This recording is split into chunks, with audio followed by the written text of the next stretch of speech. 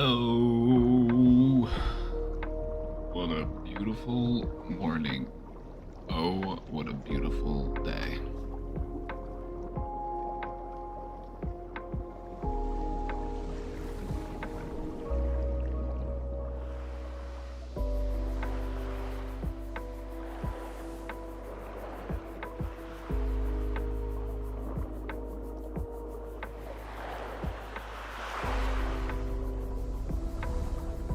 Alright, everybody, you know the drill.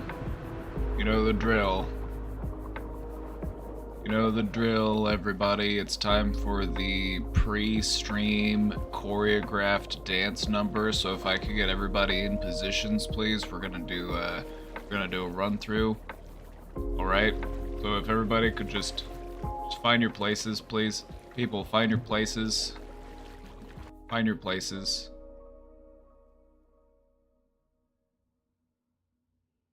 I see some of you warming up. This is good. Some of you warming up. Yeah, go ahead and do a little stretch. All right. 1, 2, 1, 2, 3, 4.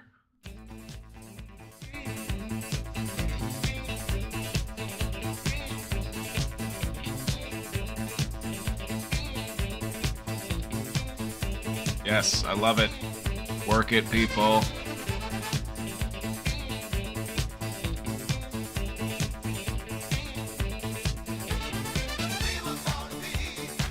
Beautiful.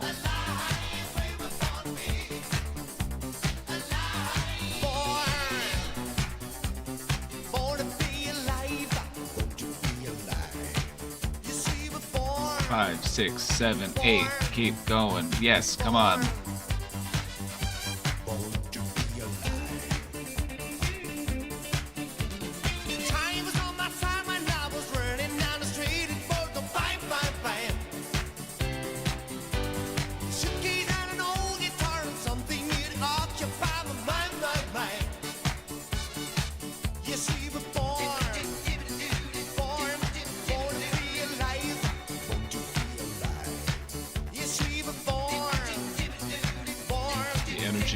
High today.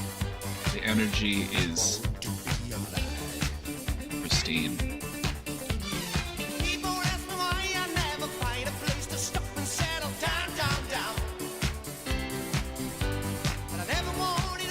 Wow, we're getting really close to 3,500 questions.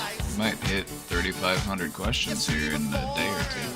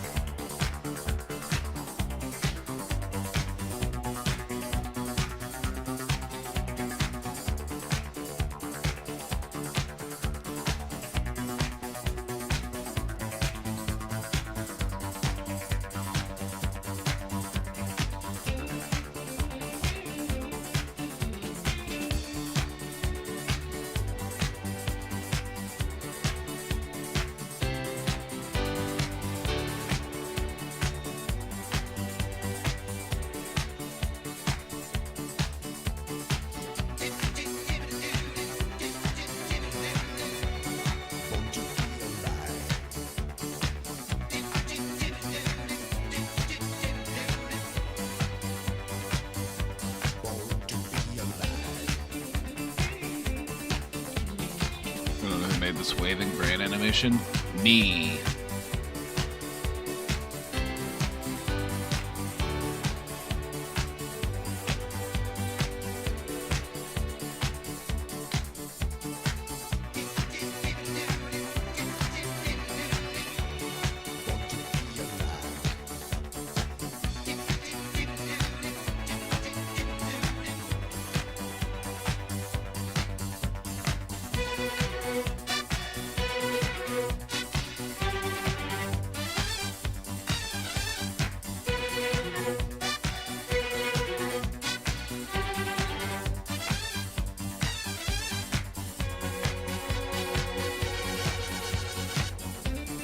scratch and animated it? Yup.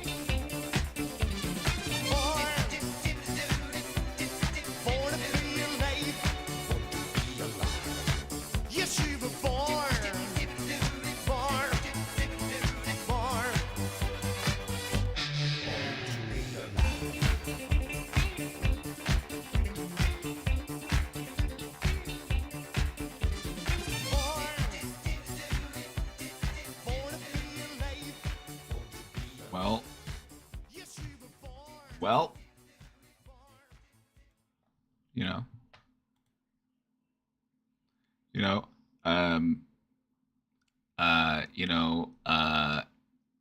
so anyway, the thing is,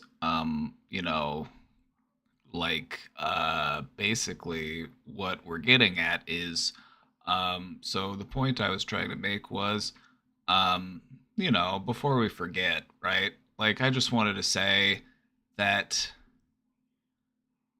yes.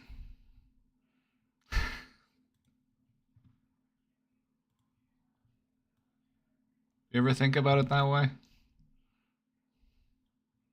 Have you ever thought about it that way before?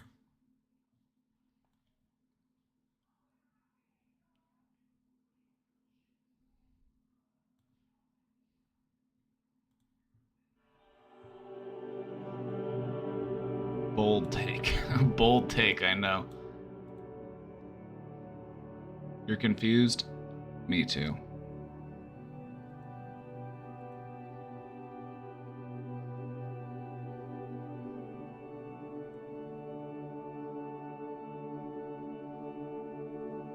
I know. Saying something so controversial yet so brave. Has anyone even been so far as to know what do look more like? These are the questions that keep me up at night. These are the questions that keep me up at night. Welcome back, everybody. It's Tuesday, and we're here in the brain domain, and my green screen doesn't want to stay straight. This is too bad. Gotta get this under control. Here we go. Why, hello there. The degeneracy channel in the Discord server, I wouldn't recommend it. I wouldn't recommend it. There's a reason why it's called degeneracy. Like, we're all adults. We're all adults in the Discord channel. I don't care if people post some messed up memes and stuff. But we keep it isolated. We keep it contained. Nothing wrong with just a little bit of degeneracy. We just keep it. We keep it where it goes, so that it doesn't leak out in all the other channels of the Discord. But if you're not into degeneracy, then you should probably stay clear of the degeneracy channel. Just saying.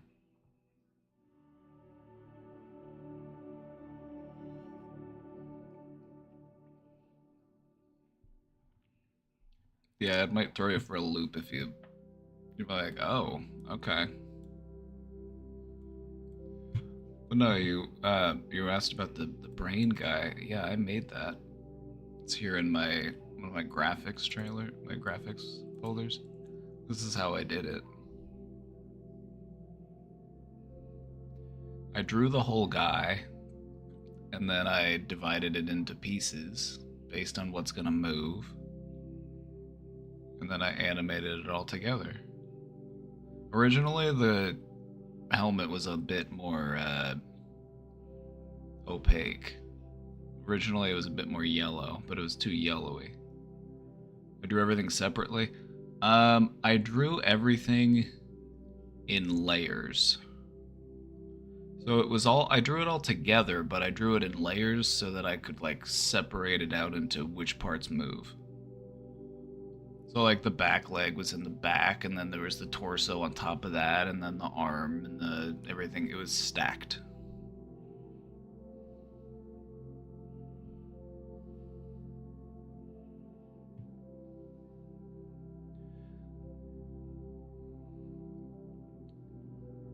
If you know how to use the software, if you know how to do it, I mean, it's just something you gotta practice. Just apply yourself, you know. Like I didn't always know how to do this. I had to, you know, just takes practice.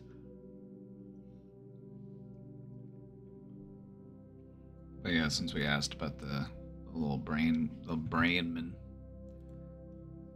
my brain man.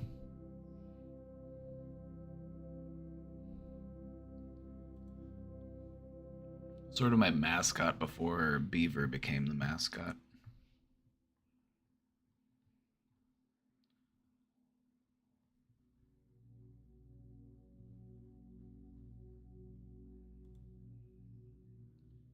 I use a tablet. I do, but I don't use it for everything. Some things I like to draw with mouse, but some things I like to do with the tablet. Like if I'm doing shading, I like to do that with the tablet. But if I'm trying to draw a straight line, I like to do that with the mouse. I can draw a straighter line with a mouse than I can with the stylus pen.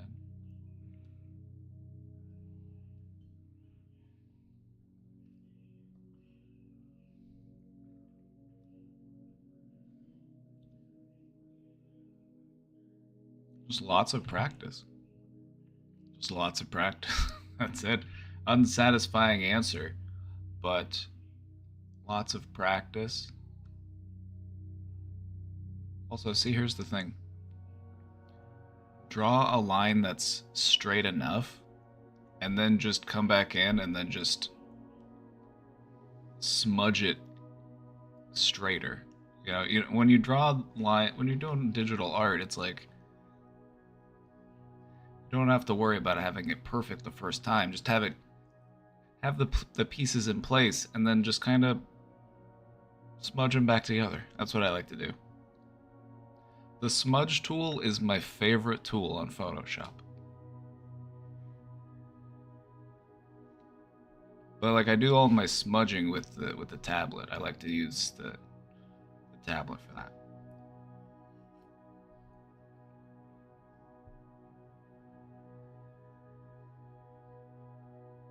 You think you can do any of this kind of stuff on your phone?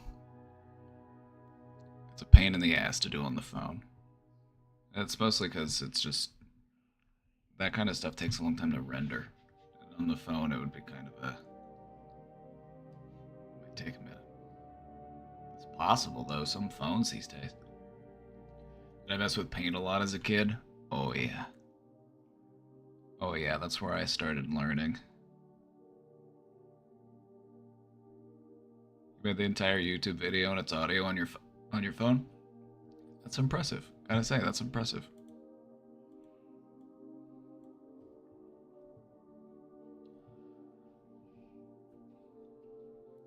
I'm gonna get into some questions here in just a moment. We had somebody pop in, somebody new. They had a question that they submitted. So I'll take that one first, just because I don't want them waiting forever. I don't want them, I wanted to get to them quickly. Normally, when people ask questions in the chat, I like to try to get to those and then move on to the question box questions.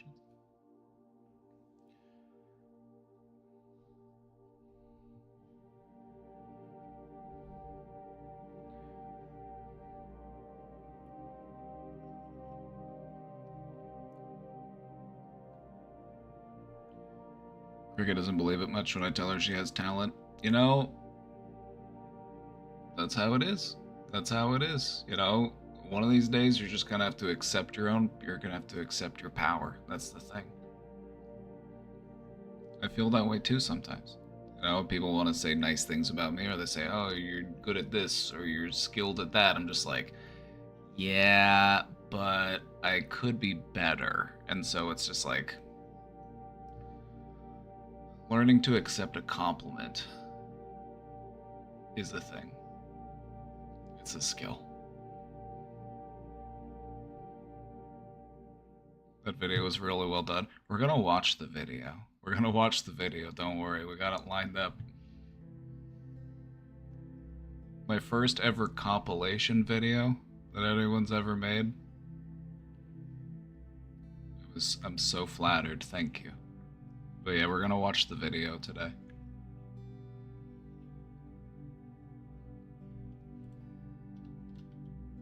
And we're gonna, Amaze Loops had a question. We're gonna get to your question here in just a sec. I don't want to leave you waiting. I don't want to leave you hanging around too long. But just real quick, how you doing? How you feeling today?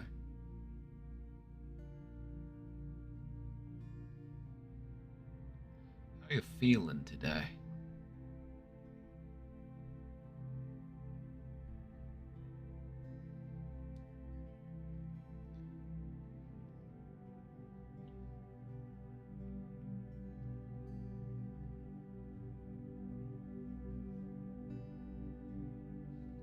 I got a banana. Got an apple.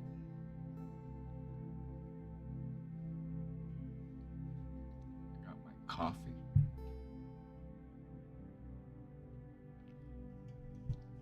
Also got a can of ginger ale.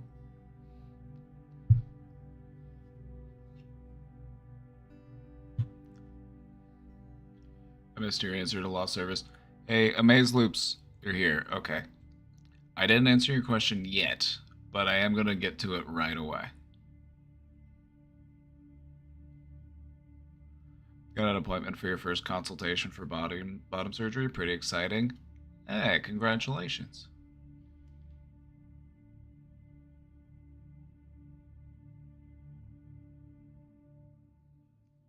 Feeling slightly isolated? Well, you know, Marty, acknowledging when you're feeling isolated is a really important part of amending that feeling. Bring it in, Marty.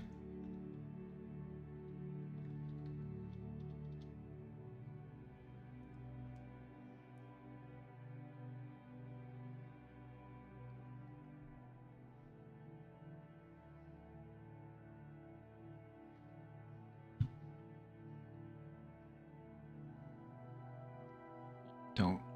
You're Marty the party, alright? You're Marty the party. Don't you forget it for 1 second.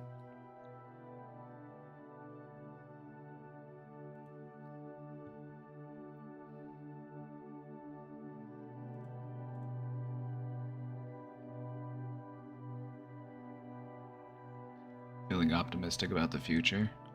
Feels good, doesn't it? Feels good, doesn't it? Feeling a little inadequate, but the weather is mixing peaceful in. I think that's a sign. I think that's a sign to maybe go spend some more time in it if possible. Like, I went on a walk this morning and it was 70 degrees, it was sunny, it was beautiful outside. There was also a part of me who was like, why is it this warm in late October? But besides that point, I was like, well, at least it's a nice day.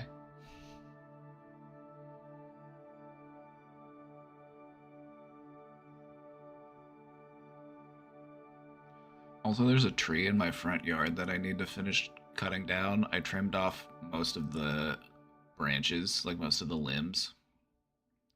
Anything that was at risk of like falling onto like the street or like the house or anything, I trimmed all those off. Because this tree got hit by lightning a few years ago, and it's just been slowly dying ever since. So I decided I'm going to give it one last fall. It's got a few more leaves left on it. I'm going to give it one last fall before I put it to sleep. Because it's got a couple branches left that have leaves on them. I'm going to let it have one last fall.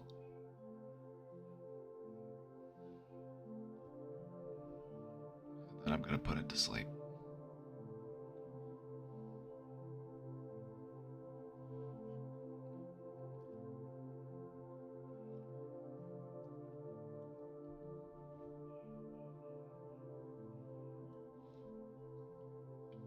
It's kind of sad. I know. I know. I also feel it's very hippie of me to have empathy for trees, but, you know, it's like, you gotta respect them. They live outside year round. It's like, do you think you could do that? Probably not. Trees are kind of cool. Build stuff out of them.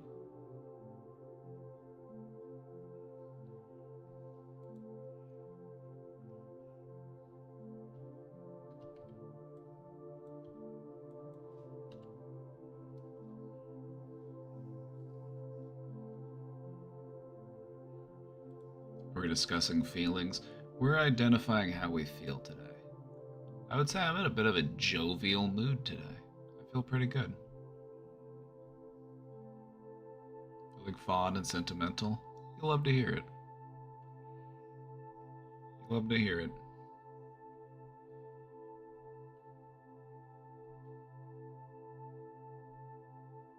Hello, healing baddies. Oh yeah, that's us.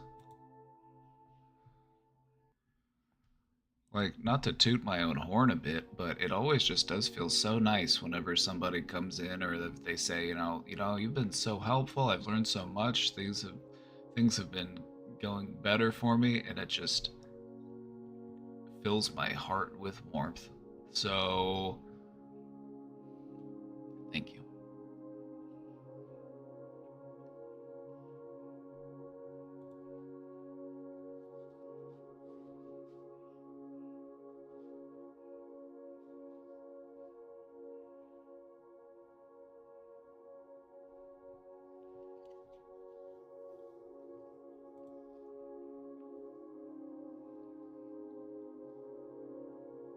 Feeling good today. I have a feeling it's going to be a good day today. I have a feeling it's going to be a good day today.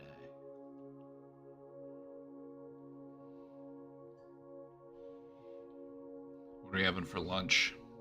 If you haven't had lunch yet, what are you having for lunch?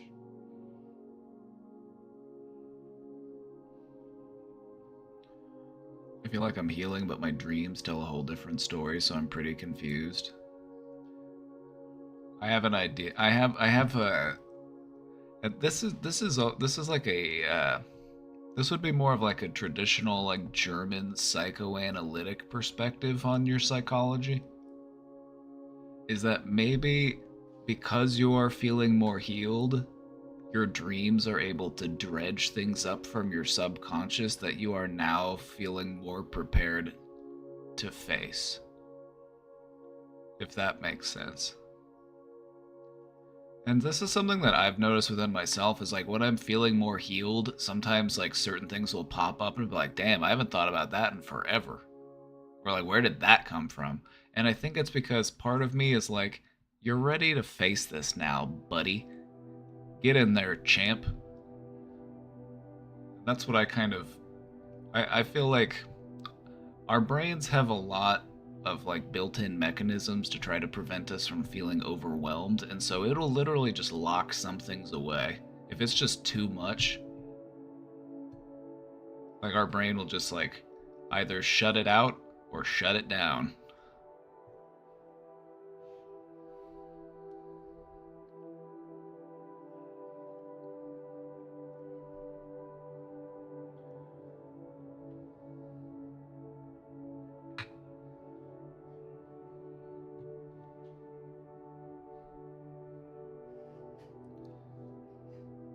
But as Sigmund Freud would say, these are likely remnants, fragments that have been drifting in your unconscious mind And in the realm of sleep, they are able to make their way to the surface.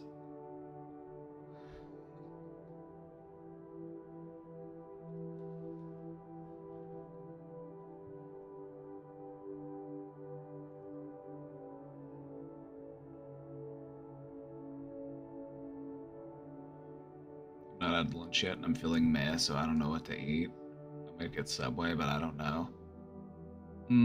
It's Taco Tuesday. You could do tacos for lunch.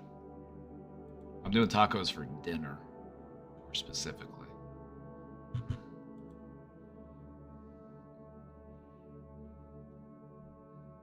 You know, I don't go to church on Sunday, but I do recognize Taco Tuesday.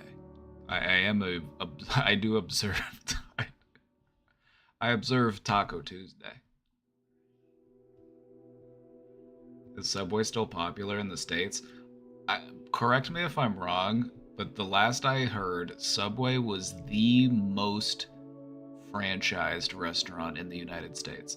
There are more Subways than there are McDonald's. This was the last time I checked. Things might have changed, but it's up there.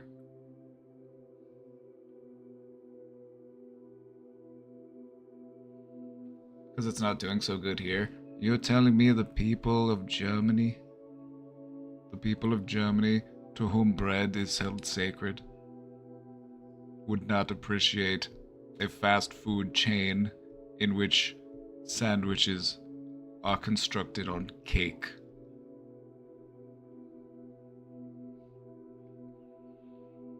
In Ireland, Subway had to reclassify their bread because it technically wasn't allowed to be called bread because it had so much sugar in it that it classified as cake.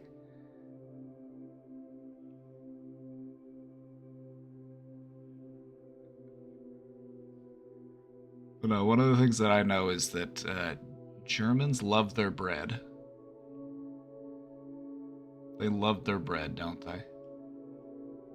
I saw I watch a lot of YouTube shorts, and some of the stuff that gets recommended to me is like humor related to like living in Germany.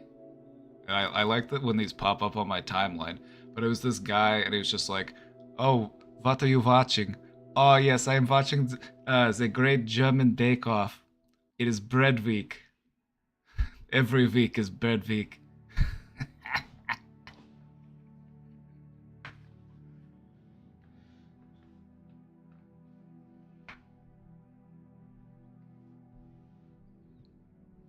I'm depressed, TBH. Bring it in. Bring it in.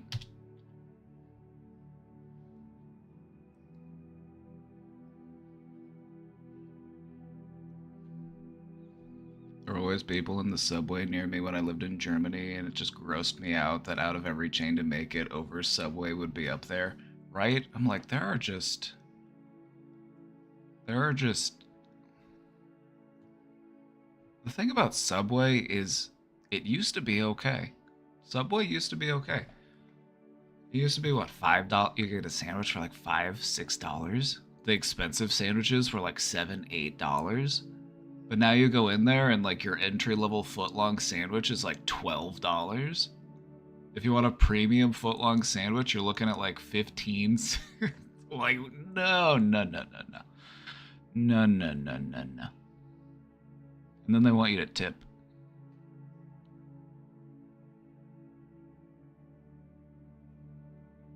I used to love their meatball sub.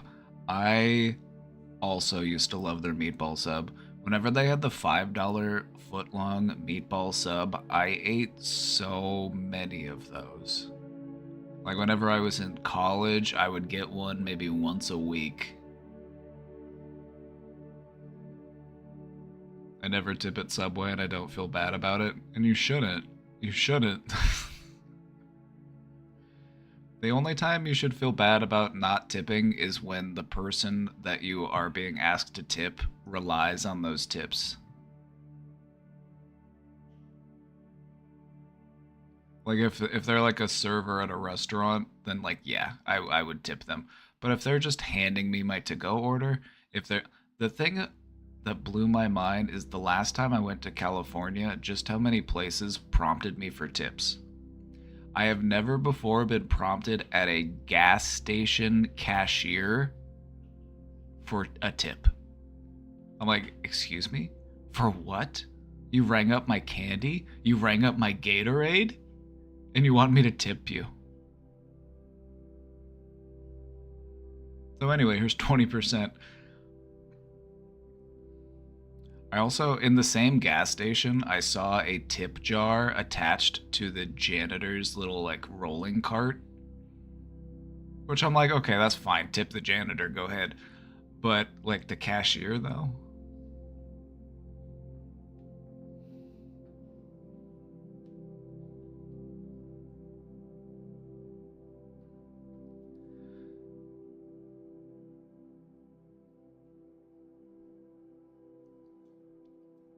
But no, like, I feel like the last time I went to California, I got prompted to leave a tip on nearly every single credit card transaction I ever made. Like, I know that for a lot of people it's just like a meme, but it was real in California. And that's because they need it. They need your gratuity because living in California is way too expensive. And so they need it to survive.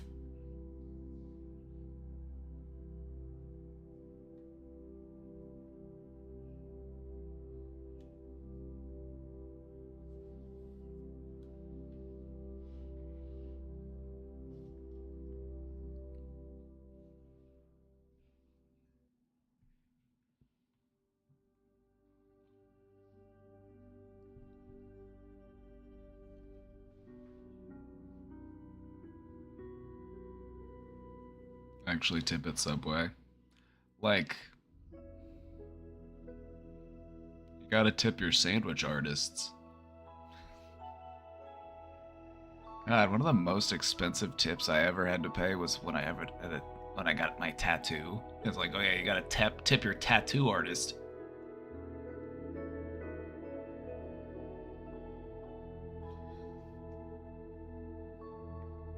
Which also just feels like an extra bit of a gut punch because it's like you're paying them extra and they caused you tremendous pain.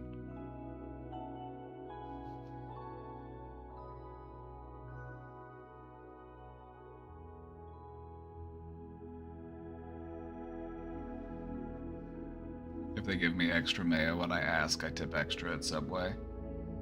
Cutie cheeks, you're just gonna be like, can I get some extra mayo on that?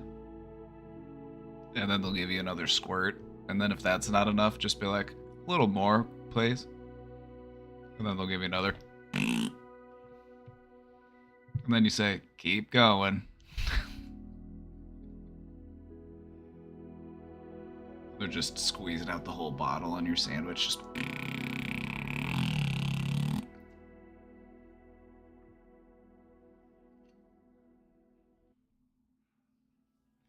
Forgot to tip my tattoo artist because it was so expensive. Whoops. I know, and it's like you don't. I didn't expect it going in, and then I had to go to the ATM and get money out. I was like, oh. Also, you don't take card for some reason. I had to go get cash out. I'm like, ugh, that was embarrassing.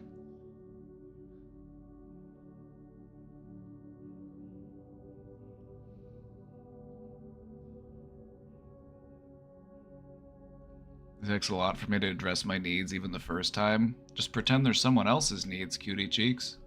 Your needs are just as valid as anyone else's needs.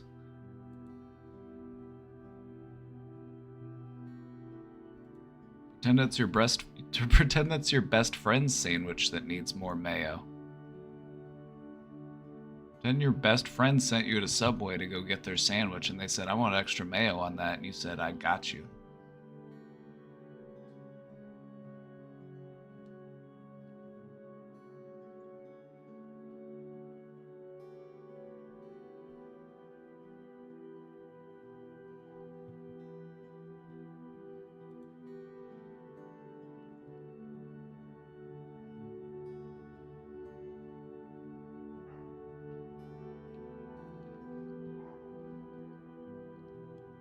My hairdresser is cash only, but I just get my hair cut.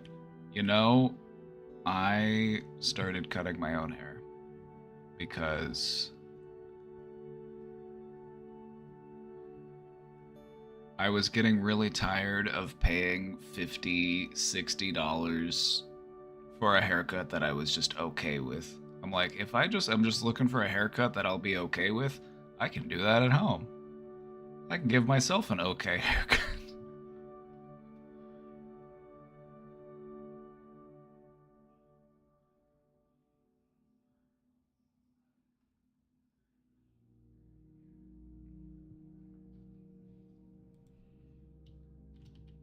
Alright, I'm gonna start off with a Maze Loops' question real quick, and then I'm gonna cycle back through the question box because we had some other questions in there. But I just wanted to get to this one first since the Maze Loops is new and they just popped in. I didn't want to leave them waiting for too long.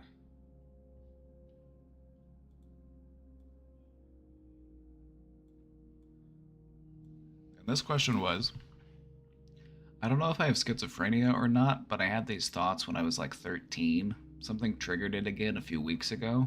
I'm 21 and they're stronger, like my mind wandering and imagining. But it goes for years. Is schizophrenia like that? It comes in for a few weeks and goes away for years. Is schizophrenia like that? Let me just say, this doesn't sound like schizophrenia to me. This sounds more like an episodic thing, and this can happen sometimes with people as you kind of go into like a brief, they call it a brief psychotic episode. If it is psychosis that you're dealing with, they would refer to this as something as like a brief psychotic episode. And these are actually relatively common. When we start looking at schizophrenia is when you are dealing with these symptoms consistently for at least a year. Is it 6 months or a year? I forget. There's like a time duration to it. I'd have to look it back up.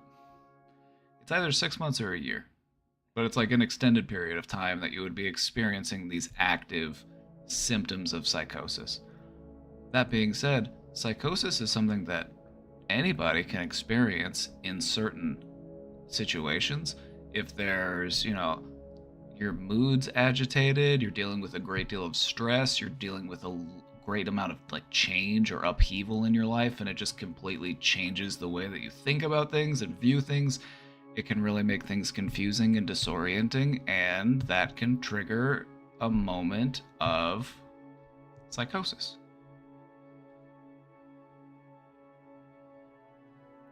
It's like violent thoughts. I'm doing one thing and my mind wanders into that. Well, let's take a look at that. I would call that intrusive thoughts. Do these thoughts make you feel uncomfortable?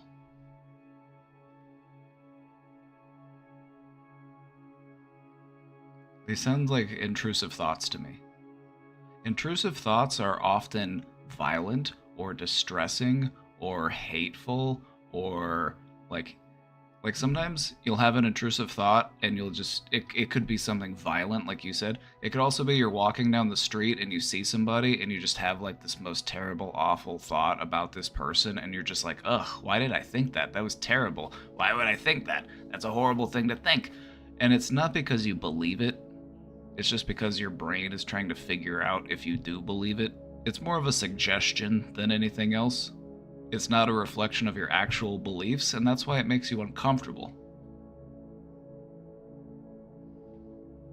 But sometimes people will have these intrusive thoughts, and they're like, oh, I'm having these intrusive thoughts. Is this reflective of who I actually am? Is this some part of me that is actually buried deep down? Is this my true self? Probably not. If you don't find comfort in those thoughts, if they don't align with your beliefs, your values, your virtues, then I would just take it more as a reality check from your brain. Your brain was just checking. It was just making sure that you weren't gonna, do anything violent or say anything mean or do anything distressful.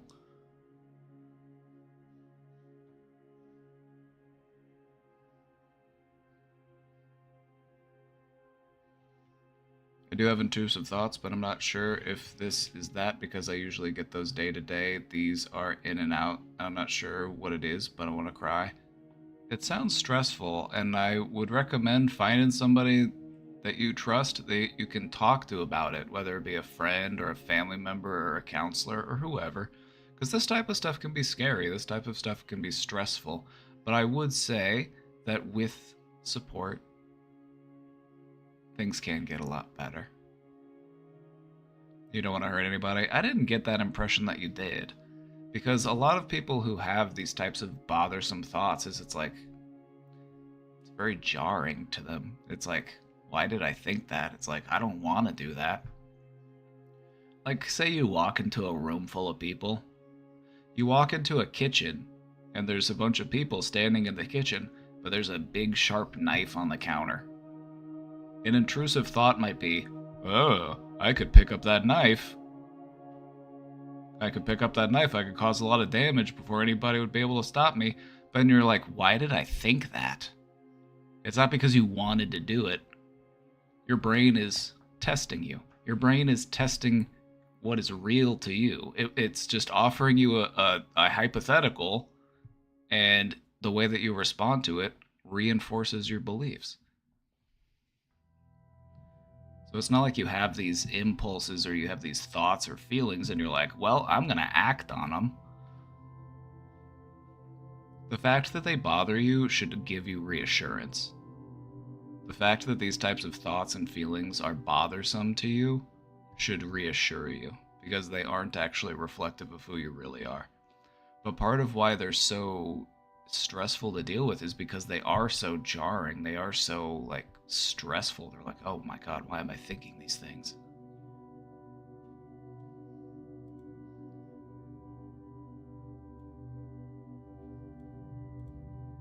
But it's just a thought. A thought is just a thought. Doesn't have to be anything more than a thought, unless we either decide to act on it or we decide to keep thinking it.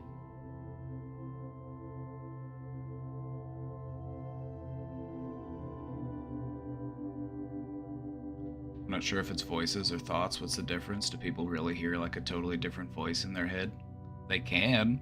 Sometimes it's their voice. Sometimes it's their parents' voice. Sometimes it's a generic, unknown, spooky voice. It just depends. One thing you might find interesting is that in Western cultures, auditory hallucinations, or like hearing voices, it tends to be more critical and judgmental. Which, oh my god, I couldn't imagine being British and having auditory hallucinations, just being like, you ain't good enough, innit? You're a real shite, bruv. You know what I mean? Like, that would just be, like, can you imagine?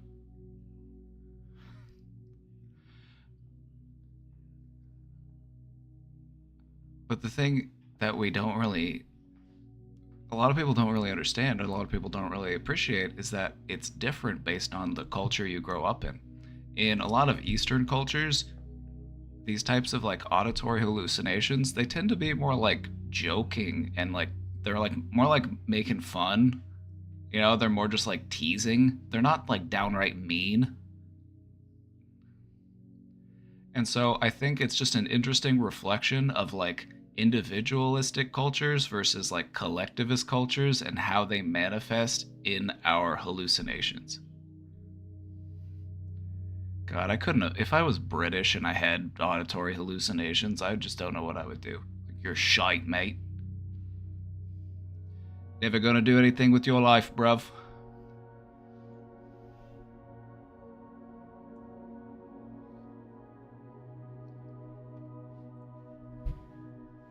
So I don't think it's auditory hallucinations. I don't think so. I would just say these thoughts are causing you stress, which in turn causes you more stress because you're like, well, where is this coming from? What is this thought? What should I do about it? But the thing is, it's just a thought. It's just a thought. I would just try to let it pass. If it's not in line with your beliefs, if it's not in line with your values and virtues, it's just trying to get your attention, I would just let it drift away. there a good article on that? Yeah, good. Yeah, let me find one.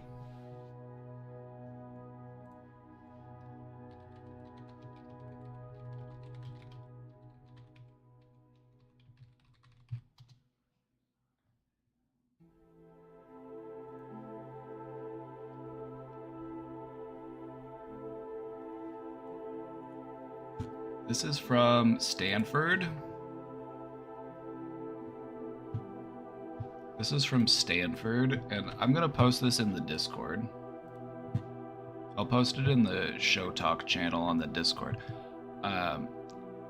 Hallucinatory voices shaped by local culture. In the US, the voices are more harsh and threatening. However, in Africa and India, they are more benign and playful.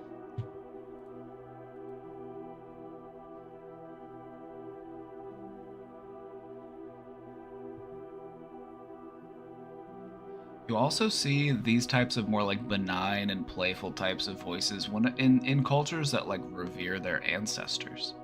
You know, they're more open to the idea of like perhaps these are ancestral spirits trying to like send me messages or something. You know what I mean?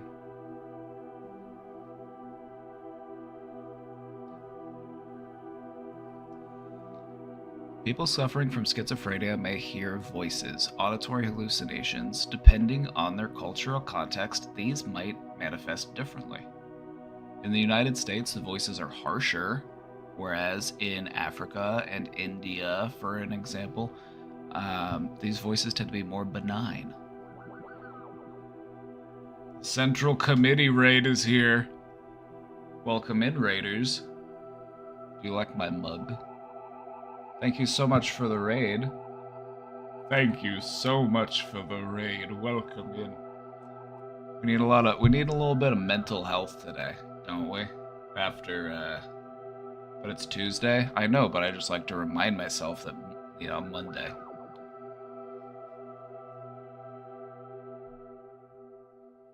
It's Tuesday, and you know what's funny is we were talking about auditory hallucinations.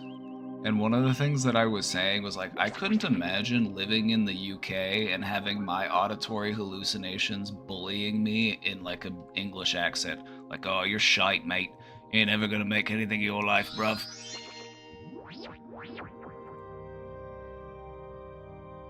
Like, wouldn't that just be the worst? Wouldn't that just be the worst? That would just be terrible.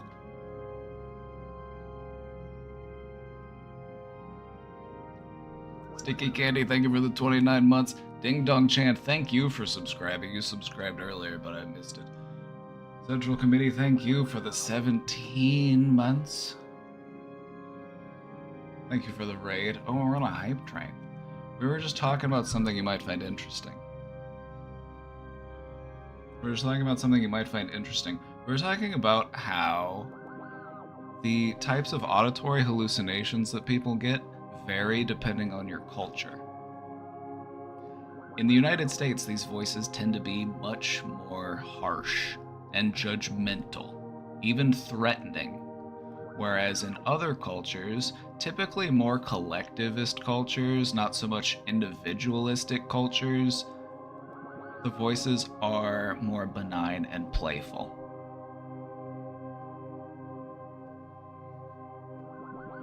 Have you ever heard of an anechoic chamber? I've always wanted to go in one. I've always just wanted to hear my body working from the inside. I feel like that would unlock something within me. Sticky Candy, thank you for the 200 bits. Thank you for all these new follows, by the way. Beautiful. We're getting really close to hitting 5K followers. That's pretty sweet. I gotta say, that's pretty sick.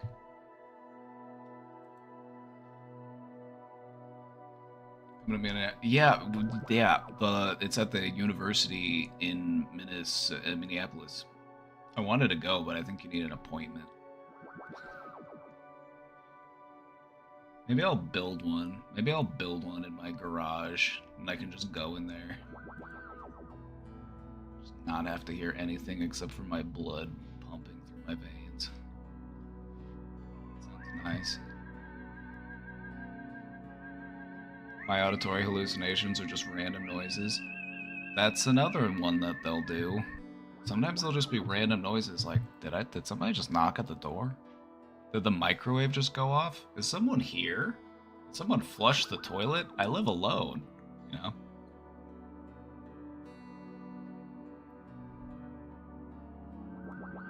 I do think I have it, and it's just an episode because it goes away and comes back.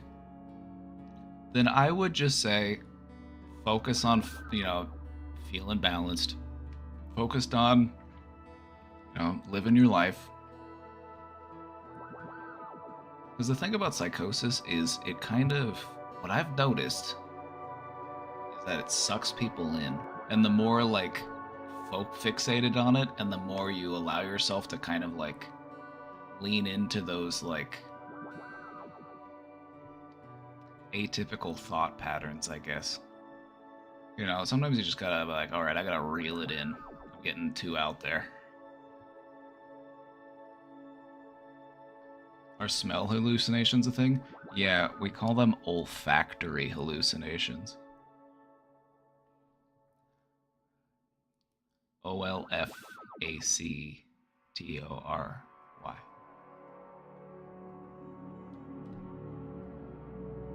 You can also experience gustatory hallucinations. These are hallucinations related to your taste. Sometimes people with certain types of psychosis will experience tastes in their mouths.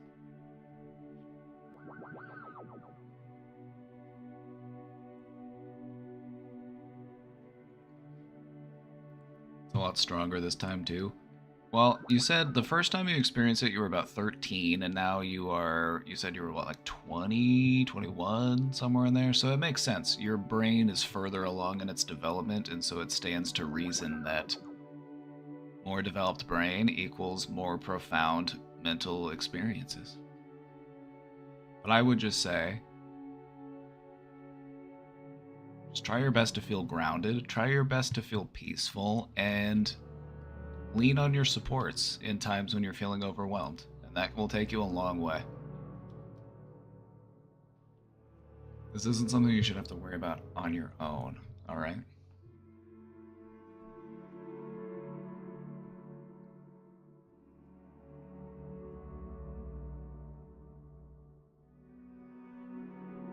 So anyway, we were talking about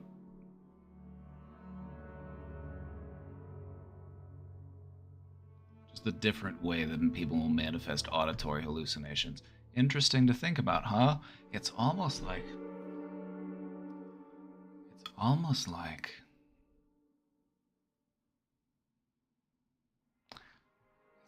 the culture that we live in has consequences. It's almost like when you operate a culture that's too fixated on, individualistic merits, and it's too hyper fixated on the accumulation of capital, it really fucks people up, doesn't it? Huh. Kinda makes you wonder. Kinda makes you think.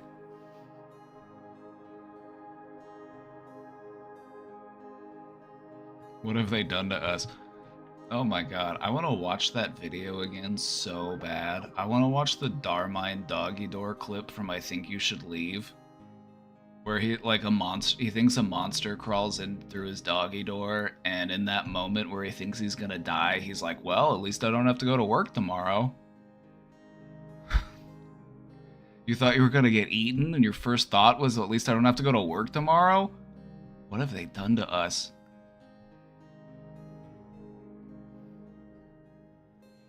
Should I look into medication? I would look, before you look into medication, and I'm not anti-medication on this, okay? I'm not anti-medication, but it doesn't sound like you're quite there yet. I think there are other things that I would want to see you try, but if you do think medication is the right choice for you, I support it 100%. But I'm just saying, do we have a healthy routine? Are we spending time with friends and loved ones? Are we engaging in our hobbies? Are we doing good self-care? A lot of those will really go a long way.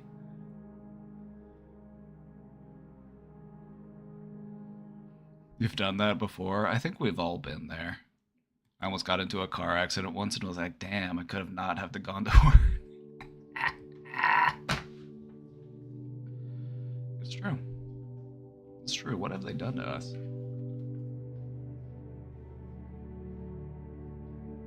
After 2 years in therapy, they told me, you are not insane, society is insane, and you have to learn to deal with that.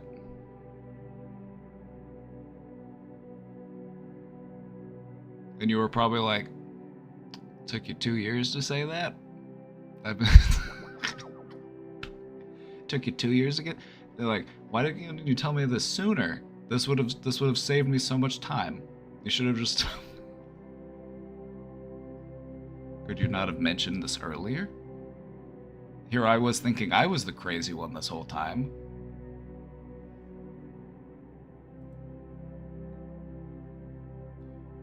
Appreciate you. Hey, thanks for stopping in. Thanks for the questions. Yeah, feel free to just hang out. We're gonna be doing our mental health thing today. No, they did help me with a lot of other stuff from childhood. Okay, good. I'm just joking. I'm joking, of course, but I'm glad to hear that you found it to be helpful.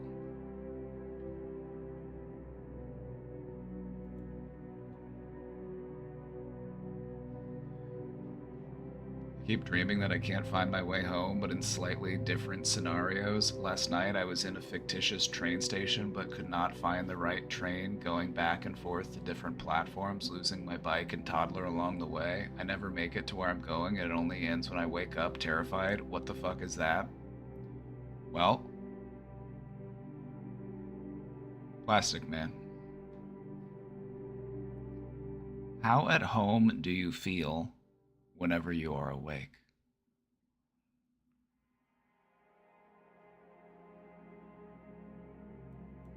Does it feel like something is missing? Does it feel like how does it feel? Because I feel like there's a certain feeling of being at home.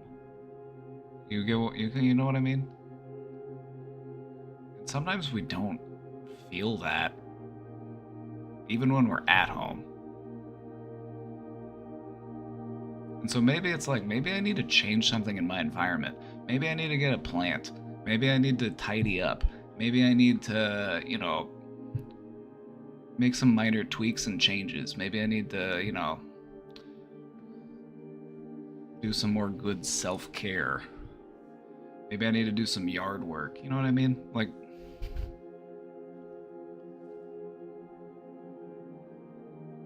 because I will openly admit that, like, dream analysis is totally unreliable. It's totally unreliable. But I feel like it does bring something up. If it's like a recurring dream that you're dealing with, it's like, okay, maybe there is something beneath the surface that we could take a look at. So I don't know, maybe you're just like, I'm trying to feel like I'm more at home, or conversely, maybe now for the first time in a long time, you really feel like I am at home whenever I'm at home. You know what I mean? I got people that love me. I got people that care about me. I got people I look out for. And maybe there's a part of you that's for the first time, like, I'm afraid that I could lose it. So that's it. That's the other, like, just something to think about. But I would just say it's related to your feeling of, like, being at home. You know what I mean?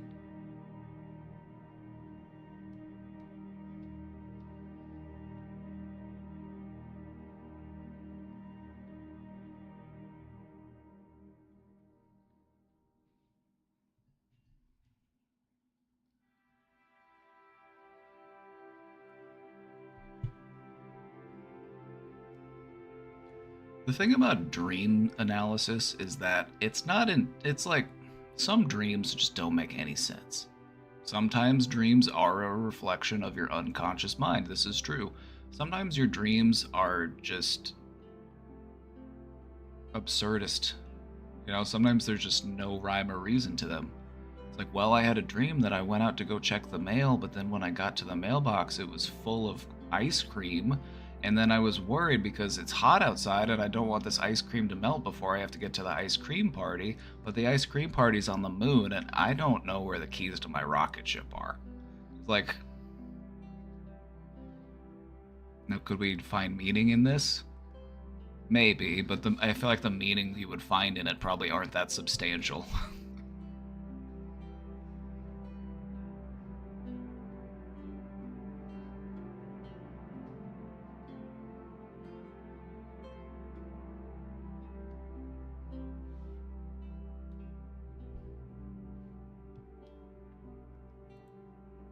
I look at dream analysis same way I look at like horoscopes or tarot reading. I'm just like, you might be able to learn something about it, and it's more of like a thought prompt than anything else.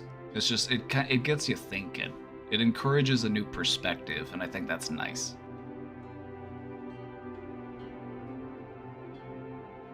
I always thought that dreams are the brain putting away the stuff it got from the day in the right places.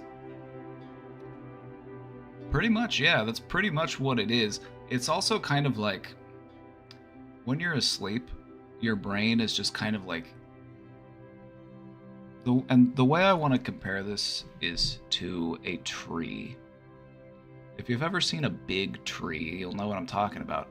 It's got all these little like dead ends in its branches. It's got all these little things that it could just things that could probably fall off or things that probably just don't need to be there. They're redundant, they're excessive. Just, your brain does that at the end of the day. It's just like, I don't really need to know what Daryl in project management was wearing unless it was like really outlandish or really interesting.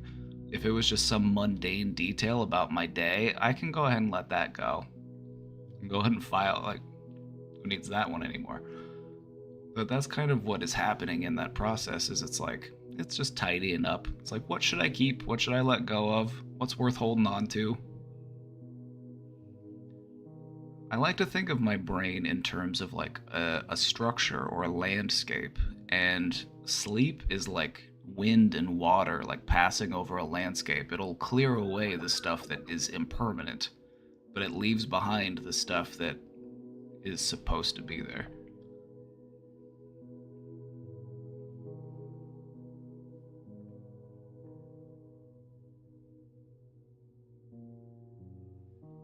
I used to believe the superstition of if you die in a dream, you die in real life.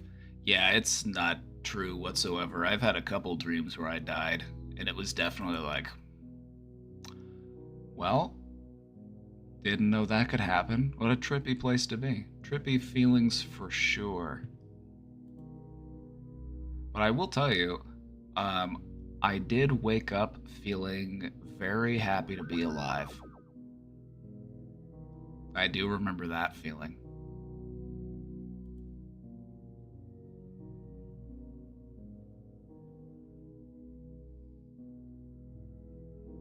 Since I started taking Zoloft, my dreams have always been absurd and random. There's nothing to analyze there, I don't think.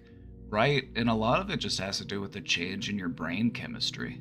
Like, any of those types of medications, they're gonna change your brain chemistry, and whenever you change your brain chemistry, you might be dealing with some unexpected results. The brain's a complicated thing.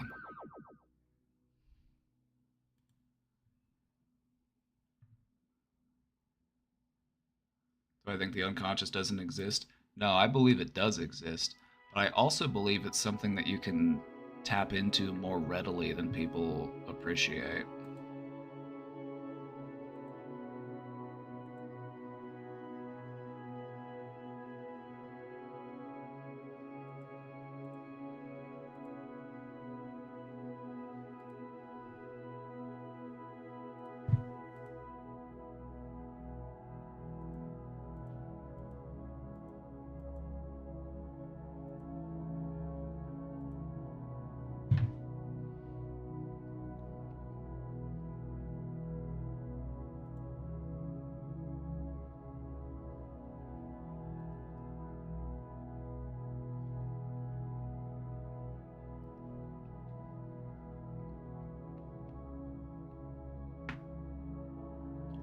everybody, are we ready?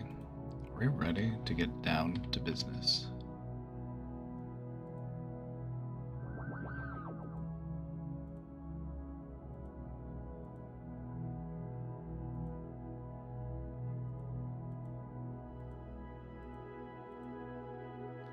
Oh, I was just looking through the question box real quick before we get into it, and I saw this one, and it said, are we allowed to submit something that's kind of happy? I wanted to skip ahead and take this one, even though this was one of the more recent ones, just to say, yes, absolutely.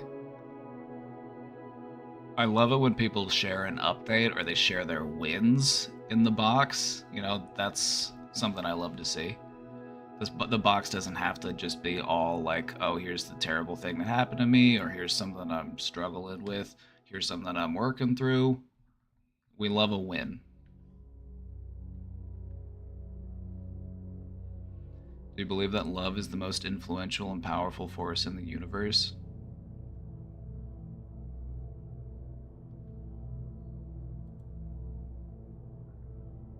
Yes, I do.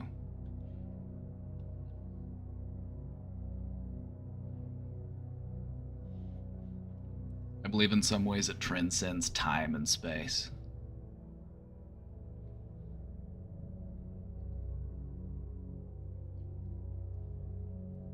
You think I need to look into a therapist or just work on my lifestyle first? And if it doesn't work, I would say working on your lifestyle, you know, getting into good habits is always a good idea. You know, and if you feel like I've been falling out of my old routines, but I would say approach it from as many angles as you can. So whether it be, you know, finding a support group or finding a counselor or finding a therapist, you know, work with what works for you. Like just sitting down and doing therapy for like an hour every week just isn't really everybody's thing, and I get that. And I say that like as a therapist, like I get it.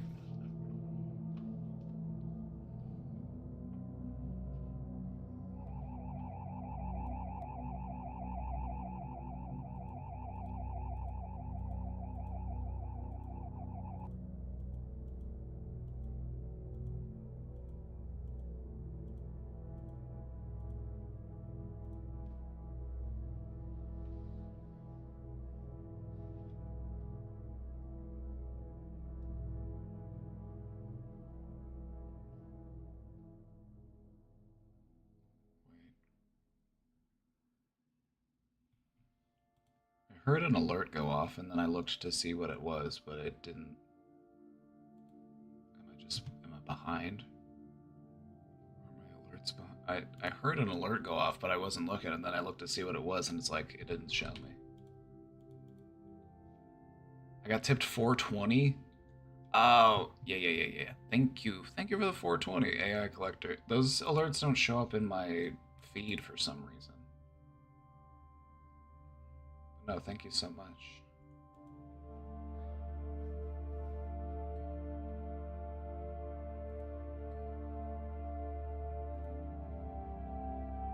Oh yeah, there it is. Thank you. Oh yeah, I see it. I had it set up to show the stream elements alerts through my Twitch feed, but it broke for some reason. I don't know what happened to it. And I don't know why my captions are broken right now. I have to turn them off and then turn them back on again.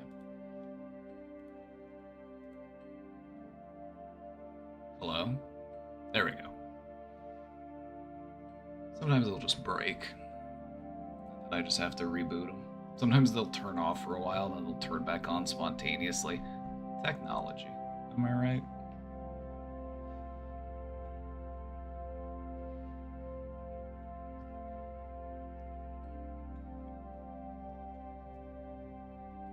There's one thing I know to be true.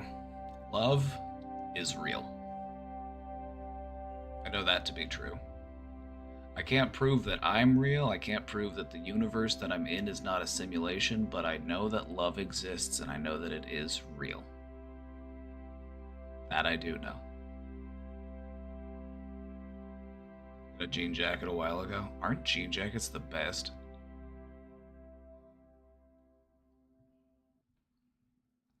I love a good denim jacket.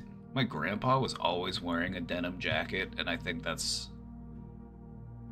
That's my way of like carrying on the legacy.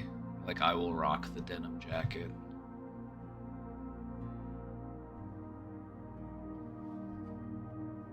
I love it. I love it, honestly. I want to get some more. Did I miss the cricket video? No, not yet. We're gonna get to it here in just a little bit.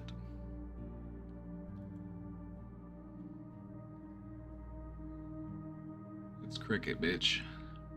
I have a confession to make that I'm probably gonna regret. I haven't peed in 2.5 days, and I don't know if I want to. Is this normal? Not to. I don't want to. I don't. I don't think so. This doesn't sound normal. I would say, go piss, girl. That's what I would say. Go piss, girl.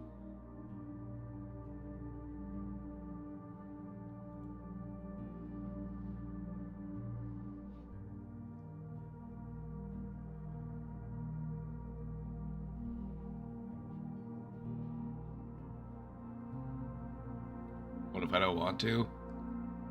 Then you're gonna get sick. That's what's gonna happen.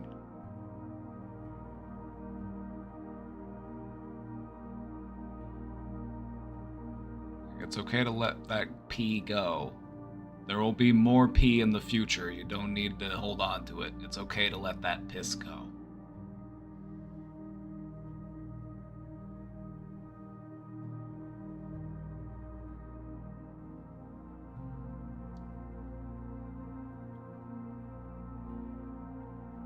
Cricket's been practicing some creative writing lately, and I gotta say, we love to see it.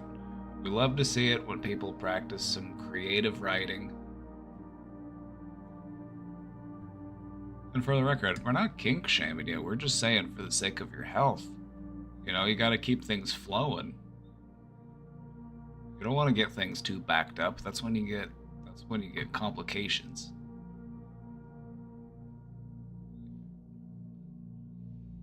I love the wavelength you exist on. Thank you, AI Collector. That's such a nice thing to say. Thank you.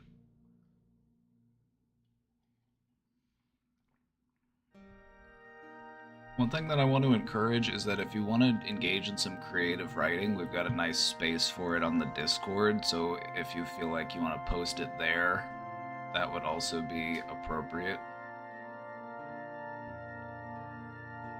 But I feel like creative writing is a really important part of mental health, and it's actually something that I did whenever I worked at a mental health facility. Is I started the creative writing group.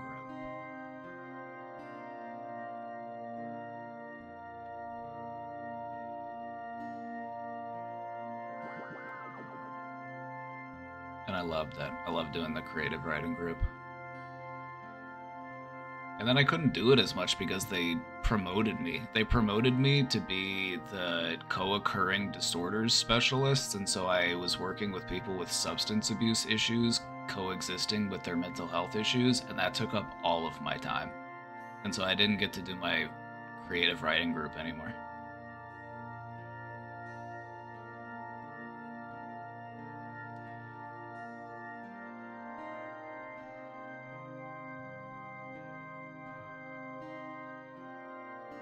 This organ music distracts me so much. Like, can I have the playlist skip this song? Is there any way that in a playlist you can have it skip certain songs? It keeps... Because I like this playlist. It's a chill, meditative playlist, but every once in a while it's just like, how about some organs? How about we feel like you're in the back row of in a cathedral? And sometimes that's just not the vibe I'm looking for. Like, I don't need people coming in here saying, oh, look at this cult. You know, because that it makes me...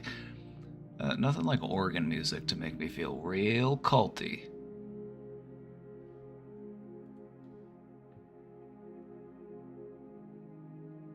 But no, I try to skip past those songs when they pop up in this playlist. There's not that many, but they pop up every once in a while. I'm just like,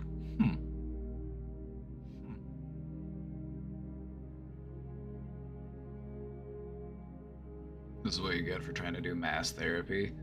You know, I'm trying my best.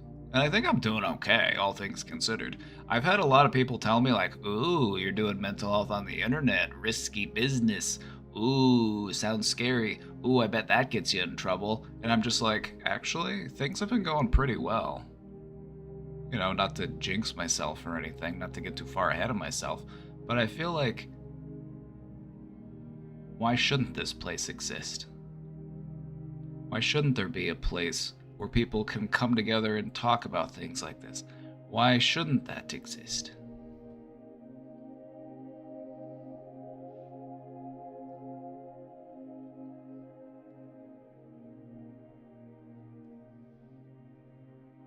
We've cultivated a very supportive space, and I'm proud of that. Me too. Me too.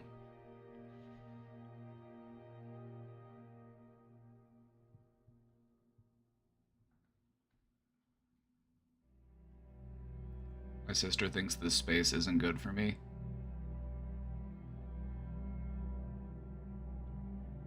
And I feel like she might feel that way, and I'm not saying it's because it is, because I don't think that it is. I think this is a good space. But I think that maybe why she might be so apprehensive is just because she sees that you're really excited about it and she just doesn't want you to get your feelings hurt. And so I don't think she does it from a place of trying to like judge you or anything like that. She might be just being like, she just wants to protect you, I think.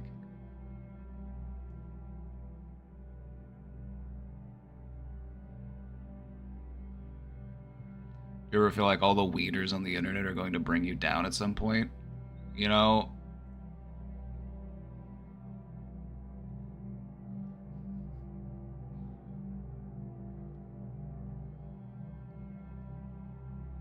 I don't know. Maybe. But if they do, it's just like, okay.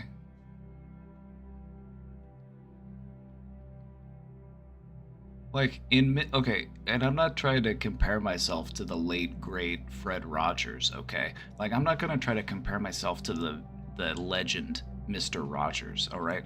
But even in Mr. Rogers' time, there were people who were like, we need to bring this guy down. We need to get him out of here. There were people who were anti Mr. Rogers in Mr. Rogers' day. It's like, who could possibly in their right mind be anti Mr. Rogers? That man was a saint. I'm not trying to compare myself to him by any means. He's just one of the people that inspires me. You know what I mean?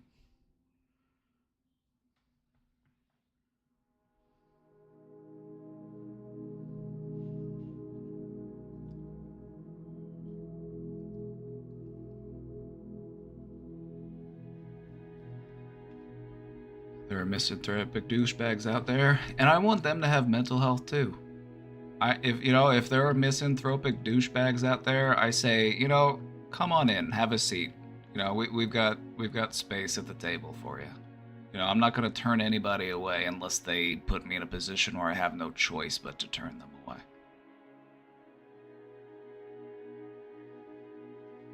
And I have had some people pop in who have initially just been haters, but I've told my chat, I'm like, when these people show up, you need to be nice to them, be friendly to them, because that's what they need. They come in here and they act all angry, and they do this because that's what they're looking for. That's the validation that they're trying to get. That's the energy and the wavelength that they operate on. Don't give it to them. Give them something different. Leave them scratching their heads. Leave them confused.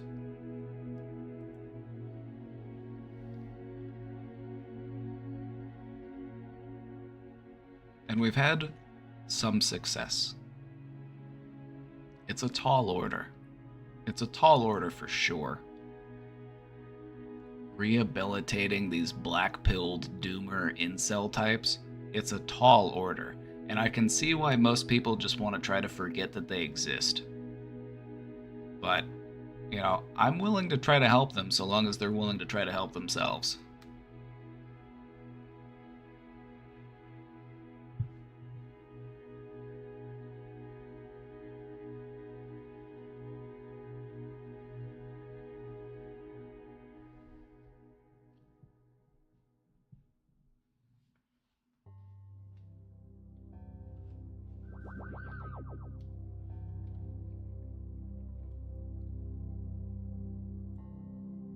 I don't want to read your poem.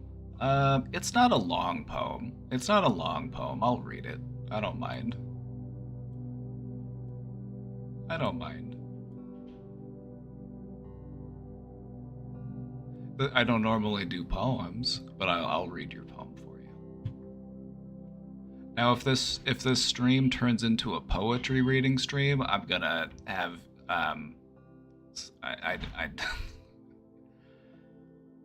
it just makes me cringe for some reason.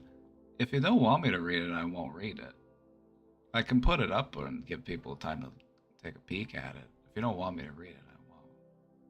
Am I okay? Oh yeah, I'm good. I'm having a good day today. How are you doing, Cassie Tron?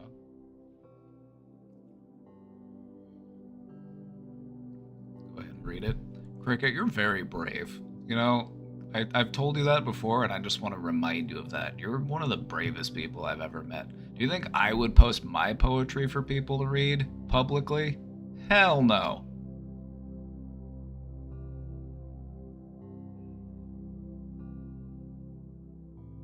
So give yourself some credit for that bravery. You're an inspiration.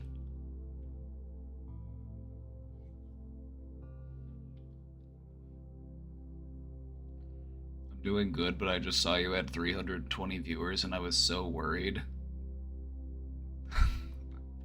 You saw I had viewers and you were worried?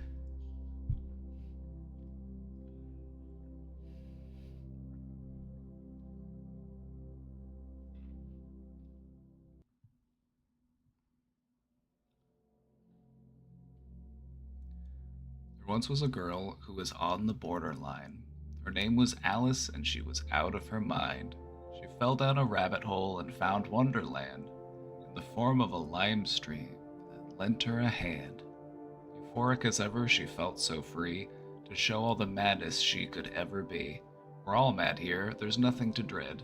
It's really no reason to go off with your head. As she watches, she grins like a Cheshire cat, and a fluffy white creature is purring on her lap.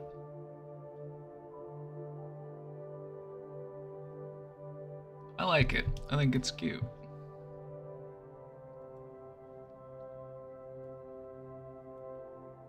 The video. Are you ready for the video? Do we watch the video now, or do we? I might just link it and then open it up here in a little bit. I might save it. I kind of want to build up to it.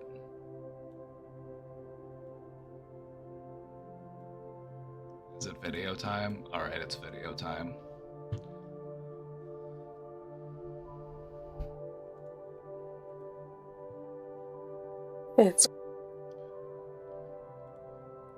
Cricket made a compilation video of me swearing.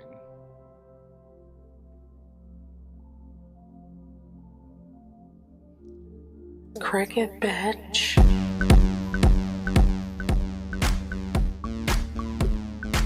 I see you, Josh. I just want to trauma dump all over you.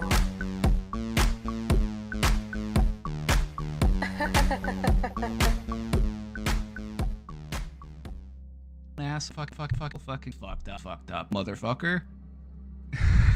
fucking goddamn. Fuck all sex, motherfucker. Fucking fucked up sex with a 16-year-old.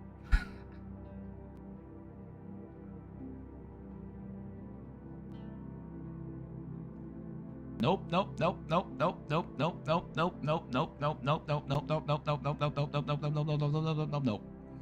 Fucking creep. Fucking disgusting. Fucking. I'm a virgin. Masturbate. You make my underwear wet as hell. Fucking sexual interest. Sex. Fucking fucked up. Virgin. How big was his dick? My dick's not big enough. Oral sex. What the fuck? What the fuck is wrong with this family? Fuck bullshit. Virgins. Shit. Piece of shit. Fucked up.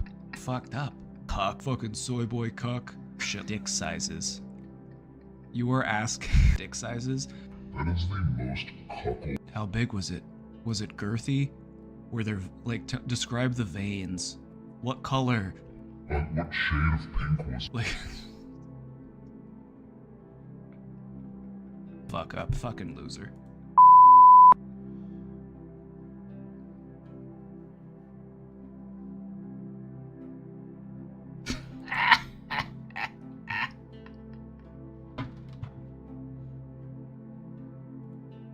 Oh, you're right. I need to add that emote. I need to add the cinema emote. You're right. I need the cinema emote. The cinema. Absolute cinema. Cinema.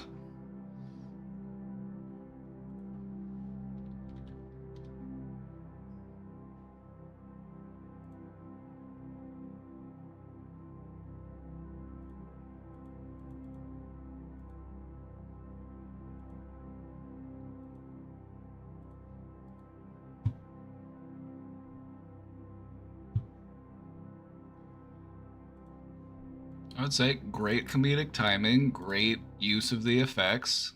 You've got a knack for this sort of thing.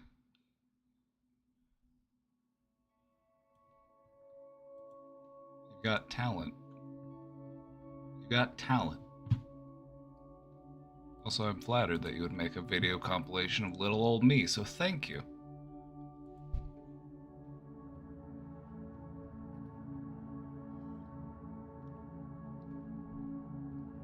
We got another Cricket post. Cricket has been dealing... I'm going to give them the rundown real quick.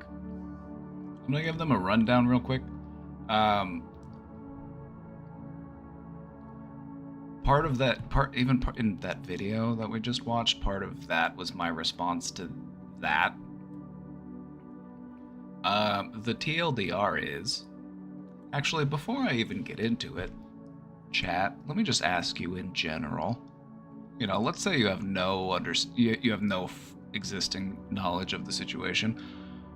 Chat, would you think it was weird or inappropriate or just downright disgusting if a 32-year-old man was allowing a 16-year-old to just have like sexually charged conversations with them and not do like everything in your power to like discourage it or steer it away? They just kind of like let it happen.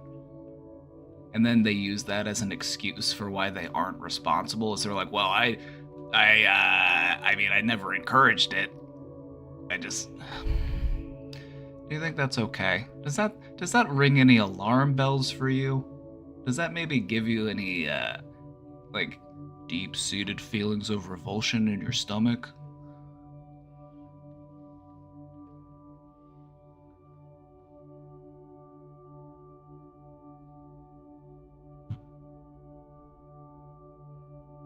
So anyway, the TLDR on this interaction is...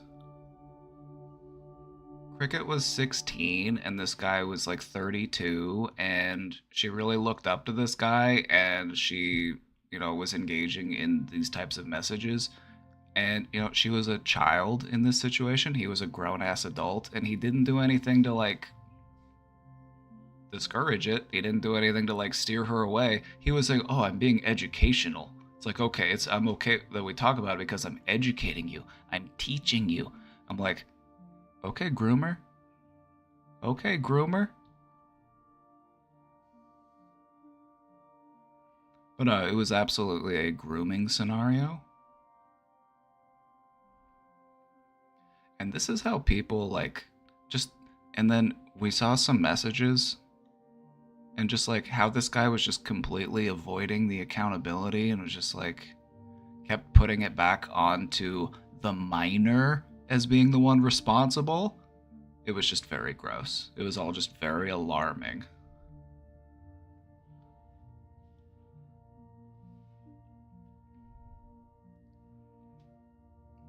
Feeling incredibly emotionally fucked up right now regarding the 32-year-old guy situation, which, by the way, he's what, like, almost 40 now, probably? He's gotta be, what, like, 37, 38?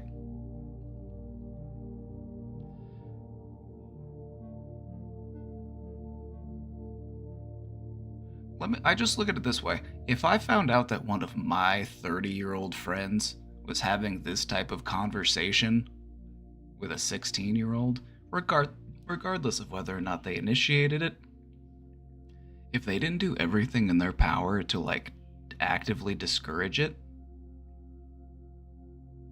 I would be very, very concerned.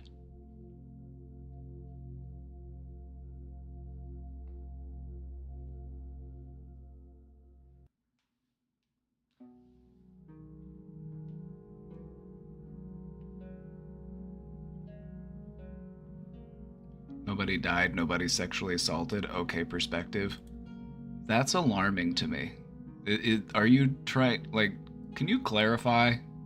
Can you clarify real quick? Because I just want to make sure that you're not like, well, I don't see the problem with it. No law was broken.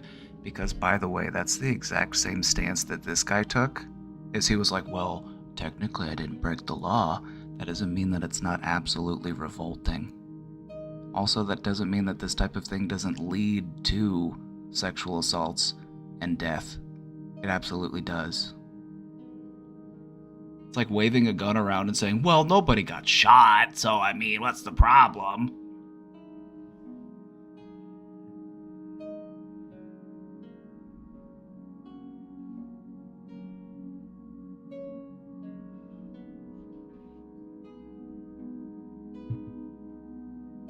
Because if you do believe that this is okay, I would like you to take your hard drives and go to the nearest FBI office and just submit them for processing. Like, I'm at that point. I'm like, if you think that what this guy did was okay or passable, like, please just go turn yourself in. Like, at this point, just do society a favor. Just take your hard drives, take them to the FBI, and say,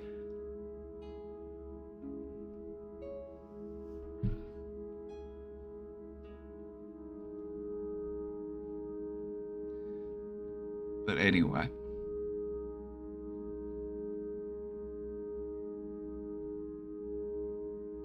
I'm contemplating giving him another chance. I would say don't. I would say don't. Just looking out for you. I would just say, nah. Like, find other friends. Find people who treat you with dignity and respect. That's what I would say. I'm like, I don't feel like you don't have to settle for, like, somebody who tried to groom me. Well, maybe they're better now. It's like, no. Like, no. This person's probably messaging other teenagers right now. Like, you don't want to be friends with them.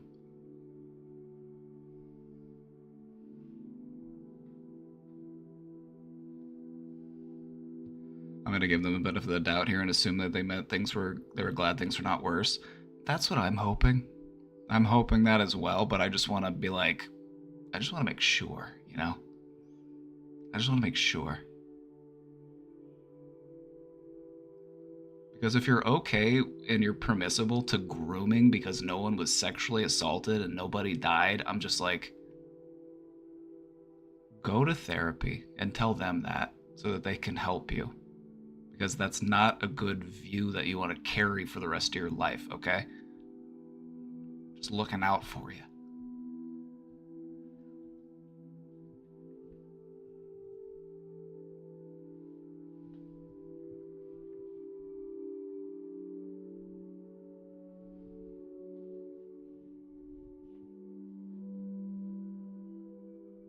The issue there is that if you took a hard drive to the FBI, they just tell you to fuck off. I was exaggerating a little bit for theatrics, but you get what I was trying to say, though, I'm sure. You understand my sentiment.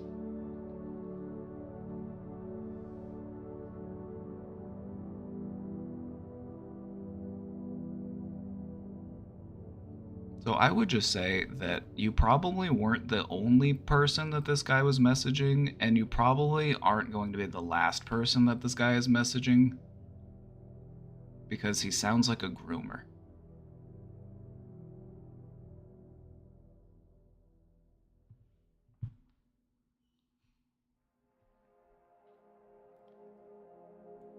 Contemplated giving him another chance. He unblocked me on Discord today, and I sent him he sent me a very long message explaining that he watched the segment about him on my stream.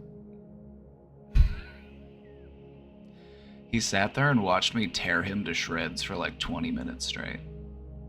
Honestly?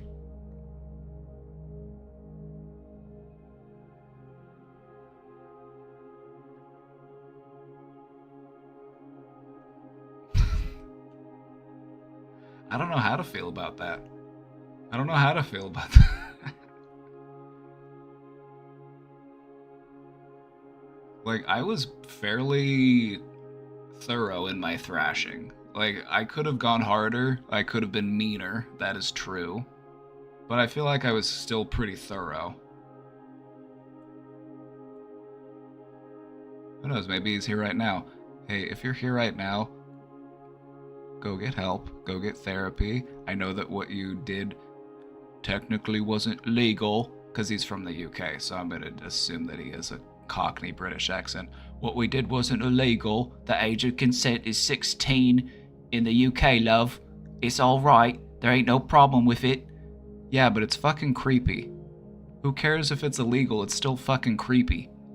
If you're gonna use the fact that technically it isn't illegal as a way to justify you doing it, get your head checked.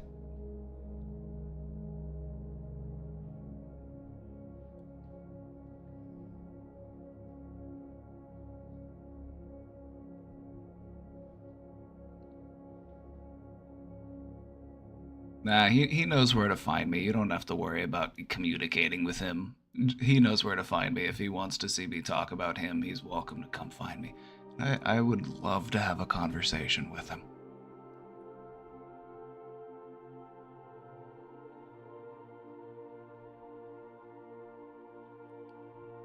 People who become so fixated on the age of consent are actually just so disturbing to me. It's like, I'm 36. Anybody who's younger than 25 is a child to me. I think you're a baby. I want to protect you. But the fact that there are grown adults who are like my age or older who are just like, 16-year-olds, 18-year-olds, let's go. I'm like, ew, nasty, disgusting, gross, inappropriate, uncomfortable, loathsome behavior.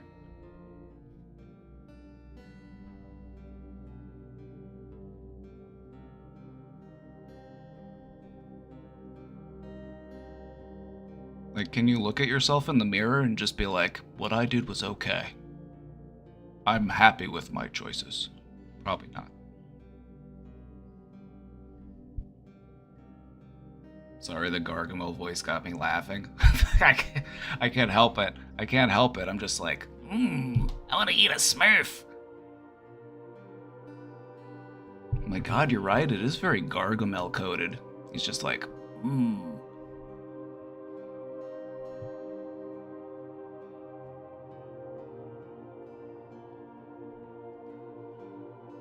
He watched the segment on my stream and it genuinely seems like he's given him a new perspective on his past actions. He still told me that he does not understand why the informative sexuality talks he had with me were morally wrong, but he is open to constructive criticism to help him understand. Alright, let's make it crystal fucking clear. Let's make things crystal fucking clear. What if this was your daughter? What if this was your sister?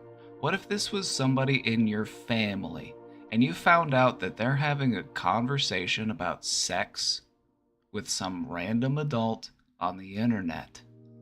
You don't know this person. You've never met this person.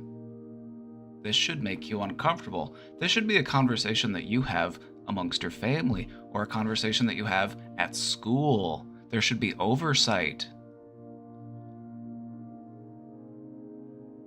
But to just take up that role of being like, I am educating young people on sex is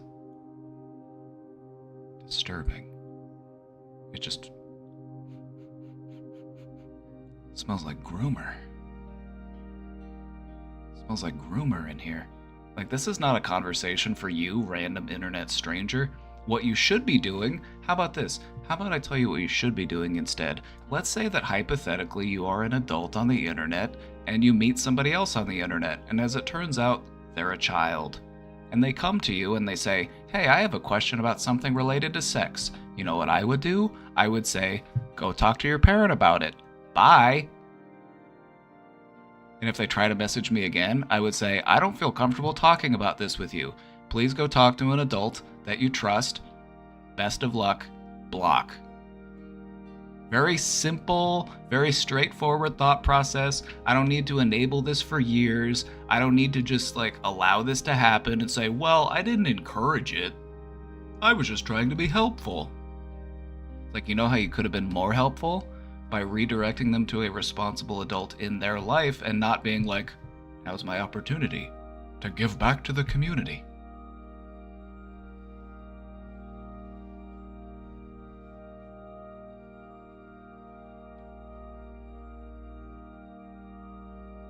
I understand the importance of sex education, but it shouldn't just be this Wild West gung-ho, like, no, ew.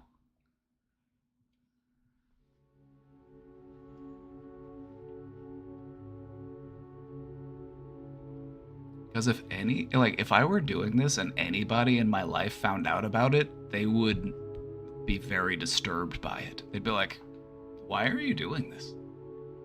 There's just nothing, like, justifiable that I can see.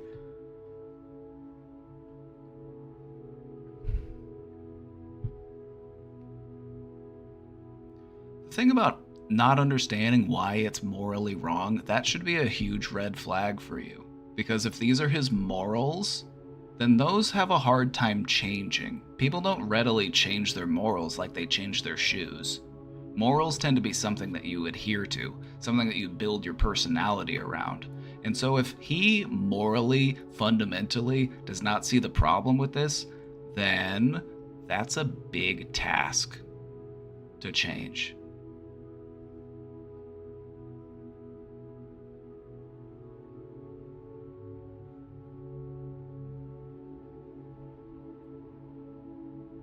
He is open to constructive criticism to help him understand. The only constructive criticism I have at this point is go seek counseling, explain the situation to them, and then get feedback from them.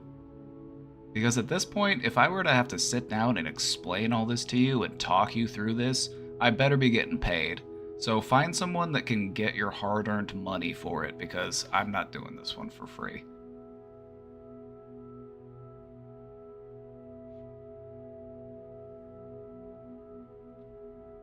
I know what he did was wrong, but I really want to give him the benefit of the doubt.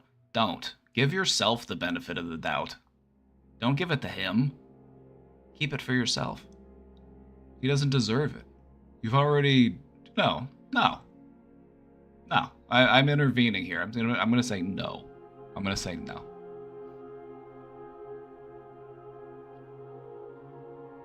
I'm going to give him the benefit of the doubt that he did not have ill intentions. Regardless of what his intentions were, can you at least agree that it was predatory and creepy and inappropriate?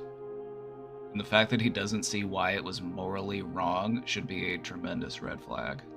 Like, you can't really just, like, explain morality issues to somebody. It's like if people are okay with bombing children because they don't view them as human, that is a moral issue. And you can't, like, how are you going to teach somebody to view that as morally disgusting? You know what I mean? That's their morals. You can't really change that very readily within a person. And so if this is an issue of morals, I would say that's... The stream took a dark turn. It's the ominous music in the background. Hey, we take all sorts of twists and turns. We're gonna take a positive turn eventually. Trying to continue actions, LMAO, standard abuser ploy. Absolutely, he doesn't like losing power and control. He likes having power and influence over you, which is why he wants to keep talking to you. Which is why he will make you feel like it's important to keep talking to him. Because he likes that feeling that it gives him. He likes the attention, he likes... yeah. The power and the influence. So take your power back.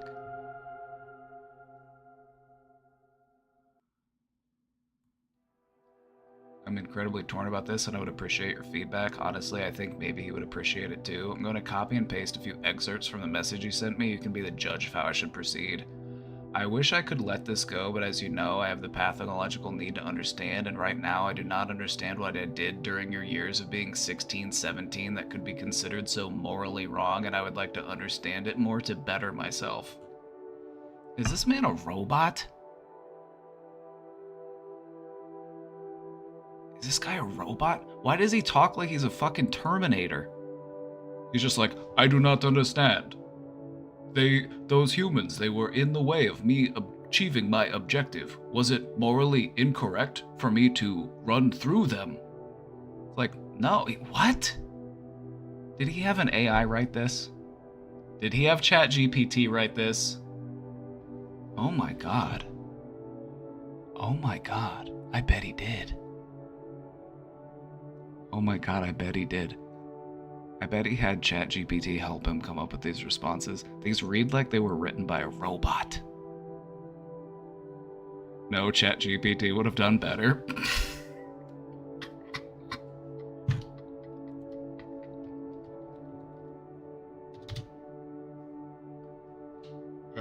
Oh my god.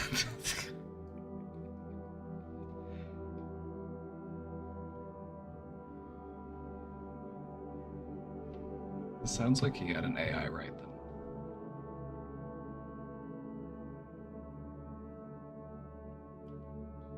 Firstly, I would like to clarify again that I did say yesterday that I was distracted and busy, which is true. Take it as an excuse or an explanation, whichever you prefer, but you decide. I'm sorry, For every word that this guy says that isn't, you know what, you're right, I was fucked up, I feel less interested to read what he has to say. With every passing word that isn't, you know what, you were right, what I did was fucked up, I'm gonna get help, I feel less inclined to, like,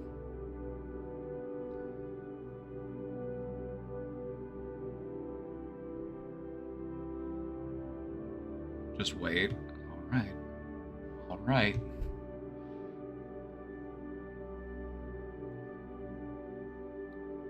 But you decided to come at me for breaking the law, and I had very little time to defend myself or think about what I was writing, so most of what I said was just an instinctive defensive stance for being accused of being a criminal, which I don't think is unreasonable.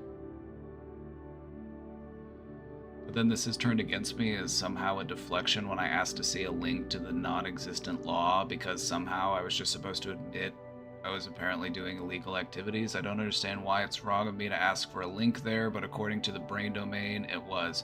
Okay, because this is an abuser tactic that they do. You try to bring up a point and they're like, source? They're like, oh, you support women? Name 5 women. It's an abuser tactic. It's a way to try to distract you and derail you from the point you're trying to make. By saying, oh, you're making a claim? Give me evidence of that claim right now. It's just a way to derail the conversation and a way to deflate the point you're trying to make. That's what it is.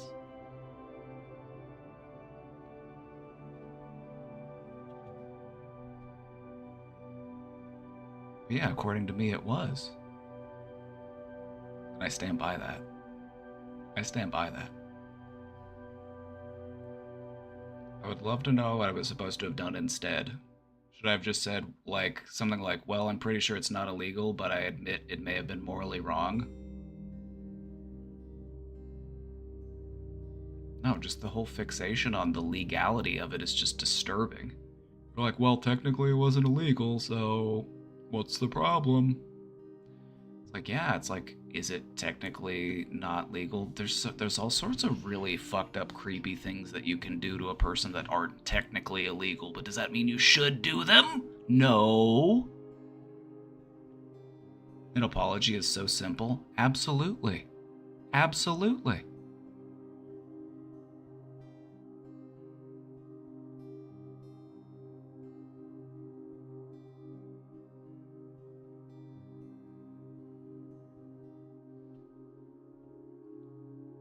You repeatedly threatened suicide if I didn't talk to you, and I did the responsible thing of going to your mother when you did. Fair point. But he went to your mother and he talked to your mother. Did he tell your mom, hey, she's coming at me with some, like, sex questions that make me feel uncomfortable? But, like, did he tell that part? Did he leave that part out? I'm like, let me answer this. God, this guy wrote a whole fucking book. He told her when I was actively suicidal, and that's fair. I feel like that's a responsible thing to do. I'll give him that.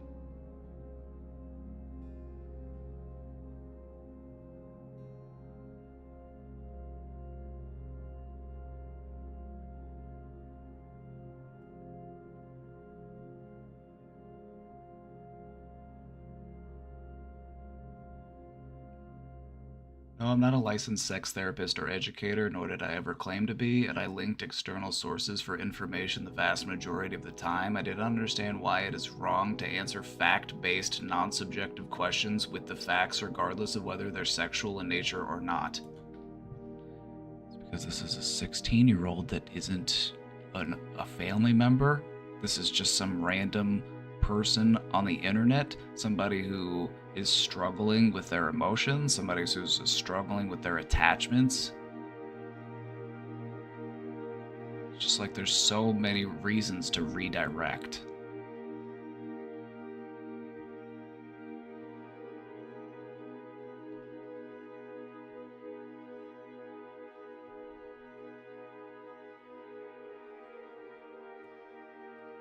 Claim is that I apparently should have told you to go to your parents with these questions, which I'm confident I did tell you to speak to your mother on multiple occasions, and you claimed you could never do that. Then I would tell you, who else can you find? I mean, I would encourage you to talk to a teacher, talk to, or talk to a friend, talk to a friend's parent, talk to a trusted adult that you know and not just me. There's an important thing that we're missing the point here. Vulnerable, young people need trusted adults in their immediate social circle. You should not step in and offer to be that person if you don't know this person. That's just such a irresponsible boundary. You know what I mean? Just like when you see somebody who's young and vulnerable and emotional, you should want to protect them, and you should continuously and consistently redirect them to their immediate social circle. It should not be me. I'm just some random fucking person on the internet.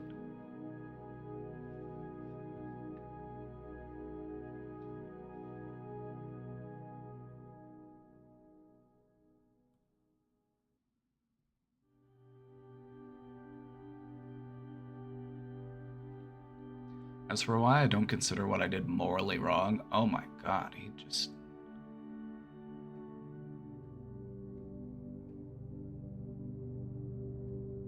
he sent you a book. He sent you a book.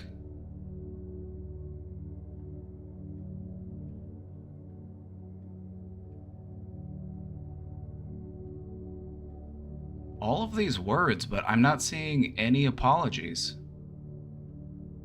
He's doing a lot of like repeating himself, so I don't know if I want to read all of what he wrote, because he really is just kind of like repeating himself a lot.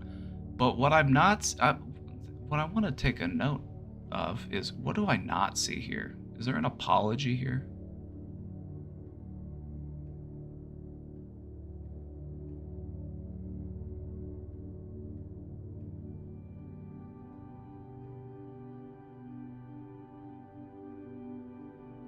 Finally, at the end of the fucking book, we finally get the apology. Maybe lead with that next time. Maybe lead with the apology next time. I don't know, I just don't care to give this guy any more airtime. Prior to yesterday, I legitimately didn't know that grooming could be used in a non-sexual context. Apparently, I may have been grooming you for attention and praise, and if I did that, I'm legitimately sorry.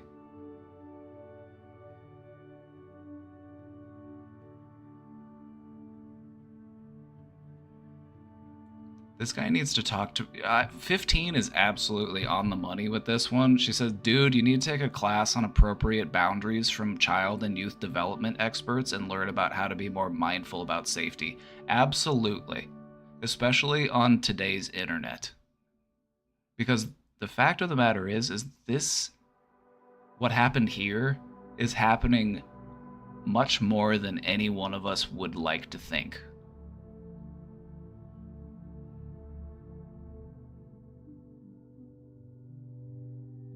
And this is why it's so important to practice those healthy boundaries, because what you are doing is you are doing much more harm than whatever perceived good you're trying to do.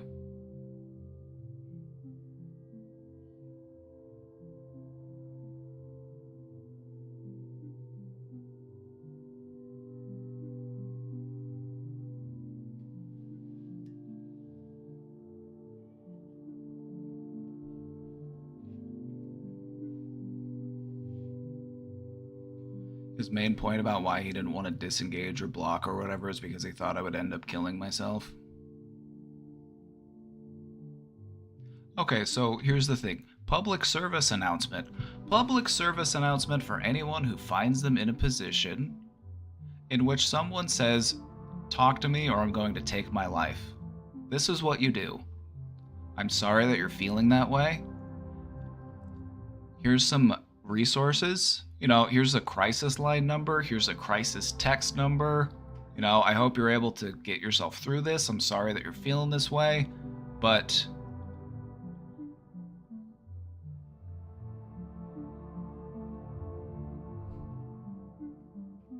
don't just enable it. You know what I mean? Like, you have to recognize that for what it is. It's more so likely they're trying to get attention.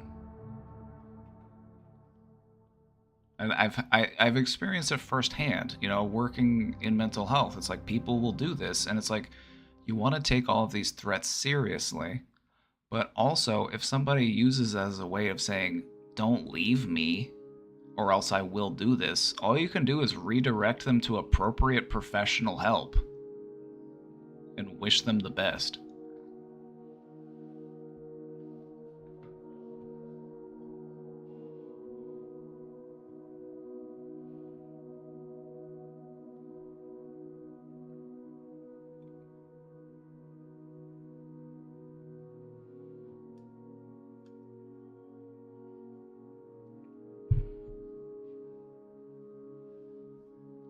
I would just say, Cricket, when you're able to have like deep, meaningful, mutually respectful relationships that aren't marked with this like power imbalance of you being like a vulnerable young person and then like an older person who feels the need to just be like, I'm an educator, I'm helping you. You know what I mean? You want like healthy, balanced relationships. And when you have those, you're going to be like, wow, I am so glad that I was able to flush that turd.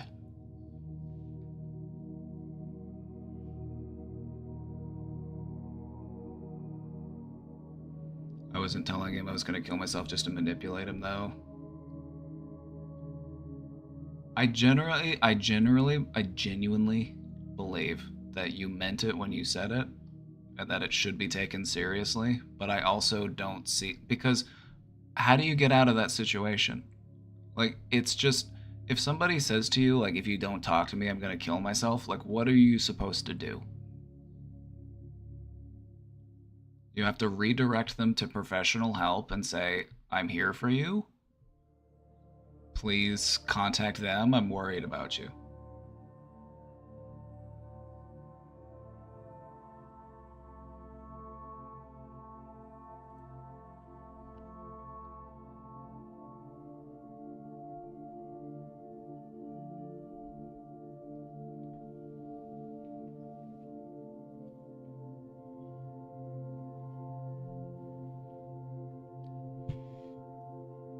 It stems from a deep-seated fear of abandonment, is what it is.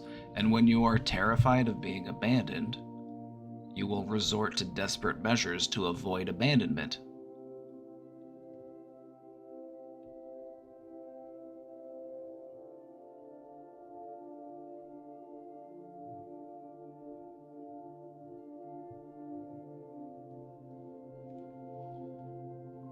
This one's about a fight you had with your sister yesterday.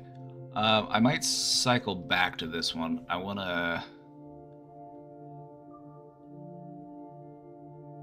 circle back around to this one. I want to go for some shorter ones real quick. I will come back to it.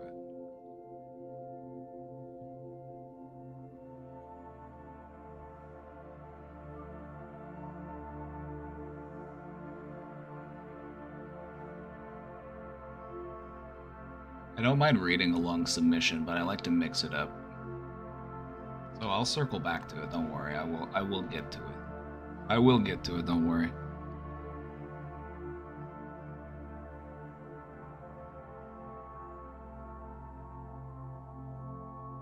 In all seriousness, I have found that mindful, rhythmic breathing accompanied by verbal affirmations have been quite helpful for me to ground myself whenever I am overwhelmed, anxious, panicking, etc. I'd really appreciate it if I could do a brief little segment so I can save the clip to my phone and listen to it when I need to ground myself. Perhaps others would find it valuable. Affirmations like, I'm going to be okay, I am valued by others, I am a good person, I am trying my best, etc. Alright, you want a clip? You want a positive affirmation clip? I got you. Let's make a positive affirmation clip. Are the clippers ready?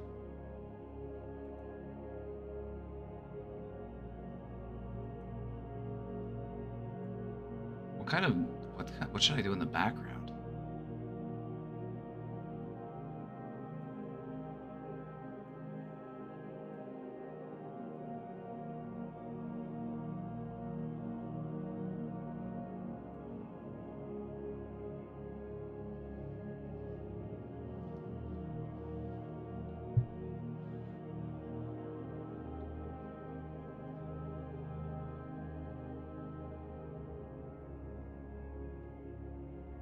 It's gonna clip.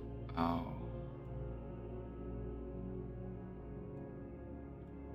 Just do breathing in between the affirmations. No, I'm down to help get you a clip. If this is a clip that you're like, I could use this. If you feel like it could help you to navigate in a stormy moment. If it could be like a little navigational beacon to help bring you back to shore, I'm all for it.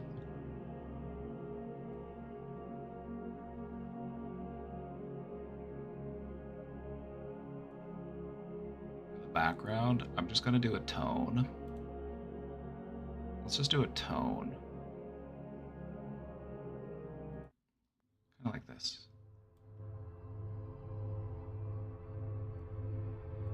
Nice relaxing tone in the background.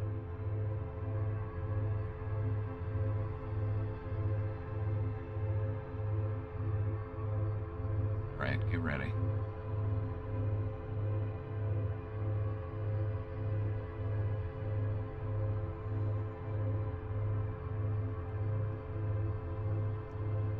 Hold on, I have a certain voice that I use when I do these, so let me just make sure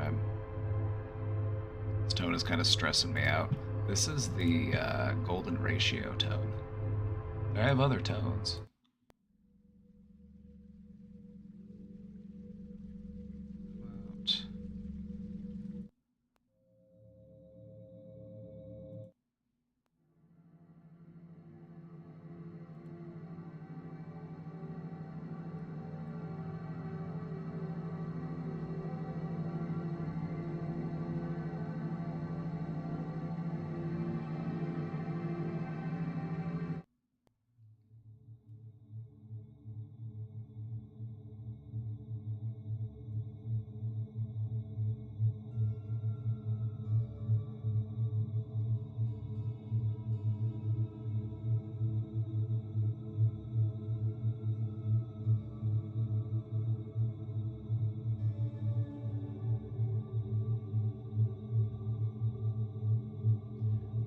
People who have been around for a while might recognize the different tones because a lot of these tones I've been using for a while and I'll switch between them periodically.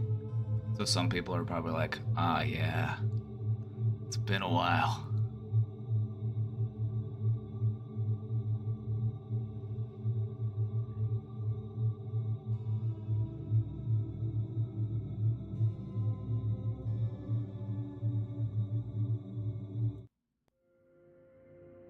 What about this one?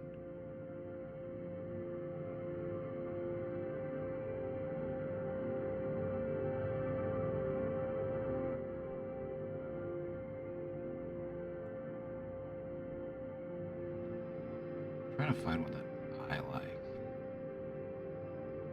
This one.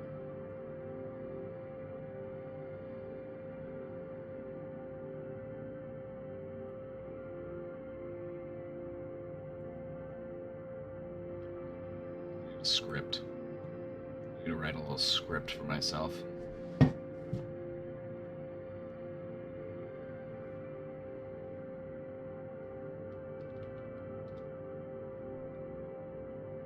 actually. I'll freehand it. I'll freestyle it. We'll improv.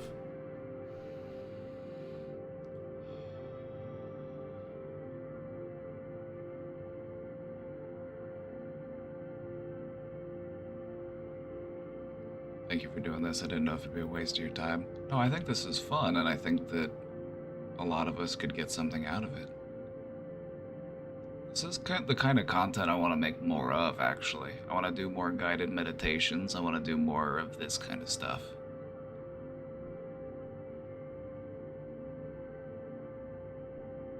So thank you for prompting me and encouraging me to do it.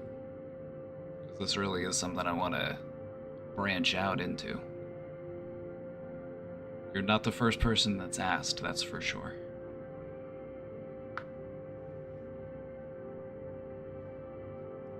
The one meditation video. I need to make more, if I'm being honest. I have a couple other ones recorded, but they were ones that I recorded like privately for people as like a giveaway. It was like a prize. And they got a individualized guided meditation. But I want to record some new ones. Anyway. Breathe in. Invite the air into your lungs, gently through your nose.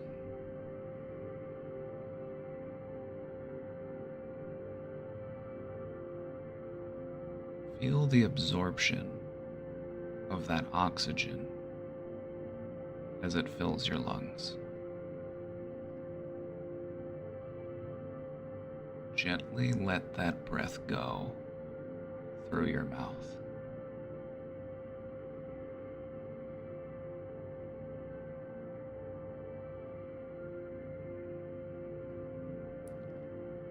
Treat every breath like a love letter to your body.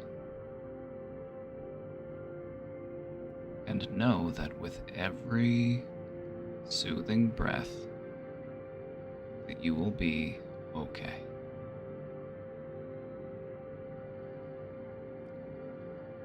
You are worthy. You are valued. You are a good person. You are in the process of becoming who you are meant to be.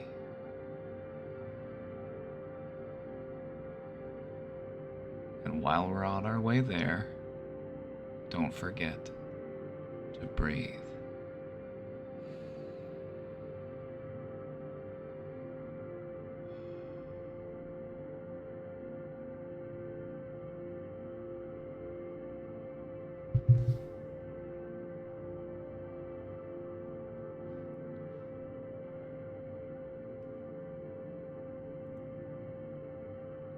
Did we get the clip? I think that'll work. Are we good? Do we need to do another take? I think we got it. I think we got it. Did we get the shot? Did we get it? I think we got it.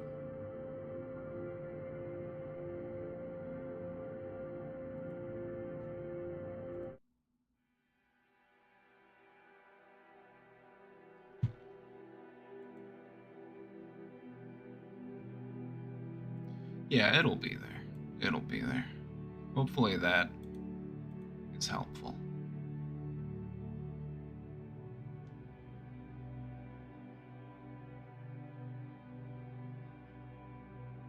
My goal one day is to make enough money from doing this stream that I can pay people to help me make content for this stream. And so, you know, just seeing that there are people out there that are interested and passionate about doing that, it really means a lot to me.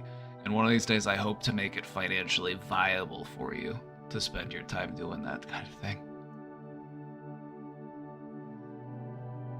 I'm sorry, I flubbed the clip. All right, cutie cheeks, here's the thing. Get over here.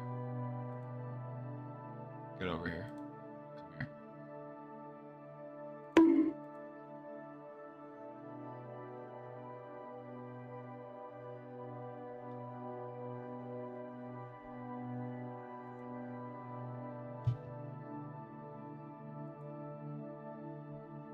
Alright, we answered this question earlier. I wanted to submit something, but I forgot, so I'm just gonna say I think cricket is really cool. Rah! Look at that. Look at that, you got a compliment.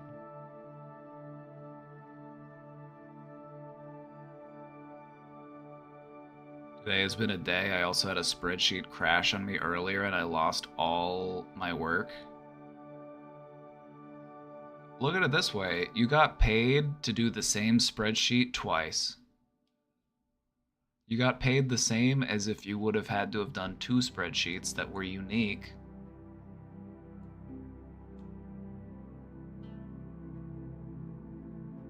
You don't get paid by the spreadsheet.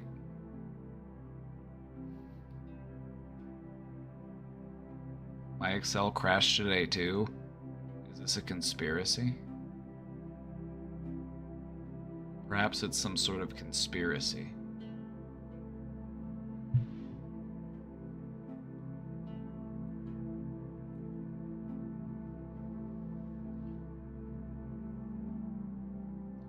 Oh, let me tell you something I was frustrated with. I got a letter in the mail, and it was from the highway toll from when you drive through Kansas. And I went to their website to go pay the toll, except the button when you fill in your information and it's like, all right, pull up what I owe, it just doesn't do anything. And so I'm like, okay, maybe it's my browser. I tried 3 browsers. I actually tried 4 browsers because I also tried it on mobile.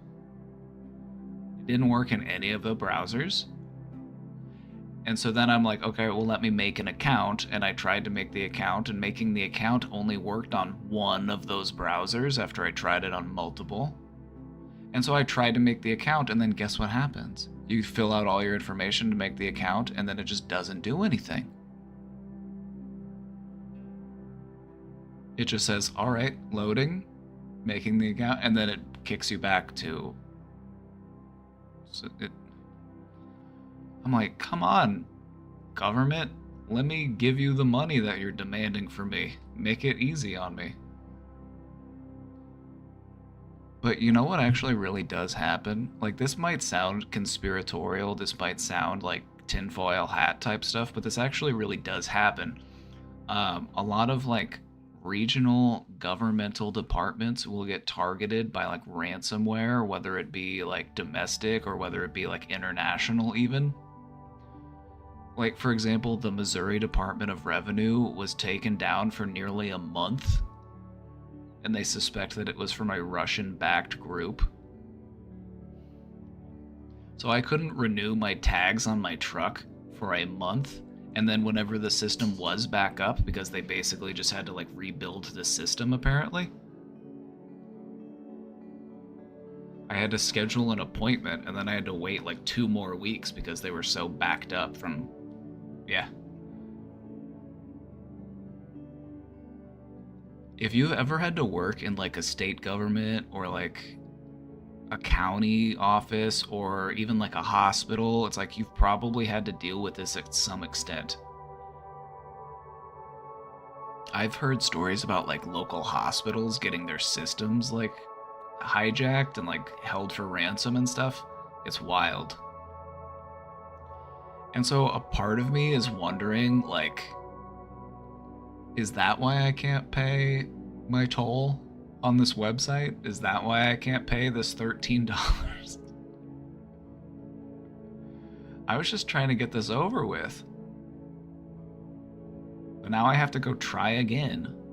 And I'm annoyed. I'm like, just take my money. Can I mail you a check?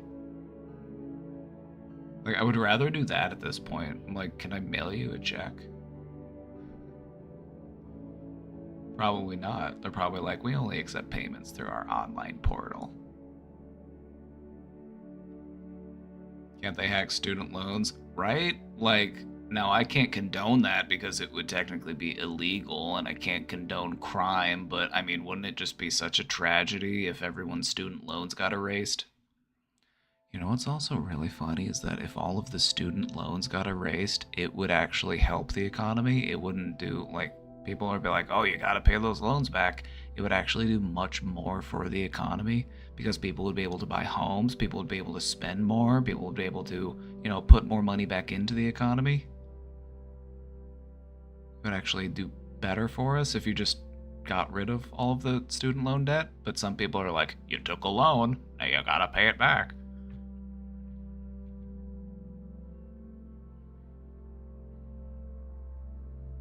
I owe a bunch of money in student loans, and they can take that money from my cold, dead hands.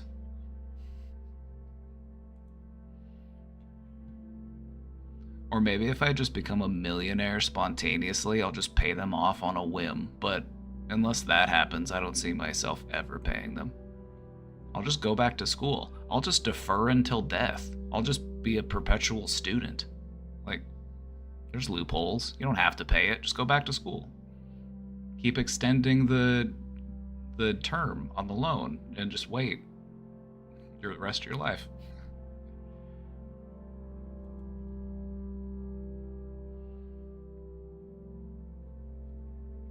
Imagine if they wiped all the student loans and gave us UBI.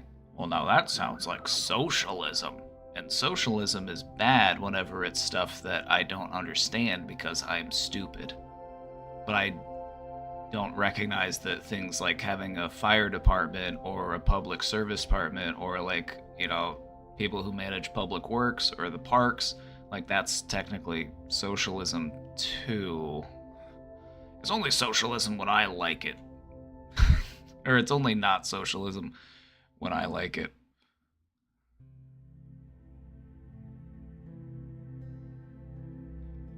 I know you all probably talked about this, but Twitch is so shitty to Dedums, Vio, Frogan, and Capri.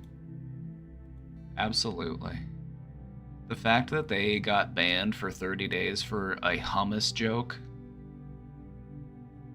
Meanwhile, Asmongold gets 14 days for spouting just some of the most obscene racism you've heard outside of the Thanksgiving table.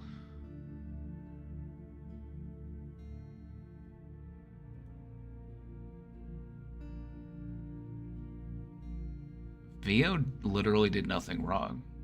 And that's the thing that gets me is she was a guest on the panel.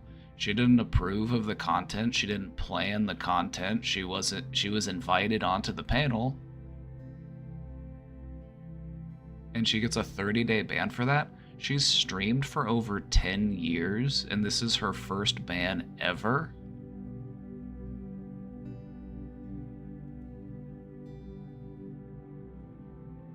Just banned for being an egg. You know what I call that?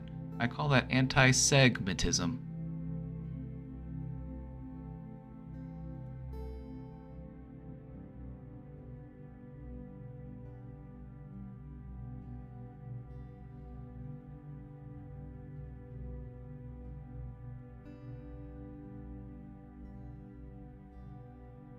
But no, I've been mad about it, all right? I'm friends with all of those people, and none of them they're not bad people. They're not bad people. The worst thing in the eyes of, the powers that be that these people have ever done is call a genocide. That's the worst thing that they've done. But apparently that is criminal behavior to some.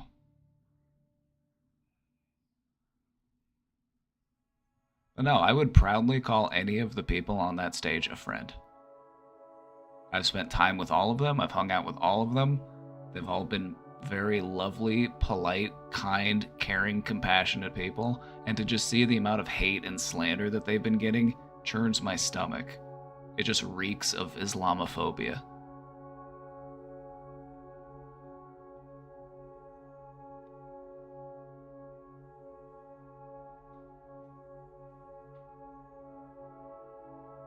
Hi, I hope you're doing well. I have someone in my life who's going through financial struggles and has started resorting to scamming to get by.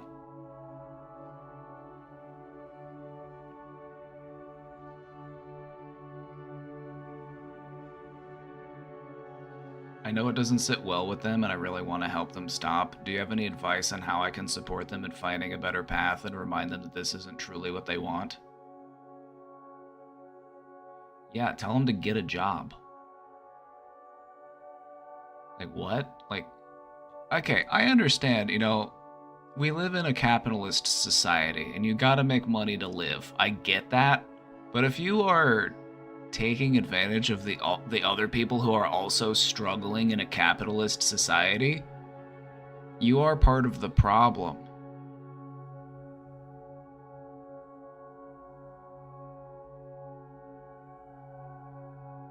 Like, hypothetically speaking, if you were scamming Walmart, I might not be so bothered by that. If you were scamming a multi-billion-dollar corporation, I probably wouldn't be too bothered by it, just being honest. But if you're scamming hardworking people, that should disturb you. You should not be able to sleep at night, and you should desperately try to find a better way to live.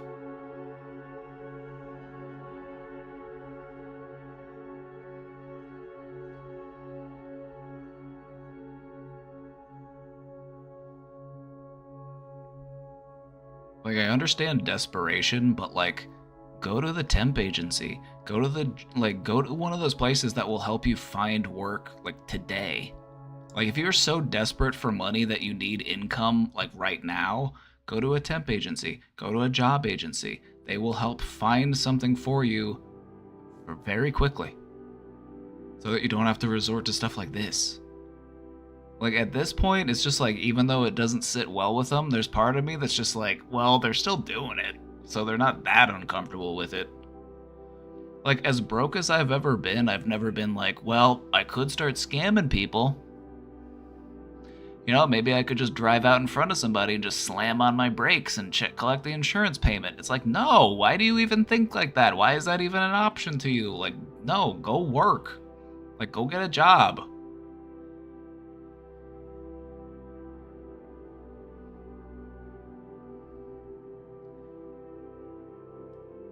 For like $8 an hour, it's not the best. I get it. I get it that a lot of the pay isn't the best, but that's like, I feel like you could sleep better at night after a day of, you know, honest work than after a day of scamming people. If I had the choice of like, all right, you can only make minimum wage, or you have to make all of your money by scamming people, I would choose minimum wage 100 times out of 100.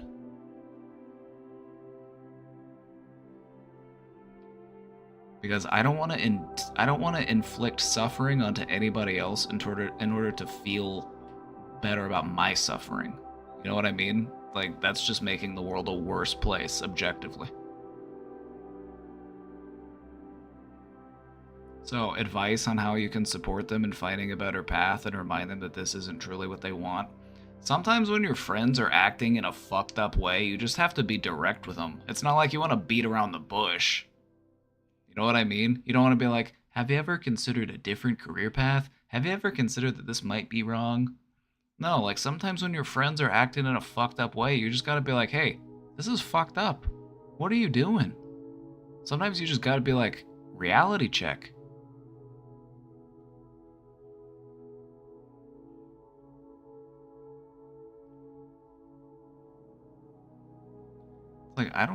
Like, you can make $1 million a day scamming people. It's like, you're probably still not sleeping well at night. Well, at least I would hope you weren't. That's just parasitic behavior.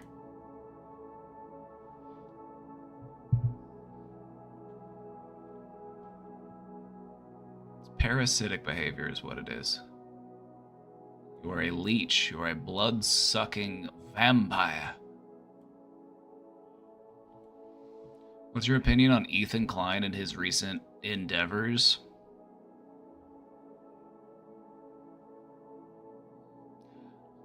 I don't watch Ethan's content. It's not my thing.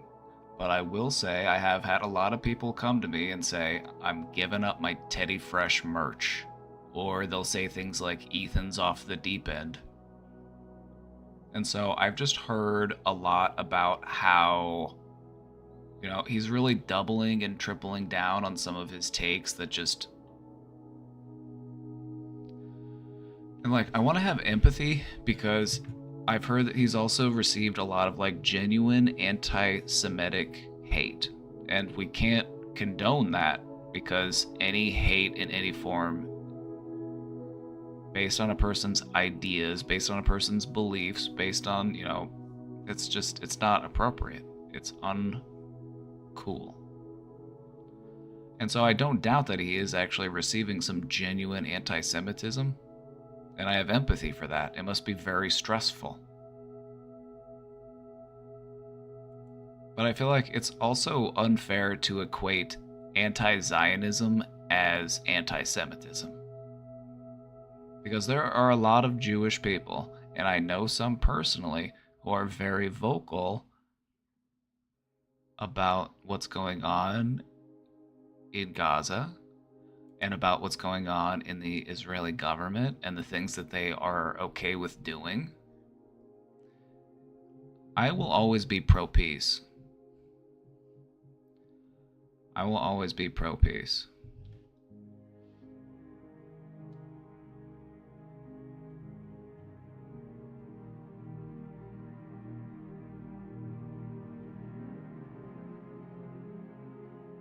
So I don't know.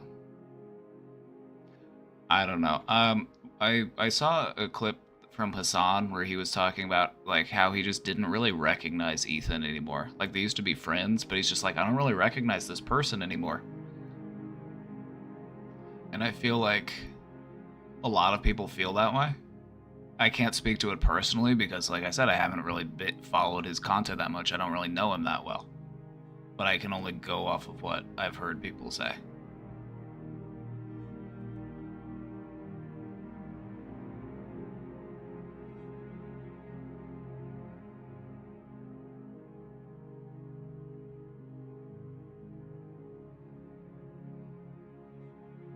I would also say that if you are truly desperate for money, go beg. You know what I mean? If you're truly desperate for money, go panhandle. Go stand on a corner somewhere and just ask people for money. I would rather you do that than scam people.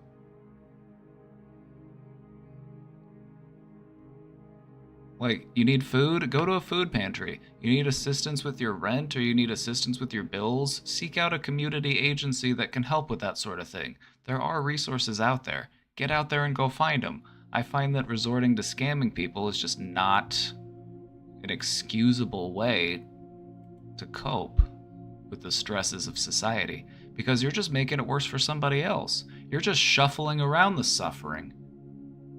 You're just saying, well, at least I'm not suffering, but I don't mind if somebody else suffers instead of me. It's like, how could you sleep at night? How could you live with that?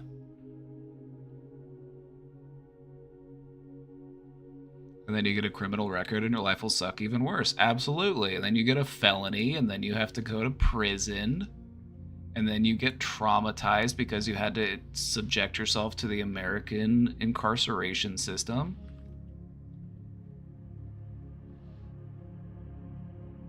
And then your life is really looking bad because guess what? Now you're going to have a really hard time actually finding a job because you have a felony on your record.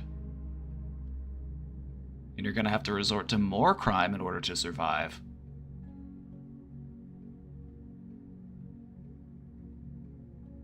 I would rather have people panhandling than people scamming people to survive. I'm like, go beg for money. Panhandlers apparently get paid pretty well, from what I've heard.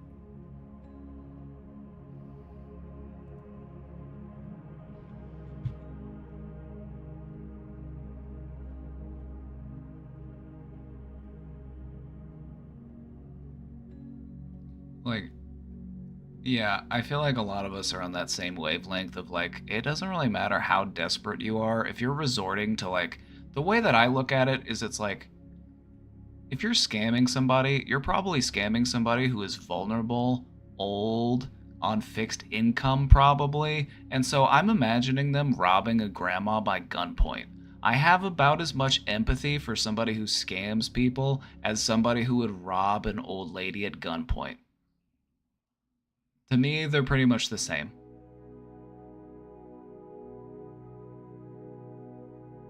Like, I don't care how desperate you are, go get help, go find resources. Don't resort to crime.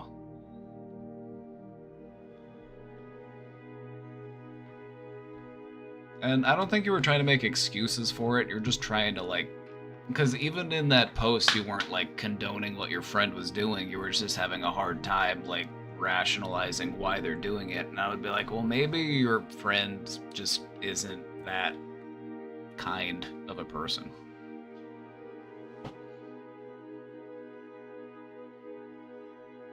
Scam billionaires and millionaires like that blonde girl who did the fake blood test. Oh, Elizabeth Holmes? Oh no, you don't want to scam you don't want to scam those people. She scammed the worst people to scam. She scammed people in the Department of Defense. You don't want to scam them. You don't want to scam people. Don't scam them. That's why she's in prison. Because she scammed the wrong people. If she had scammed poor people, she would have been just fine.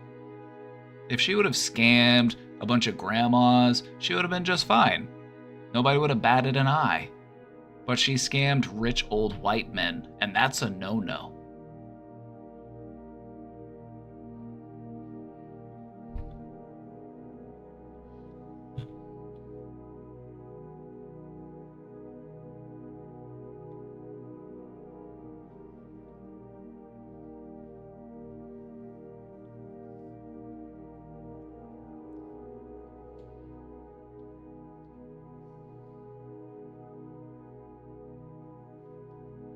What if there are not resources and begging doesn't cut it?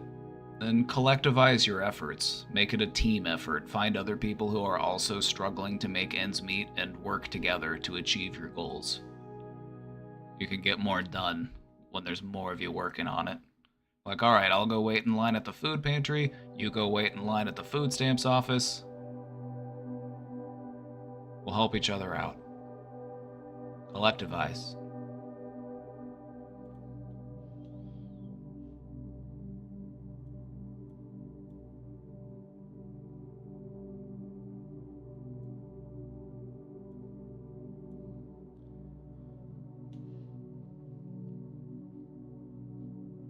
It's very to see how stupid they are. Yeah, it's very funny to see just how fucking stupid some of the most wealthy and influential people in our entire society are. It's disturbing, but it's also kind of funny. Just like, oh, these people? Like, we have this, like, misconception that just because someone has a lot of fucking money that they might be smart, or that they might be, you know, something above, you know, average in some way, but no, not really. Not really. My ideal clothing and furniture and everything style is gothic and dark clothing and colors, but my look just doesn't fit into the style, and in my social media looks so colorful. But I don't know, I just wonder why I can't put my style to life. Why do I look so basic when my ideal style is so much cooler? Oh, because you're growing into it, actually. You're growing into it. You are in the process of refining yourself, and that's fine. That's kind of how you want things to go. You want to be able to, like, work your way into things. You know, like, maybe accumulate a wardrobe rather than go out and buy an entire new wardrobe. You know what I mean? You're experimenting. You're seeing what you like, and yeah, you know, it's fine.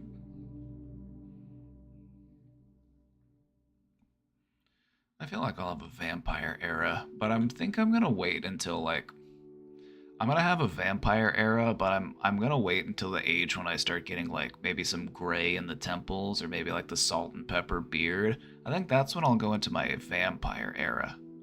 I'll start wearing, like, a lot of black, a lot of button-ups. I'll be dark and mysterious. I'll have a vampire phase.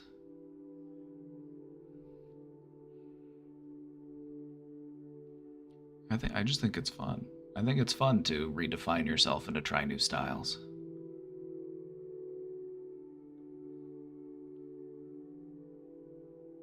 Why do I look so basic when my ideal style is so much cooler? Why can't I make it into reality? Could it be that my current style is really my style, but I just don't want to identify with it?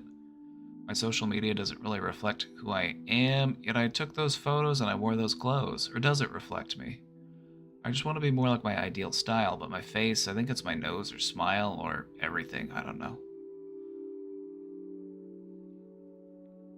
Would it be fair to say that you might be overthinking it a little bit? It's all right. It's all right. Don't worry so much about pinning yourself down, you know? You're trying to figure out what you like and you're experimenting and you're trying different things, and that's fine. That's healthy. That's good. I don't see the problem with that. Just try to have fun. Just try to have fun whether you're dressed like a gothic demon princess or whether you're dressed like a, you know, light and bubbly anime character, or whether you're dressed in a business attire, or whether you're in, you know, your pajamas. Just try your best to have fun with it.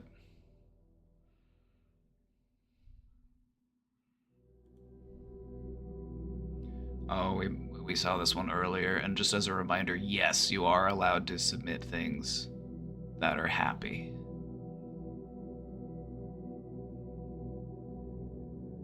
I love to hear a win in the question box. It doesn't all need to be, here's what's going wrong with me. It can also be, hey, this is what went right with me. And you know what? That's an important aspect of your mental health. You want to be able to inventory your wins as well as your defeats.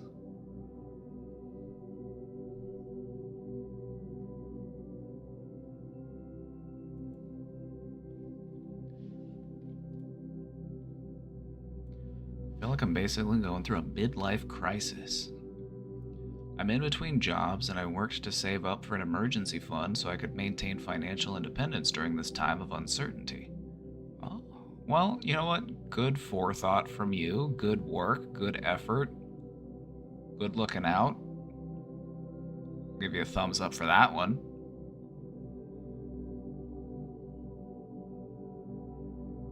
For the first time in my life, I've actually started to think about placing boundaries with my relationship with my parents. Let's fucking go! Better late than never.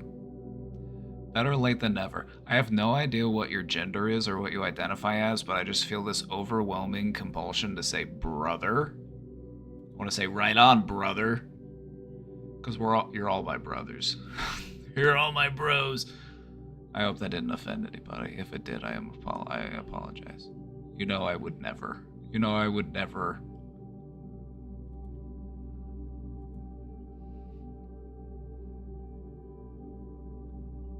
But yeah, this just makes me want to go, hell yeah, brother.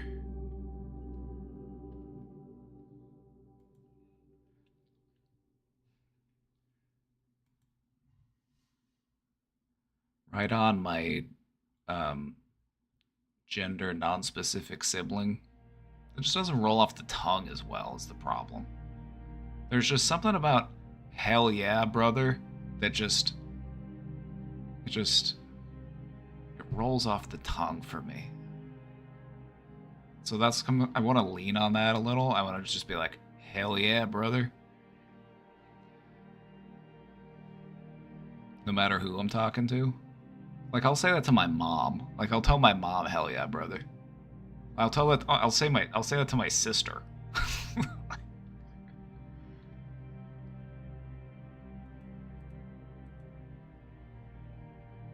Smooth sailing, my sibling.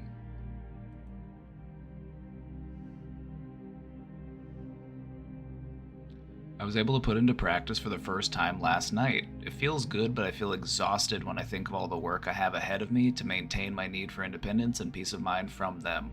Alright. Pause. One thing real quick.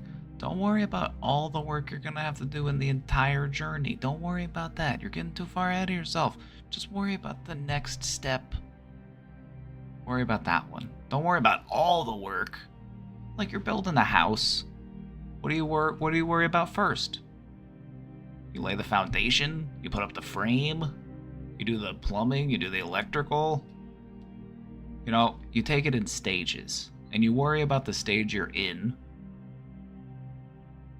Don't worry about all the work you have to do. You know, when you're in there and you're like putting up studs and you're framing a house, you're not worried about like painting the walls. You know what I mean?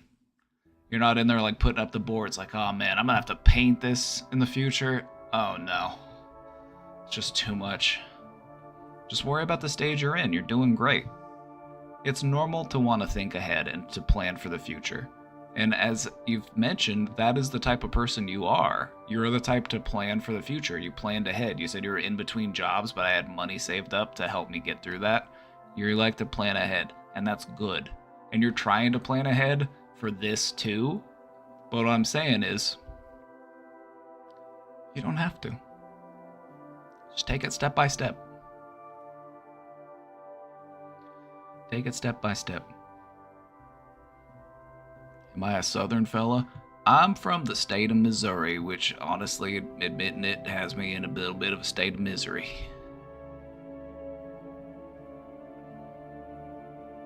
Whenever I go out to the country, I start talking like this, and I say, "Hey, how's it going, brother? How you doing?" And I honestly, I want to feel like they can tell that I'm just embellishing and like I don't actually speak that way. But I don't think they've ever noticed.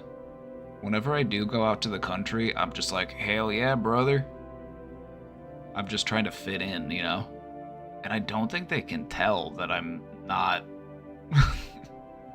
I don't know, maybe something else is giving it away. Maybe there's not enough, you know, like dirt under my nails, or I don't have enough calluses on my hands or something, and they're like, you got the scent of a city slicker on you, boy. But it is just really fun to be down in the country and just be like, hey, how you doing, buddy? Good to see you, partner. It's kind of fun. It's kind of fun.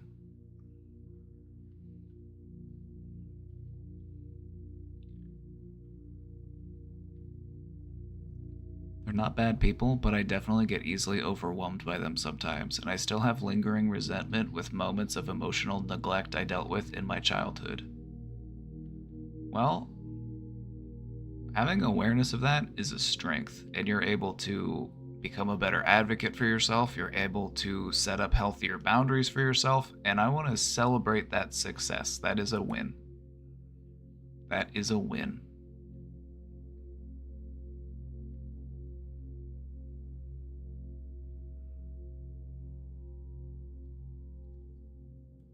And I think what you will be learning going forward is how to be emotionally available for yourself. Because what a lot of people struggle with is when they have been emotionally neglected in their development, they in turn end up not taking their emotions very seriously as an adult. Because they've just been brought up and they've been raised into saying, like, you know, your emotions aren't important. Like, why should you consider your feelings? And so even though you know that they are, because they influence your thinking, they influence your actions, they influence many aspects of your life, so how could they not be important? But you've been taught that they aren't. So it's up to you to be that person to remind yourself that my emotions are valid, my emotions are important. They influence my life. How could they not be?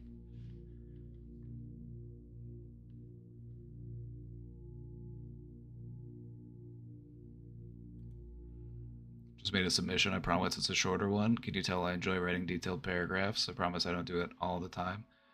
And I don't mind the submissions, and I don't even mind the longer submissions, and I hope you're okay with me, like, jumping around a little bit. Because sometimes, like, I never know how long a person has before they have to leave the stream. So, like, I want to try to get to their questions while they're still here. But I know that you're probably going to be hanging around, so I'm like, I'll circle back to yours because I know you'll probably be hanging around. You know what I mean? And I knew you'd understand, so I'm glad that...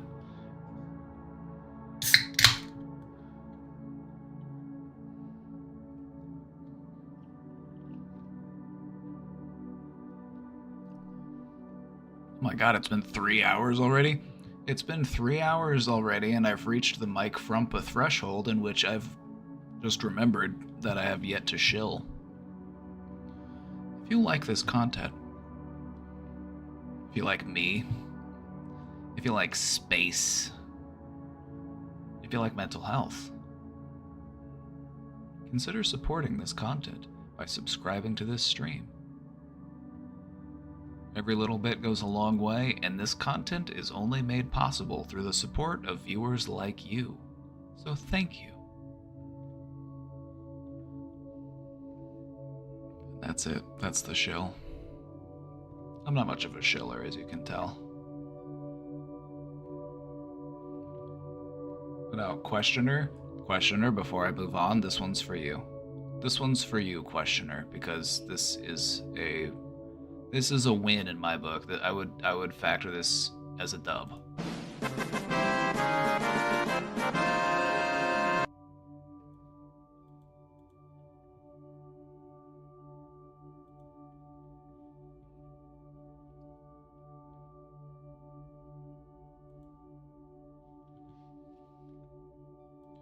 What are your thoughts on marijuana and using to help with anxiety? Initially, I thought it helps, but then it may be a detrimental dependency. Ah, see, you're onto something here. Because it can do both. It can do both, and I feel like a lot of it has to do with the time that you're doing it, the amount that you do it, like your relationship with it, basically. You want to have a good working relationship with weed. If you're in a position where you feel like I have to smoke before I can do anything, that might be a problematic relationship. Like if you feel like I can't go to the store, I can't do this, I can't clean my house, I can't do anything that I need to do without smoking first, do you think that's healthy? I'm not going to judge. But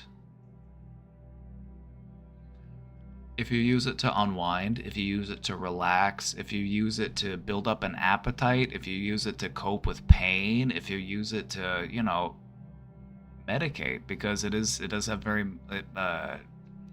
very well documented medicinal applications.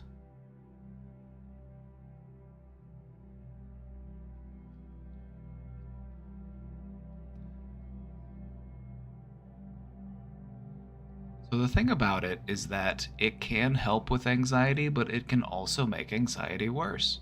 That's one of the interesting things about it. And I would say if you want to know like the reasons why that happens, I would say it's because of the way that it influences your thinking. It influences your thinking. It just kind of makes your thoughts more flowy, less inhibited, I guess. It kind of just makes things feel looser, and sometimes that can make people anxious because they normally hold on to their thoughts like this. They're white knuckling it through life.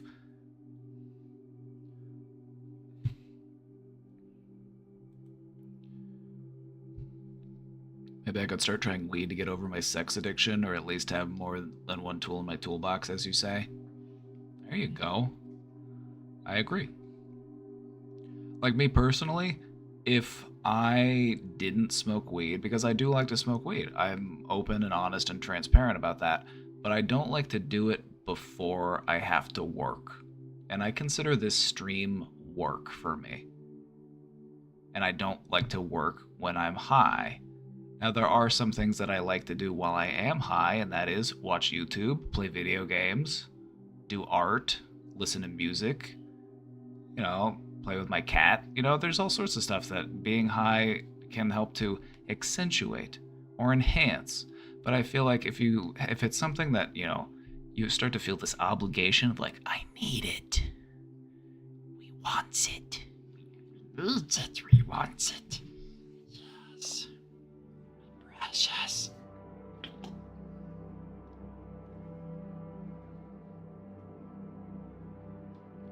Weed gets worse than alcohol depending on the usage.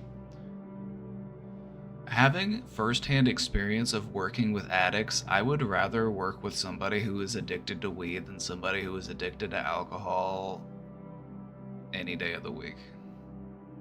Alcohol fucks you up. It literally... I worked with people who were long-term alcoholics, and they were in like their 40s, but they looked like they were in their 60s. Or I've worked with people who were like in their 50s and they looked like they were like 80. Alcohol messes your body up so badly.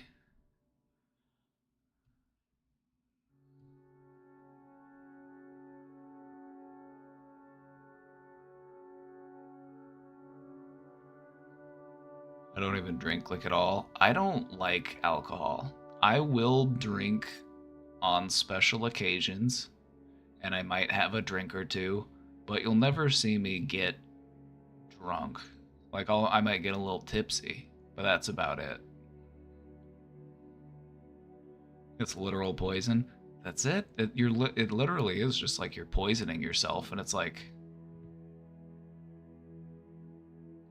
it's kind of like koalas.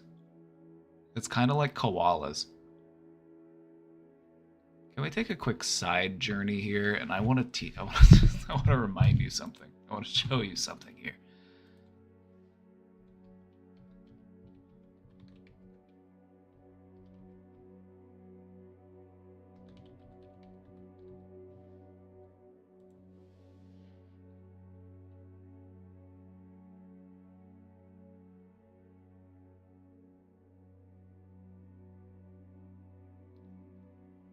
Koalas eat eucalyptus leaves. Koalas eat eucalyptus leaves. But eucalyptus leaves are very nutritionally void. Like, there's not a lot of nutrients there. They end up sleeping a lot. And also, koalas aren't born with the enzyme that allows them to digest eucalyptus leaves. Do you want to know how they get that enzyme?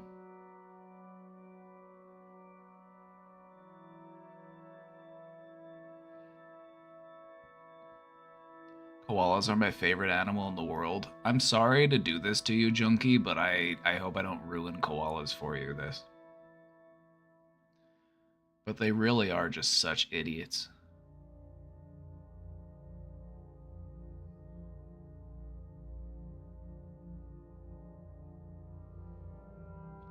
Koalas don't naturally have the enzyme that allows them to digest eucalyptus, and the way that they get it is when they are young, they eat their mom's poop.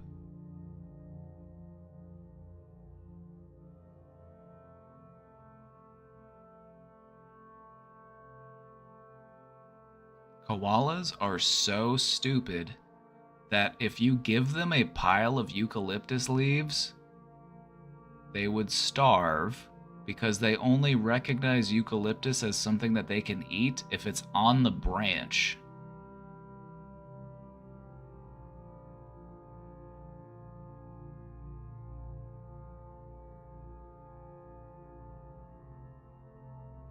Also, koalas have a chlamydia epidemic.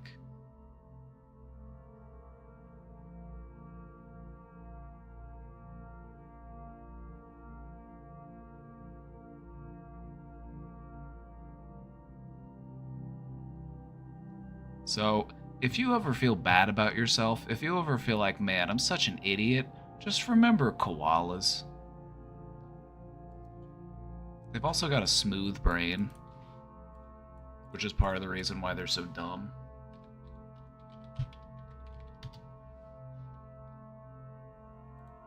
Look at that.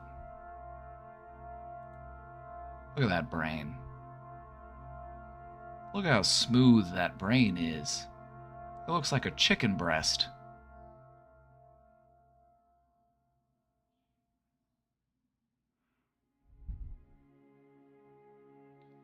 If you didn't know this, the grooves, the folds, the wrinkles in a brain give it much more surface area, and that is why they contribute to like higher functioning and intelligence. But when you see a smooth brain,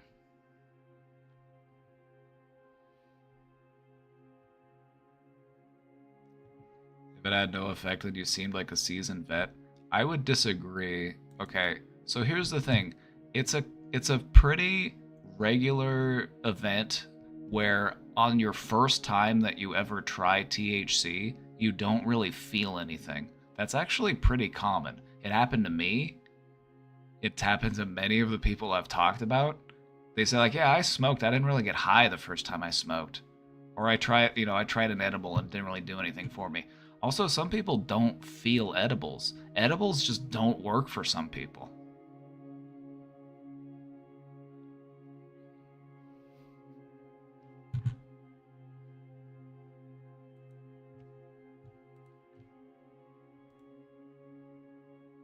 Like, I have friends who'll be like, yeah, edibles just don't do anything for me. I keep trying, but they just don't. Your brain is small and smooth. I have the soundbite.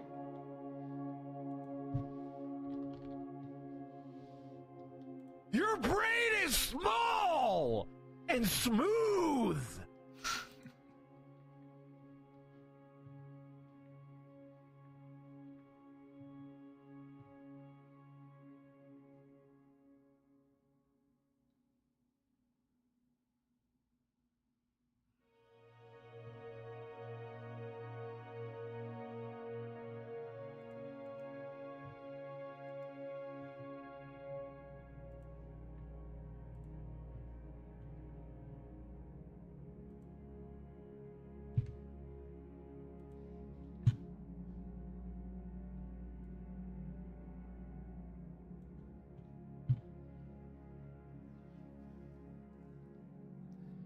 Why can pot make me nauseous sometimes, even if I smoke just a small amount that usually has the normal effect?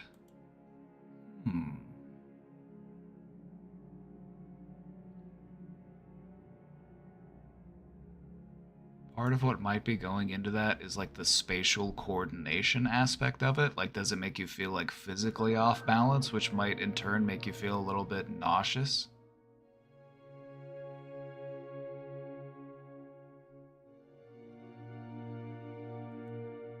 Thought weed was supposed to do the opposite, and normally it does, but the thing about weed is like there's an expected effect and then there's the complete opposite effect, which also happens sometimes for some reason and people aren't really sure why. That's the thing about weed. Is it supposed to make you chill and happy and giggly and just like want to lay on the couch, eat potato chips, paint a picture, watch cartoons or whatever? But then there's other people who are like, I got too high and it was the worst experience of my life. It's...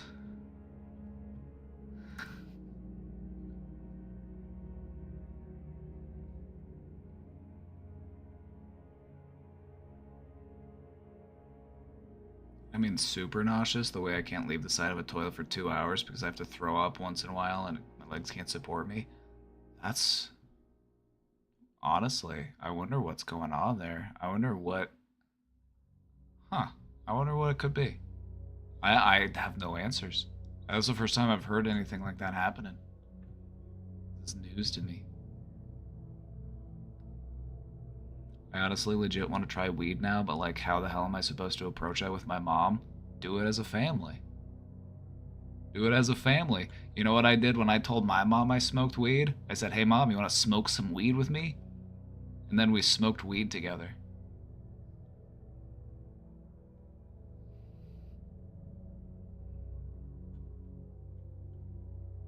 Like, hey mom, you want to take an edible? You want to try an edible? Let's try an edible together.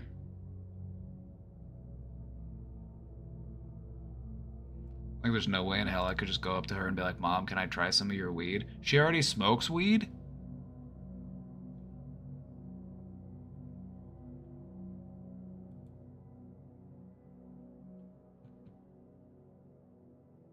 She already smokes weed? Then you're halfway there. I'd say you're more than halfway there, actually.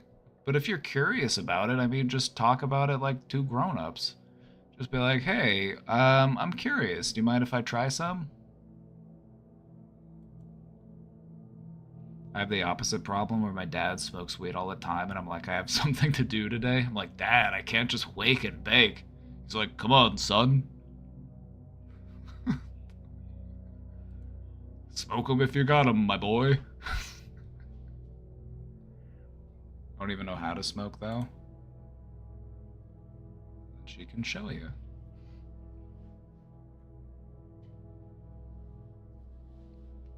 All you do is this.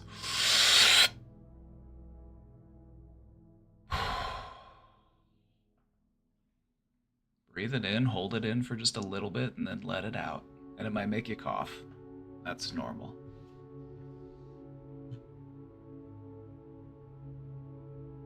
It sounds disgusting, quite frankly. It's just breathing with extra steps.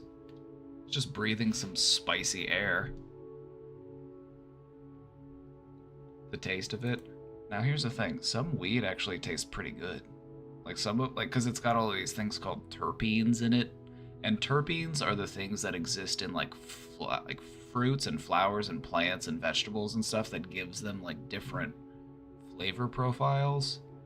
And so there is some weed where it's just like, ooh, it's like citrusy. It's like, What does weed actually taste like? I've had some really bad weed and I've had some really good weed.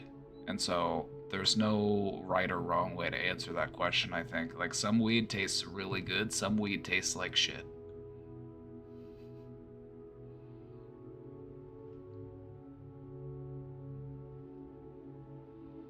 I've only had bad tasting weed. Maybe that's part of the problem. Maybe that's part of what's going on.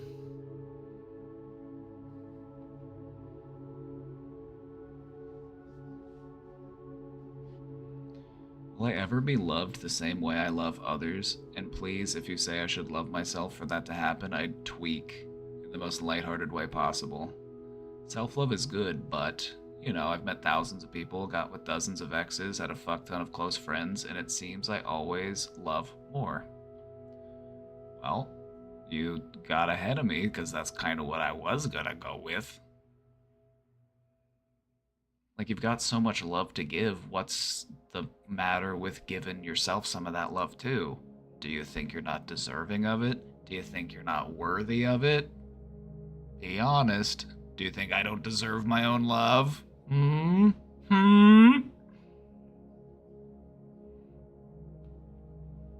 been there. I get it. Many people find it easier to show love to others than they do to show love to themselves. It's a very common thing. But you are as deserving of your own love and affection as anyone else in the entire universe.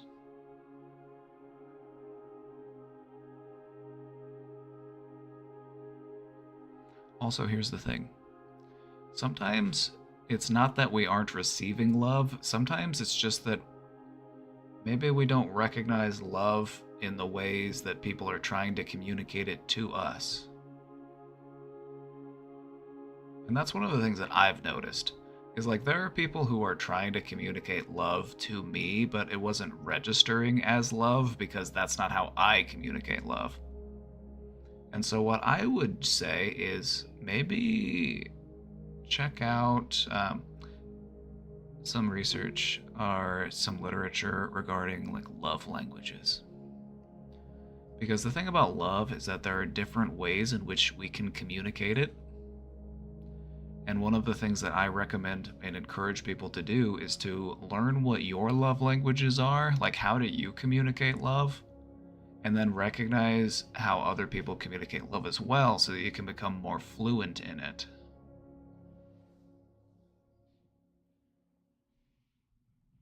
You gotta tune that receiver to pick up the signal. Bangers. Bangers all day.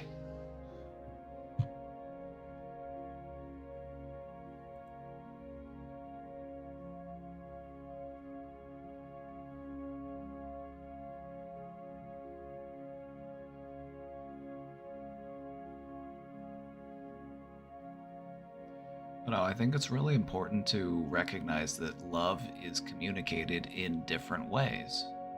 There is the way that we communicate love, and that's also a reflection of the way that we receive love. Other people communicate and receive love in different ways. And so I would recommend becoming more fluent in all of the ways that you can communicate and receive love. It's like tapping into a source that you didn't realize was there.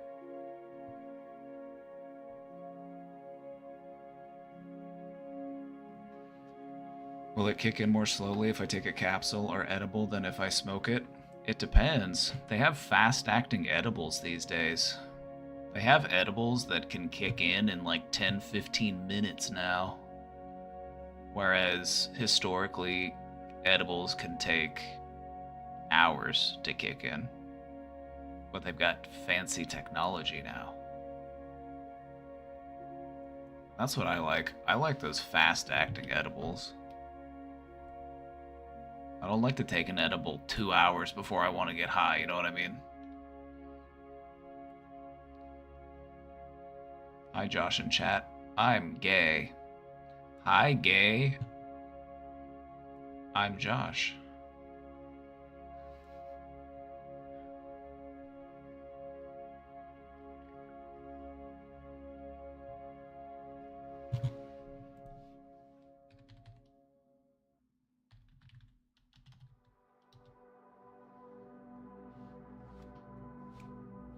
Fly buzzing around, trying to catch it.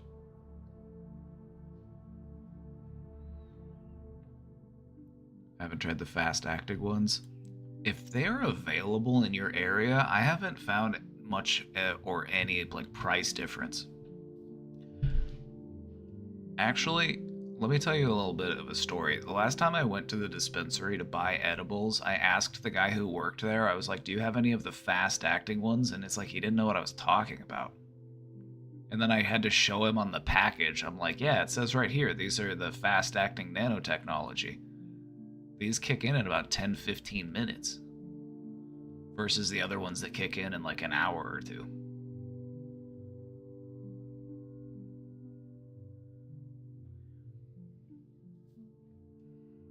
And I prefer those ones.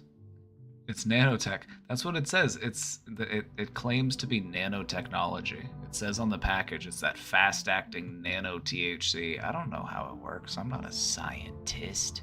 I mean, I am a scientist, but I'm not a botanist. I'm not a chemist. I'm a psychologist.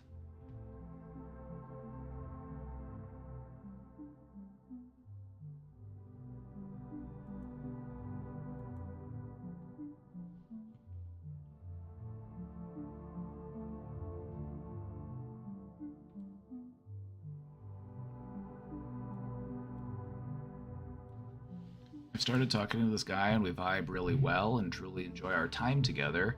It's unusual for me to find another person I vibe with so well. He's made suggestions that he would like to take the relationship farther, but I have reservations due to the age gap.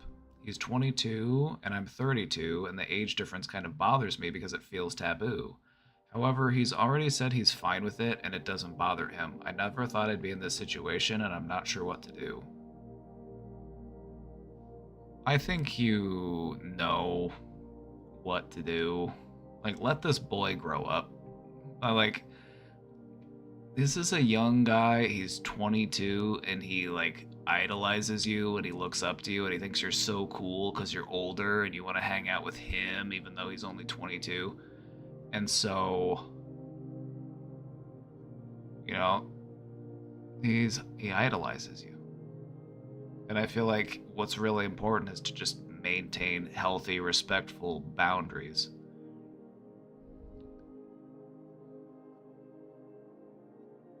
Maybe give him a few more years to grow up at least, you know what I mean? Like, he's 22, he's still, like, he's an adult, but he's still a young adult. Like, how will he feel when he's 25? How will he feel when he's 27? You know, like, things may change. Things might be different. I don't know. Me personally, I don't think that, like, you're in different life stages. You have different goals. You have different prerogatives. I'm like, he's in the age group where he wants to be able to, like, go out, have fun, meet people, get a little wild, get a little crazy. Whereas in your 30s, you're more like, all right, I want to be in by 10, 11. I don't want to drink more than once a month because I get hangovers. You know what I mean? It's like you're in different life stages. And that's a really big factor in relationships.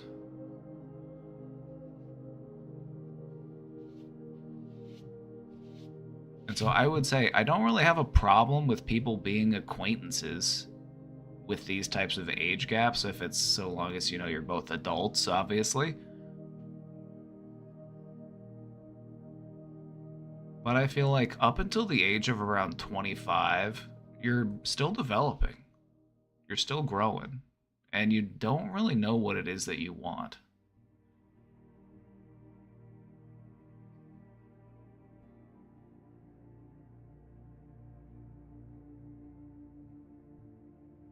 Like, just think about it. If you were to go out with this person in public, they would think that you were a parent, or they would think that you were like an older sibling or something. And that's,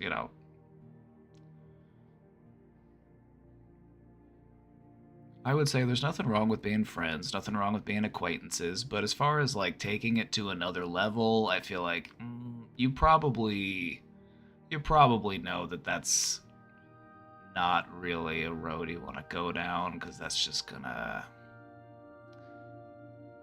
yeah. That being said, it's like you're consenting adults in this situation. Like, we've had other people talk about how like they were teenagers talking to older people. I'm like, oh yeah, absolutely never. But still, I'm like, this is still like, it's a bit of a like 10 years is a pretty big gap, especially in this age bracket. I would say that 10 years difference doesn't mean as much when if it was someone 10 years older than you. If it was 32 and 42, 10 years, I would say that doesn't mean much at all. 42 and 52, 52 and 62. I don't see much of a problem with 10 years in those stages of life. But in the 20s, especially your early 20s, and it's somebody who's 10 years older than you, it's like, you know what I mean?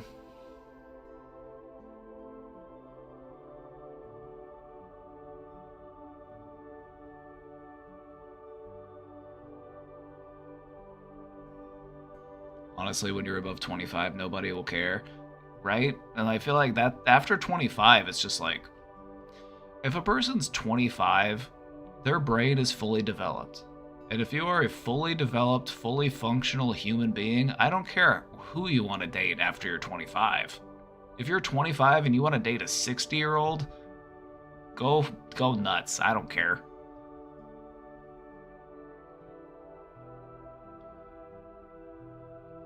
She basically just said you're a consenting adult. Age doesn't really matter that much.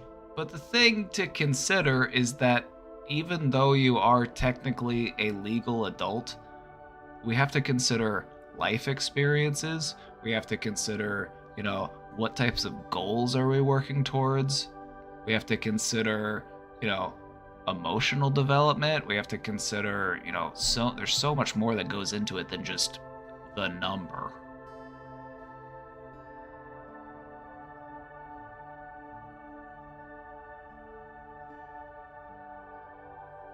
Honestly, I feel like I would have less of an issue with this if it was, say, 25 and 35, but anytime anybody's in between, like, anytime anybody's under 25, I'm just like, there's just a part of me that's just like, different life stages, different set of goals.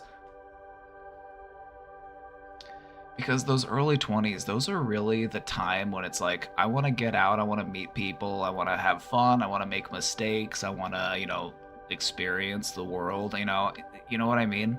But I feel like after you hit, like, you start getting into your 30s, you start being more oriented on, like, all right, let's, maybe settle down a little bit, we'll start a garden, we'll...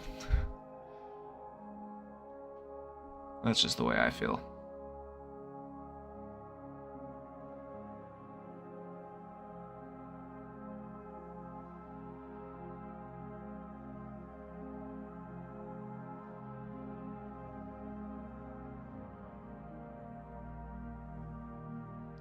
Maybe take the glasses off. Then I wouldn't be able to read. I need them to read.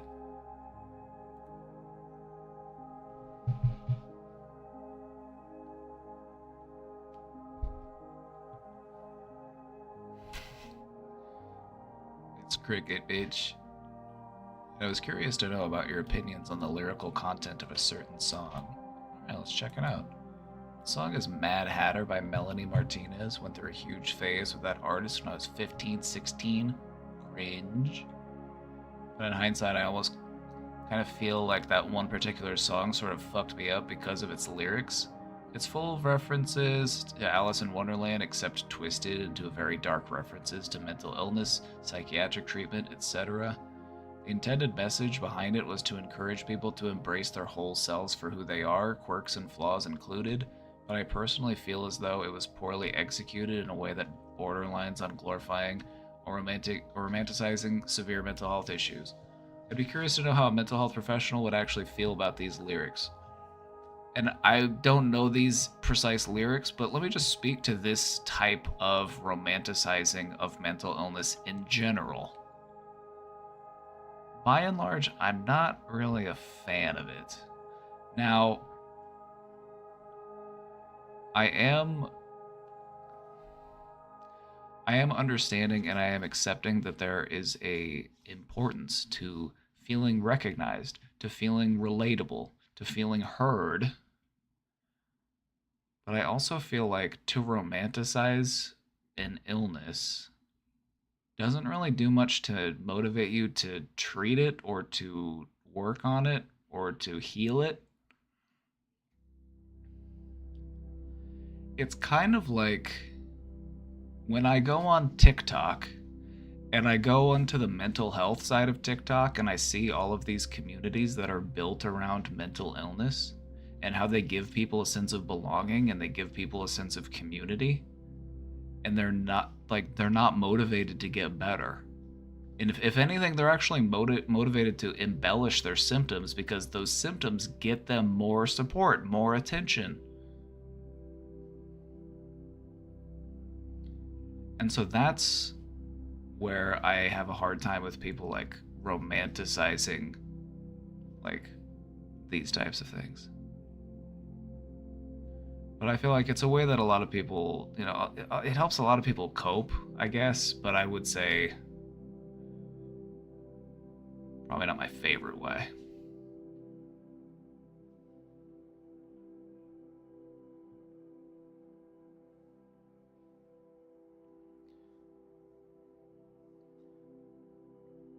I found that the BPD spaces I found for myself were very helpful to me. That's my personal experience. I agree with that. What I was referring to, Cutie Cheeks, just to be more specific, I was referring to the side of TikTok where it's like, we have DID. Or the side of TikTok where it's like, we have Tourette's syndrome. Or if you do this, you have anxiety. And it's just normal things that people do. It's like, do you ever find yourself just picking up an object and holding it when it's at your desk? If you do that, you might have anxiety. And I'm just like, that's the side of it that I don't like. Just like turning everything into a symptom. And they're like, oh, this is so me. And then all of the comments are just like, yup, that's me. And it gives people a sense of community. It gives people a sense of belonging. And they're just forming their identity around a set of symptoms and viewing themselves as more and more ill. Not a fan.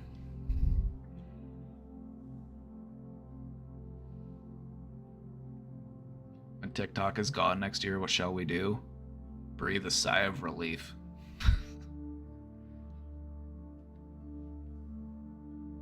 Actually, no. All things considered, I'm anti-TikTok ban. As much as I don't like TikTok, I'm anti-banning it because I feel like it's important that people have that platform to express themselves.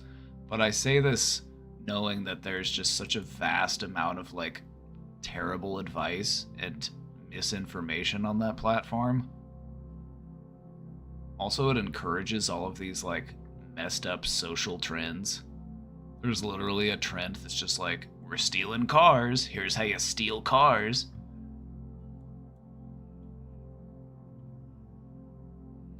Also, there was a lot of like self-diagnosis. A lot of people were self-diagnosing with different mental illnesses.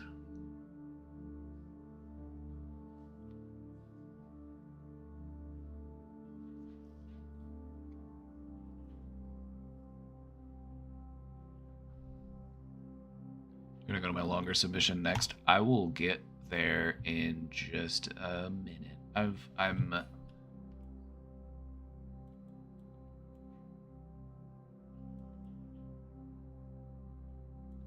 We will, don't worry. Hold on, let me look at what's in the box still first.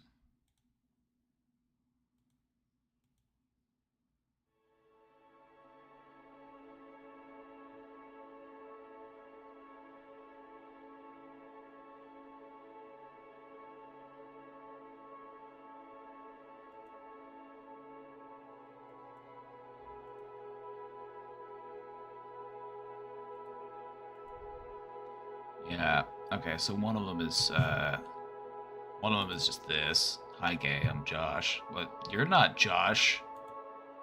I'm not gay. But if I were, that'd be okay. For the record, nothing wrong with it.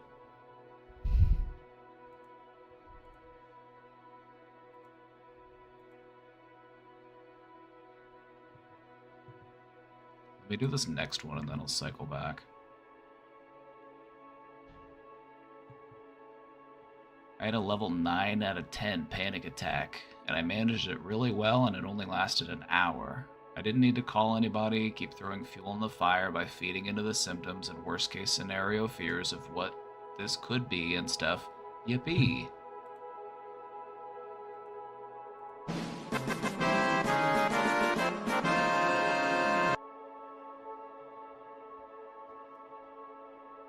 W.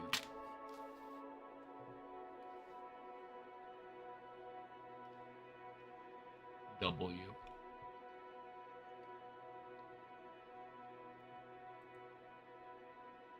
Still struggling, working through so much shit I pushed away and didn't deal with for years, but I think I'm progressing.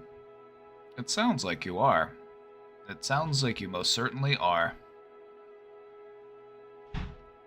Also, I think I'm slightly allergic to bananas, because I don't think bananas are supposed to make your mouth tingle when you eat them.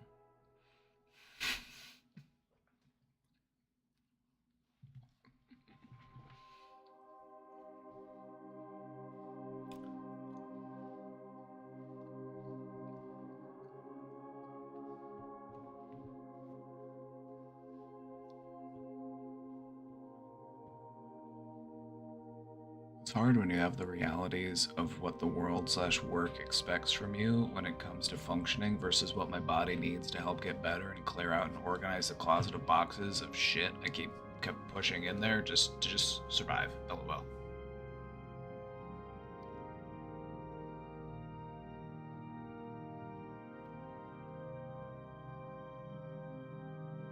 Hold on, it's that organ music again. Skip the organ music. I need to make a new playlist, is what I need to do. I need to make a new playlist, or I need to make my own meditation music or something, or I need to find somebody who makes meditation music that they would be cool if I used it on stream.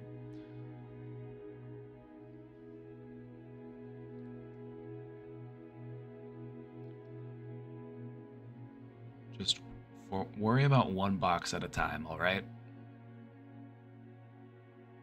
Just believe that in time you will work through all of those boxes. You will clear out all of that stuff. You'll get all that stuff tidied out, alright? Just give yourself the time you need to do that and take it one day at a time. Take it one box at a time.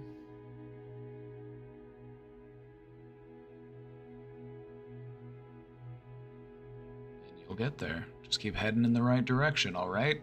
Sounds like you're making progress. It sounds like you're headed in the right direction, and that is what it's all about. It's not about being there, it's about getting there. Journey before destination.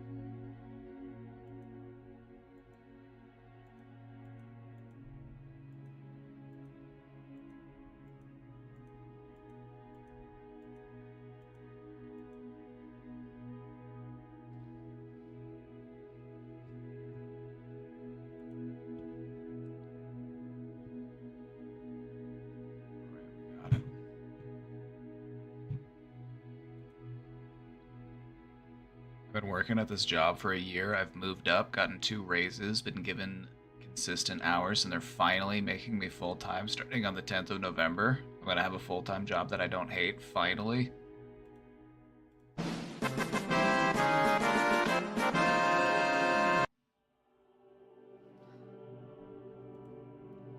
leveled up.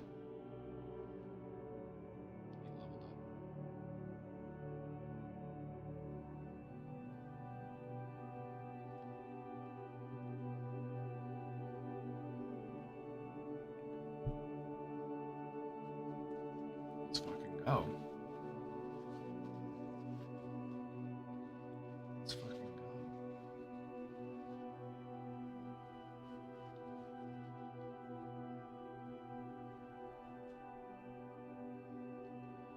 Wow, now I'm having a big fucking mood swing because I still feel like I'm somehow going to eventually get banned from here.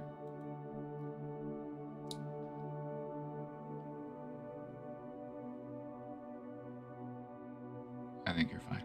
I think you're alright. I don't think you've got anything to worry about. You haven't done anything wrong, you haven't, like... But I understand where that fear comes from. You know, it comes from your past experiences, and you're trying to avoid repeating those past experiences, but the future is not written, alright? Just keep carrying yourself in a kind and respectful way, and you've got nothing to worry about, alright?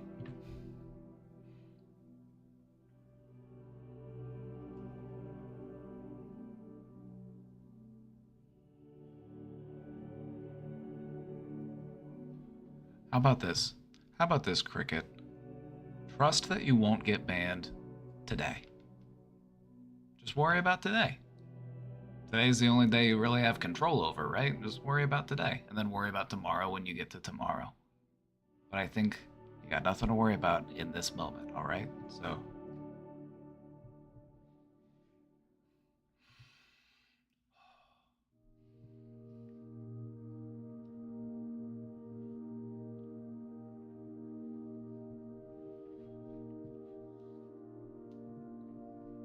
the business, we would call that a BPD response.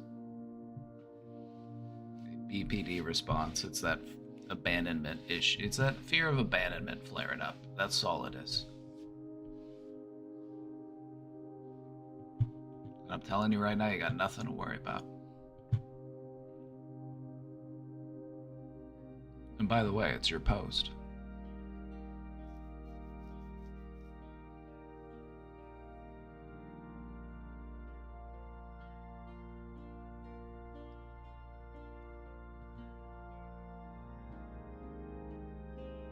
The only reason I can get through today is because I look forward to the future. And I feel like that's not giving yourself enough credit for all of the hard work you do. I feel like, you know, it's you that gets you there. It's not just luck or circumstance or anything like that. It's you. It's your own hard work.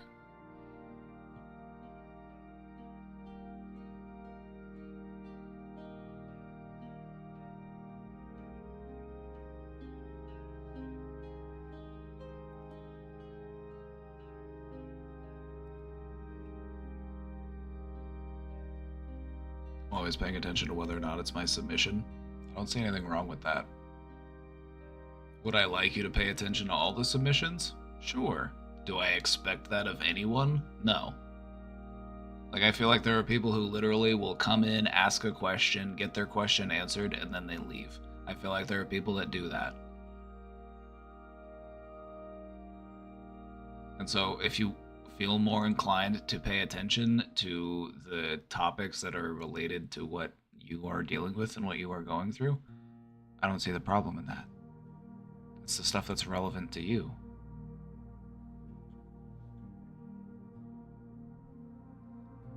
You're working on yourself, and you're working on improving yourself, and it's okay to be a little bit selfish right now, alright? It's okay. Working on your mental health actually requires at least a little bit of selfishness. You gotta be like, you know what, I'm working on me. I gotta not worry about other people. I gotta worry about me. And that's okay.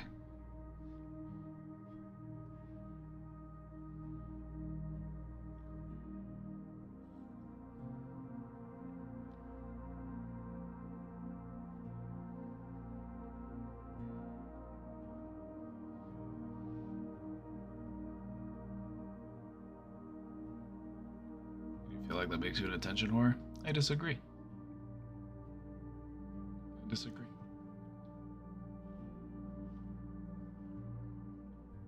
I think you're just hungry. You are hungry for healthy, positive social engagement. I feel like that's what we're looking at. You are hungry for healthy, positive social engagement where you feel supported, where you feel heard, where you feel validated. And this community can offer that. And I feel like being excited about that and wanting to engage in it and wanting to be a part of it is a normal response to that.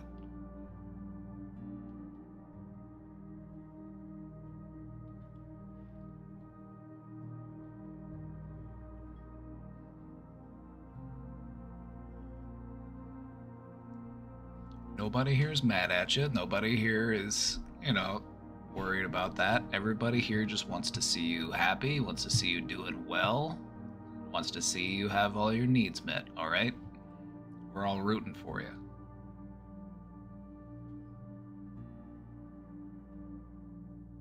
I get hungry for attention sometimes too. Why do you think I hit the go live button? You think I hit the go live button so that people will just not show up and not pay attention to me?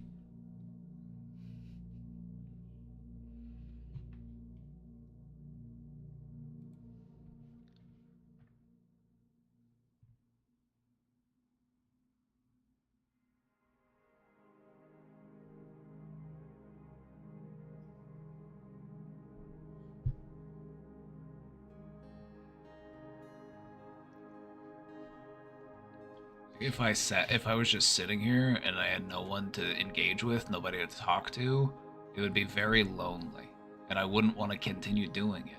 But it's the fact that people show up and there are people here and they want to engage and they want to talk about stuff. That's what keeps me motivated to keep doing it.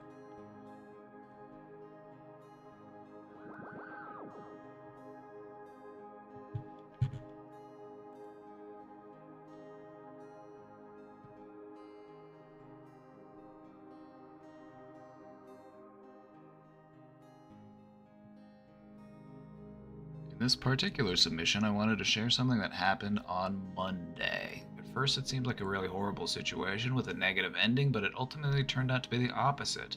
It actually kind of gave me some eye-openers and things to seriously consider. Here's the story.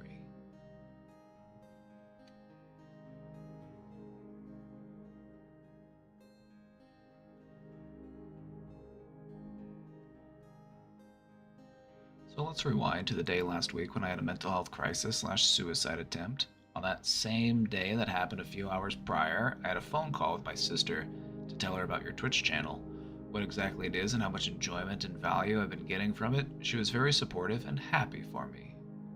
I texted her last night shortly after midnight because I was unable to sleep due to stress about my mom being nosy and asking lots of questions about what I was doing online.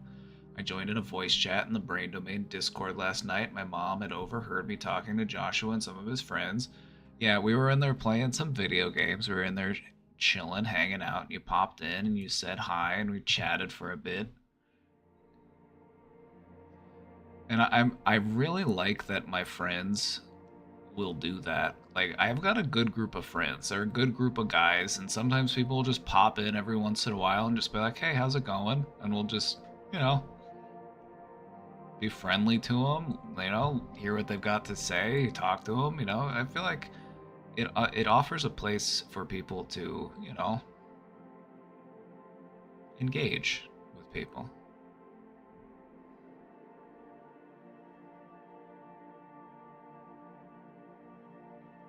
She had started asking me loads of questions about who I was talking to, which quite frankly got on my nerves. Fast forward to today, it was the first time I had seen my sister in person for nearly a week. One of the first things I brought up to her was the fact that I had spiraled out of control last week and made that impulsive decision, and I explained to her why I did it and what led up to it. She instantaneously became absolutely enraged and started yelling things like, no wonder your mom was being nosy, you literally tried to kill yourself, you clearly did not tell me the full truth in those texts, you only told me a one-sided version of it.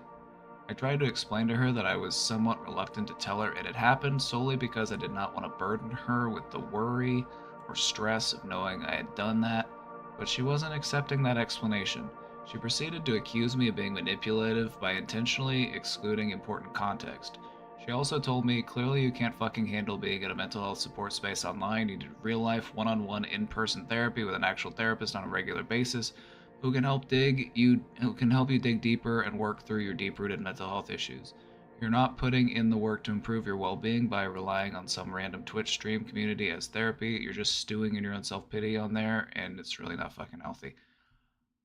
Harsh, to say the least. Harsh. But I would say that this also presents an uninformed aspect of what it is that we do here. I am recommending and encouraging people to go and pursue individual one-on-one therapy in real life all the time. Part of what we do here is we actually help to destigmatize that and make people more comfortable and open to that option. I feel like she was speaking from a place of frustration.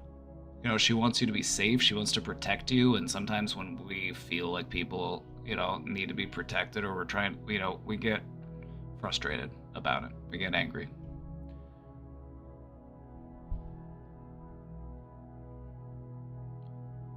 But definitely very harsh. Like, correct me if I'm wrong, but I say this all the time. I'm like, I'm not anybody's therapist. I am here to do the help that I can, but I am always recommending people to find somebody in your life that you can talk to, because that's what's going to help them make the most meaningful change in your life. I'm always saying, talk to a supportive family member, talk to a friend, talk to a counselor, because you need that support network. It can't just be some random guy on the internet.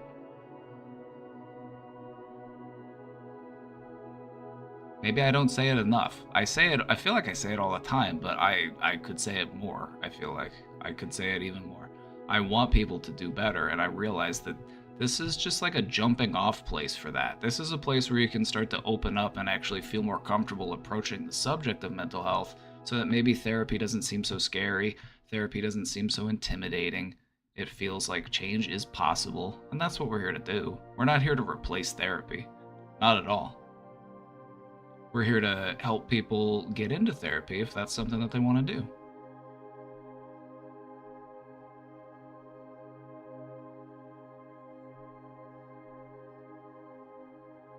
There should be one tool in the large toolbox. Well said, Junkie. I feel like, this stream should just be a tool in the toolbox.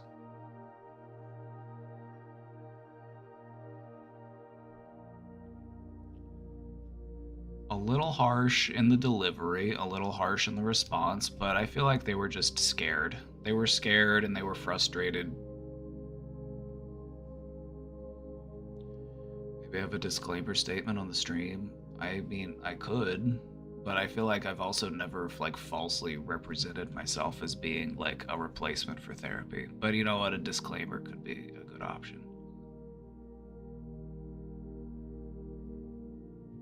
But the thing is I don't mind saying it. I'm not afraid. I don't mind to continue to say it. I feel like having a supportive mental health space online brings a lot of good to the world. Maybe I'm tooting my own horn.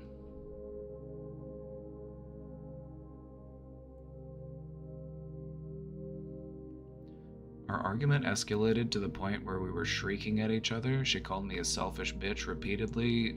That doesn't sound helpful. Like, whenever you start yelling at each other, that's when it's like the conversation is no longer productive. Like, when you yell, the other person stops listening, and they just have to yell louder to try to make you hear. It's like conversation ceases when yelling starts.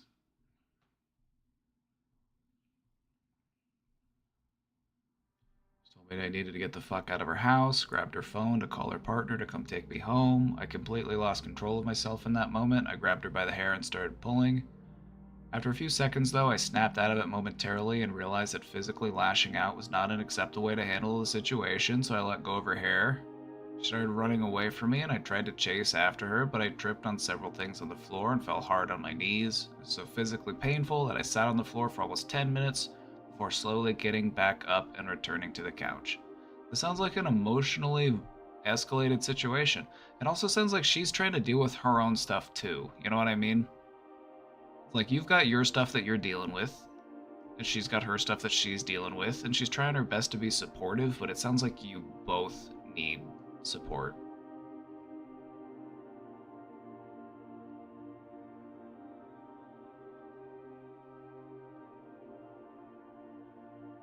At this point, she had gone upstairs and was screaming and crying on the phone with her partner, so I just sat on the couch and stared at the wall blankly, waiting to find out how I was going to get home. Within a few minutes, her partner walks into the room with my bags in his hand, calmly tells me it's time for him to drive me home. I cooperated and followed him to the front door, but just as we were about to head out and leave, my sister came in and stopped us. She said to me, "Don't do anything irrational or impulsive, please." So I think she does really care about you. Like, even as frustrated and as heated as this situation got, I'm sure you both have things that you regret doing in this situation, because that's often what happens in emotionally volatile situations, is we get too hot and we do things we regret.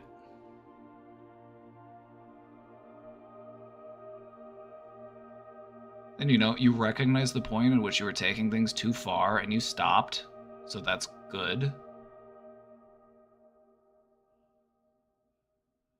But it sounds like she does want the best for you. She's just having a hard time figuring out what that is. And I feel like maybe in some ways she was not just speaking about you, she may have been speaking about herself. I feel like we all could use therapy. Like, I'm not even going to say that I could use therapy. I feel like everybody could.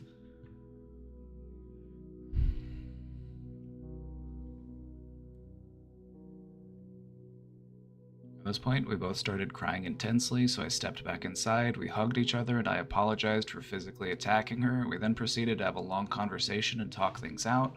In a nutshell, we came to mutually agree that while the Brain Domain streams are a wonderful resource and a generally positive thing for me, I still need to be seeing an in-person therapist at least twice a month to actually work through the roots of my issues and change my thought processes and patterns. I agree. I think that's a great idea. I agree. I think that is a great idea, because as much good as we can do here, it's like sometimes you need, that one-on-one, and I can't really offer anybody that level of like care and commitment that you would get in an actual therapist's office. And so I'm happy to help in the ways that I can, but I will openly acknowledge the ways that, therapy cannot be replaced by an online stream.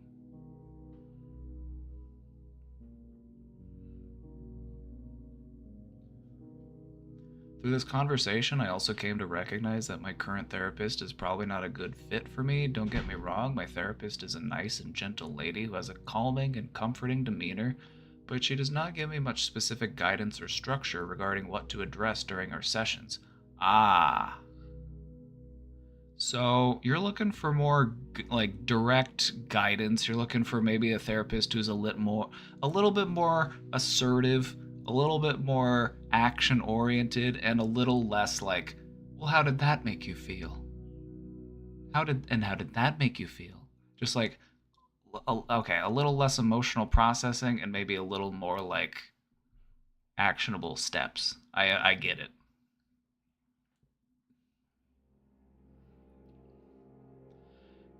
It's just too open-ended to the point where she can't really get much information or details out of me. I would say this, though. Before you just go to a different therapist, ask your current therapist if they can do that for you. Ask your current therapist if they're okay with, giving you, just being more specific, because it sounds like that's kind of what you're looking for, and that's what you feel like would be most helpful. And I feel like most therapists tend to avoid giving too much direct suggestion or offering advice or actionable tips, because that's kind of what they're trained to do. They're kind of trained to be more focused on let's process this. And how did that make you feel? But that being said, if you let them know that you're looking for a little bit of a different approach, they should be perfectly fine with that. They're not going to take it personally. They're not going to get mad at you. They're going to say, very, very good. All right, yeah, let's try that. If you think that will be helpful, I'm more than happy to help. At least that's my perspective. Like, I can think of times when I was doing therapy with somebody where they would let me know, like, I kind of want to focus on this, or I kind of want to work on this, and I'd be like, I'm on board. Let's do it.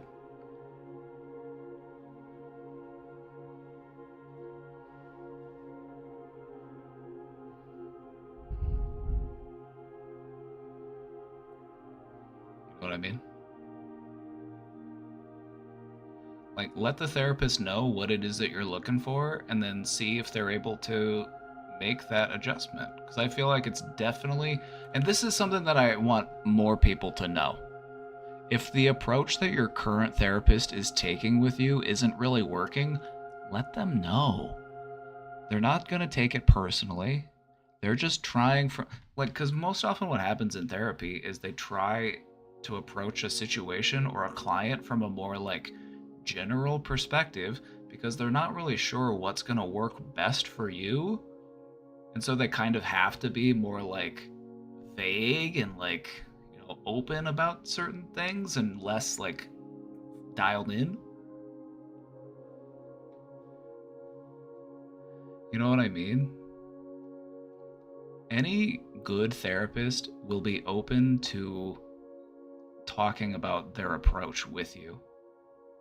Because a good therapist should recognize that, like, the same techniques don't work for everybody. And if they need to make a change, they should be able to make a change.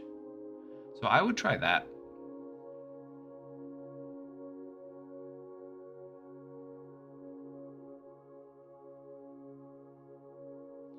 To add to this part, I also realized that I need to be seeing my therapist more often in general. For the longest time, I thought I was doing okay because I would go into sessions and not really have anything specific to talk about, or so I thought. And because of that, I was only seeing her every 1 to 2 months. And sometimes at the end of our sessions, she would even suggest to suspend our sessions indefinitely.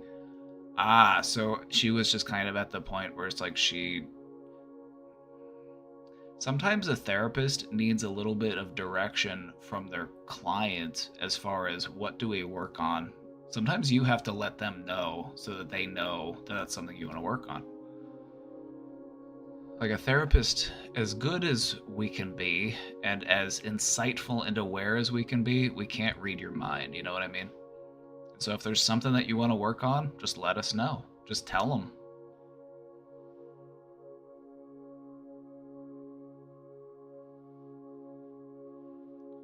So I would say maybe look at seeing the current one a little bit more regularly, just because she's going to be more familiar with you and you'll have, like, less backstory to catch up on. Because that's always one of the main issues whenever you're trying to switch therapists is you're like, all right, I got to catch this person up.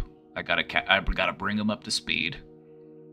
I got to revisit I got to start over. I got to talk about everything we talked about before.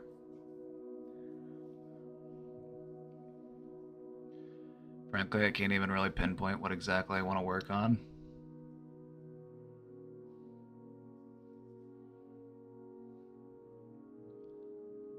I have some ideas. I have some suggestions. And we're going to get into that in just a minute.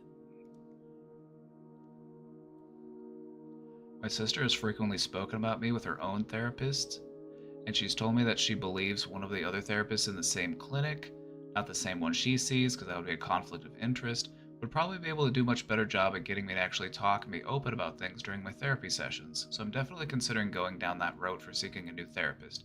If that's what you think is best, I support that decision. I support your choice in this.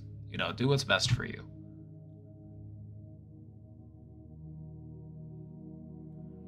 My only concern is that my mom has a strained relationship with my sister and vice versa, and if she found out I wanted to go to the same therapy clinic as my sister, she'd probably have objections to it because she might assume my sister is having too much influence on me, so I'm honestly not too sure how that would go.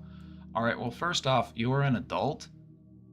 You can see whichever therapist you want to see. It doesn't have to be political. It doesn't have to drag you into the middle.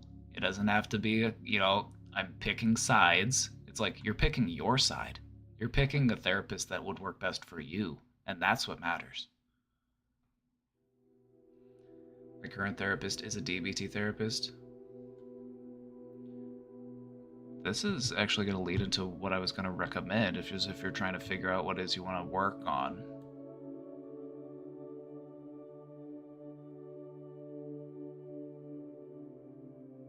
Like, you're not seeing the same therapist. I don't see the problem.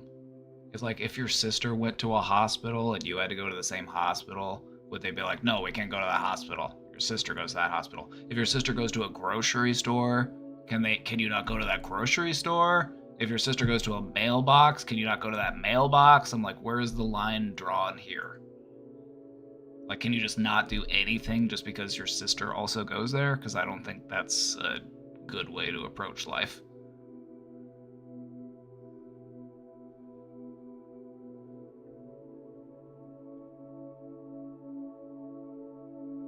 Sorry, we can't go to this grocery store. Your sister buys bread here. We have to go down the road.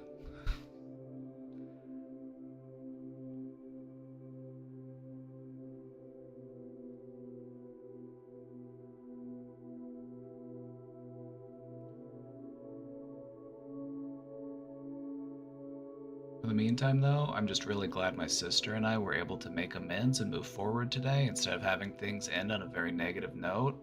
Thank you again, Josh, for everything that you do and for reading this small novel of submission. It truly means so much. Hey, you're welcome. You're welcome.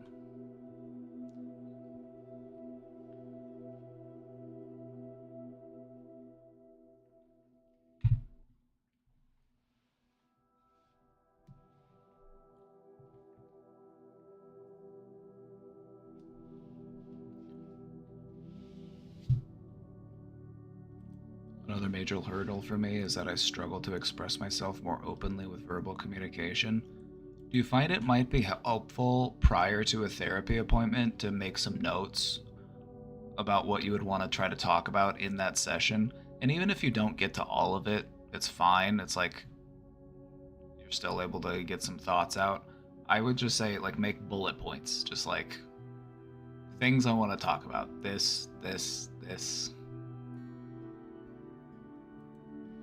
I highly encourage people to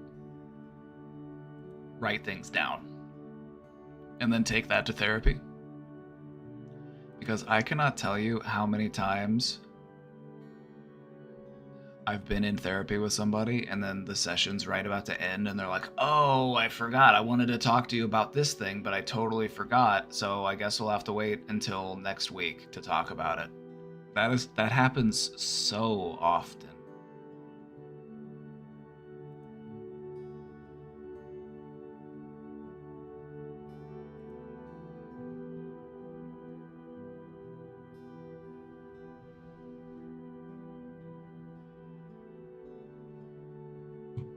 Maybe even finding a therapist that can do, like, text communications. Because some therapists will offer that. Some therapists do that. Not every therapist, but some do. So it could be something to consider as well. But I would also try to look at it as practice in expressing yourself in other ways. Just because something is a challenge for us now doesn't mean that we can't work on it. You know what I mean?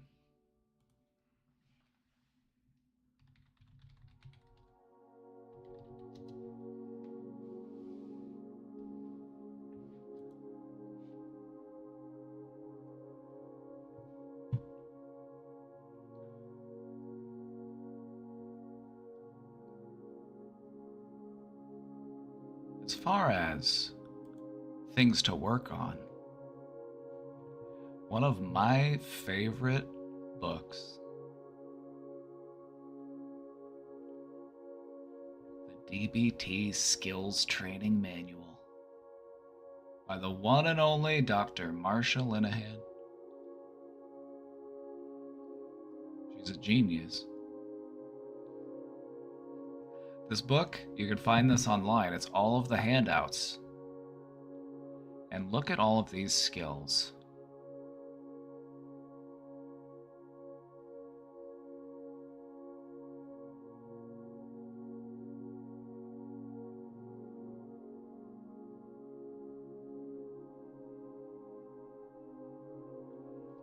If you're ever looking for something that you want to talk about in therapy, specifically a DBT therapist, because they're going to know this material, I would recommend looking through the workbook and saying, just looking at these different things.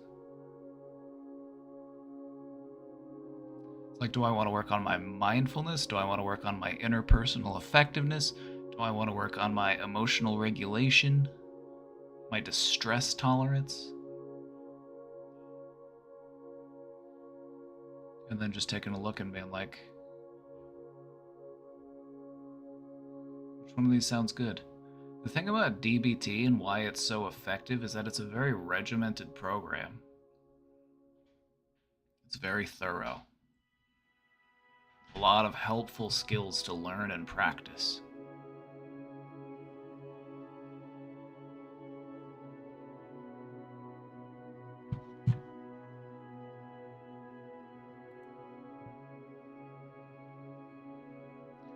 And a quick side note, this is something I've mentioned before, but I love mentioning this.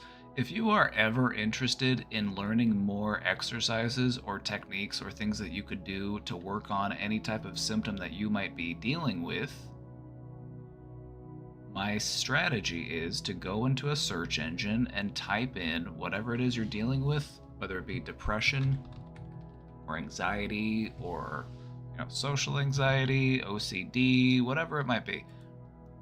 You can find all sorts of free workbooks that'll have supportive literature. It'll have exercises. These are the types of handouts that they use in therapy groups. They normally get their materials straight out of these books.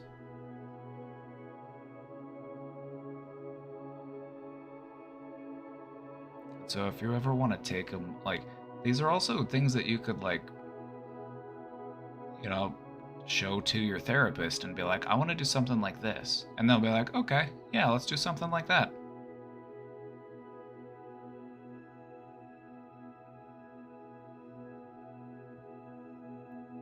I'm just feeling really sad all of a sudden. And I hear you, but you did apologize. And I can't allow exceptions to the rule. You know the rules. My recommendation is bring it in.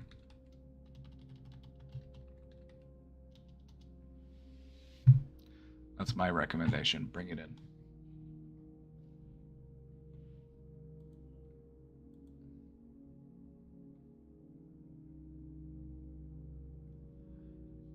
Maybe I'm just subconsciously trying to make myself cry so I can whore for more attention.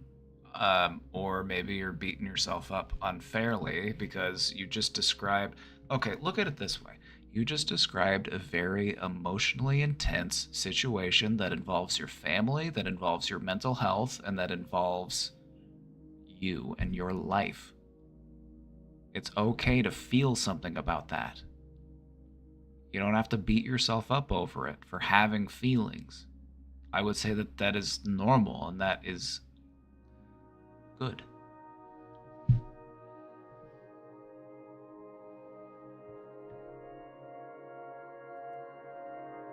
I don't think that anybody could bring up or talk about that level of, stuff that they're going through, stuff that's going on in their life and not feel something emotionally. So please, don't punish yourself for having emotions, especially when those emotions are valid.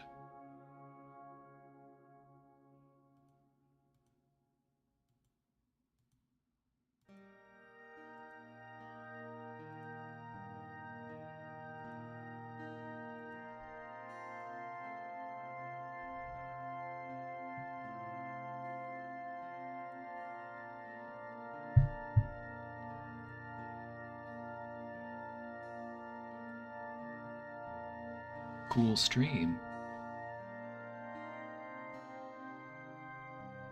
Thank you.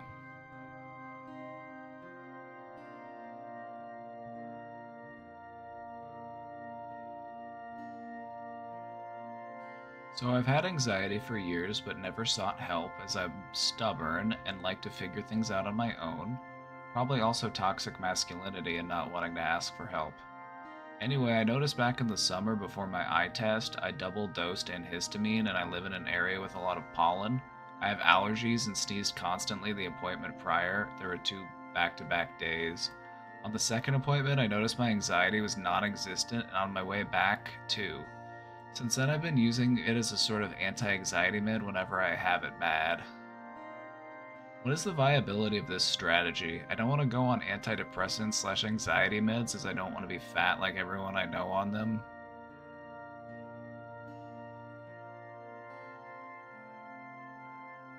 I mean, valid weight gain is a valid concern on antidepressants, but maybe there's a nicer way to put it.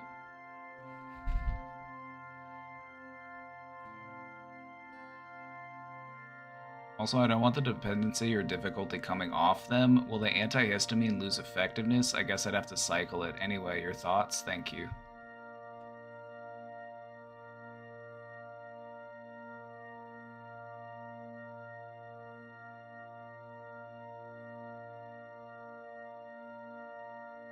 Antihistamines as an anti-anxiety.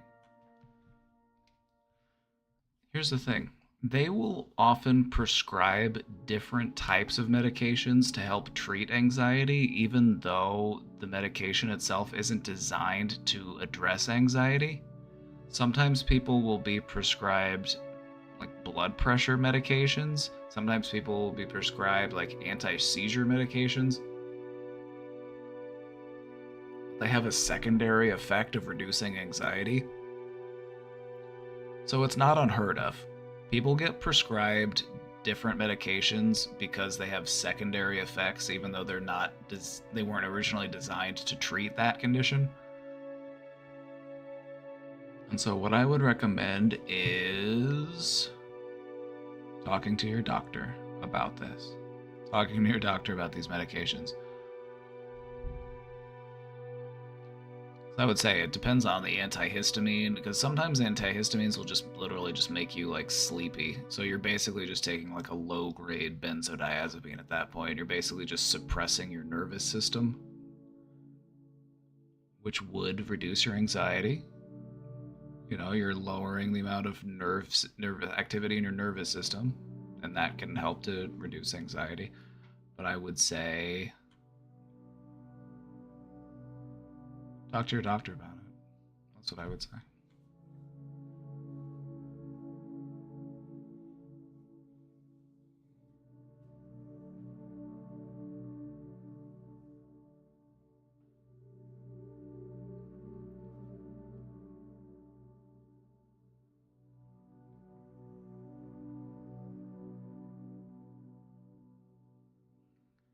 If someone asks me, what do you want to talk about? What's on your mind? I'm just like, I don't know.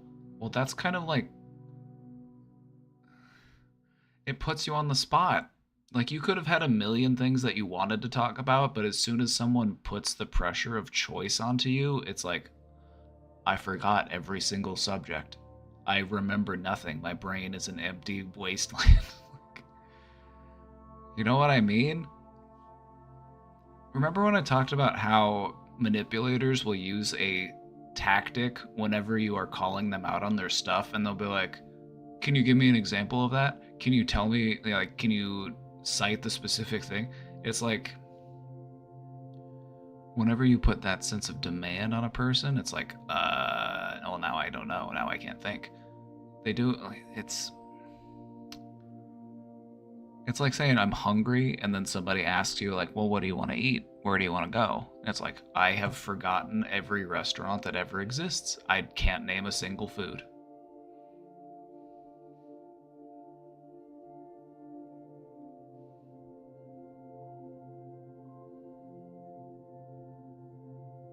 And I think it's an okay answer when somebody says, what do you want to talk about?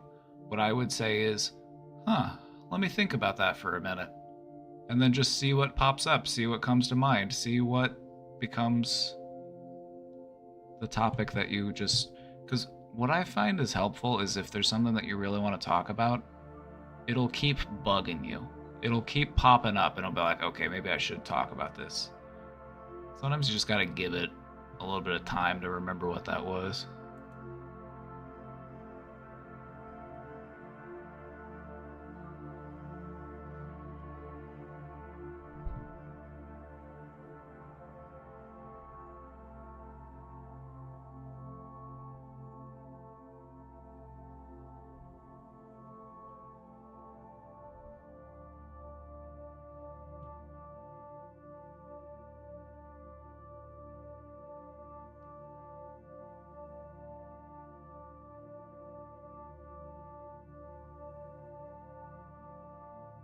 I don't know if it's entirely about putting on the spot.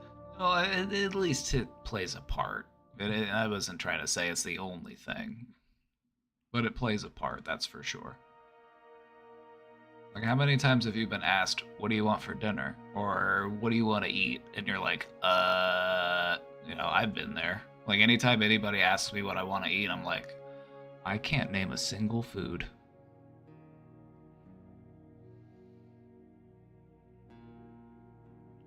It's probably also because I've so often felt like I had no choice but to not talk about anything that's bothering me. Well, that's changing. Isn't that changing?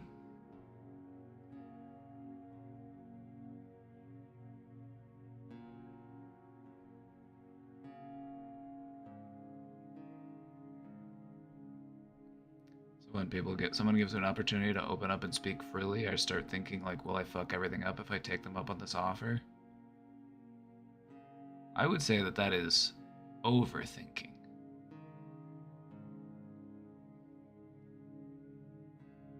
We want to try to find that proper balance. We want to think about things just the right amount. We don't want to overthink, we don't want to underthink. And I think the brain, just erring on the side of caution, prefers to overthink instead of underthink.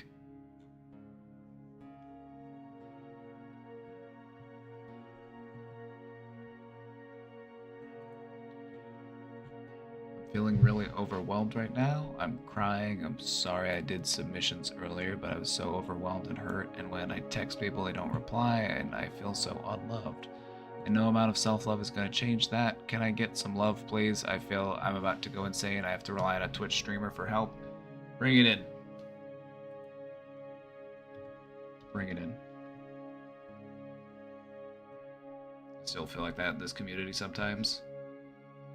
Do you feel like you are in the process of changing?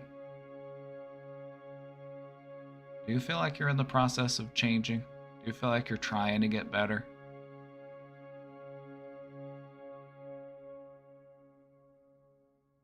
This isn't my submission, but that's how I feel right now.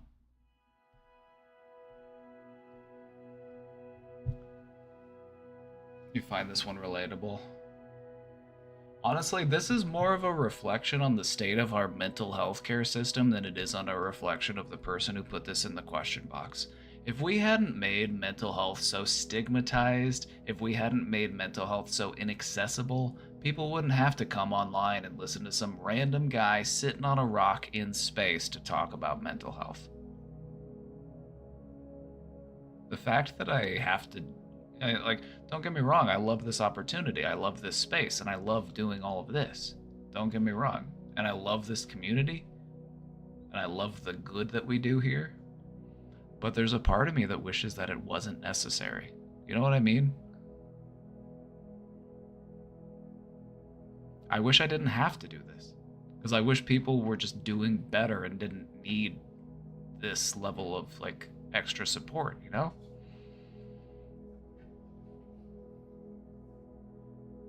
Kind of like how a firefighter, wishes they're, well, I hope there was never a fire again. You know what I mean?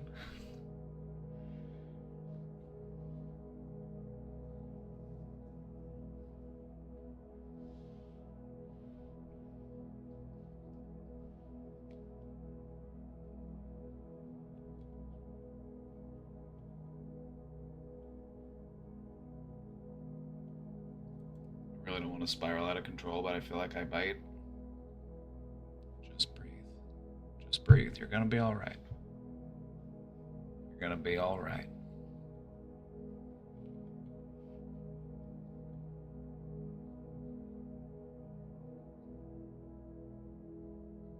Wait, go back and find that clip. Go back and find that clip, those affirmations.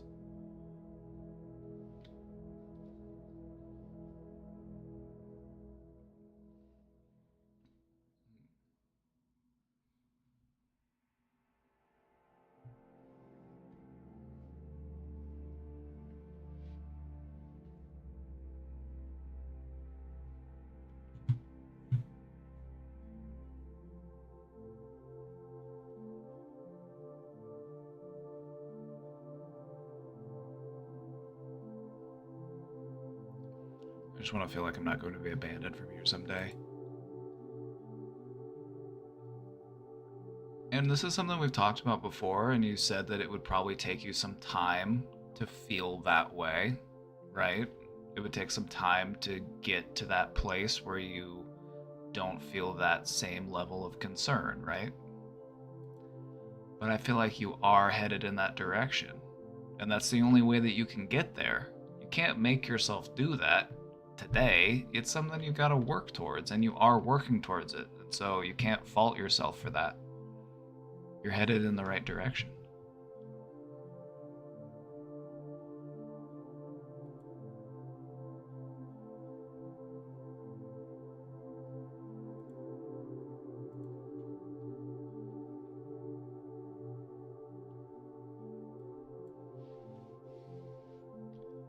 I have some problems with my attention span and keeping focused. Full-time work proved to be too much for me, so I cut back to part-time. Still, when I reach like the last 2 hours of my shift, it becomes a real struggle to keep my attention on my work. Any tips for recentering my focus in those moments?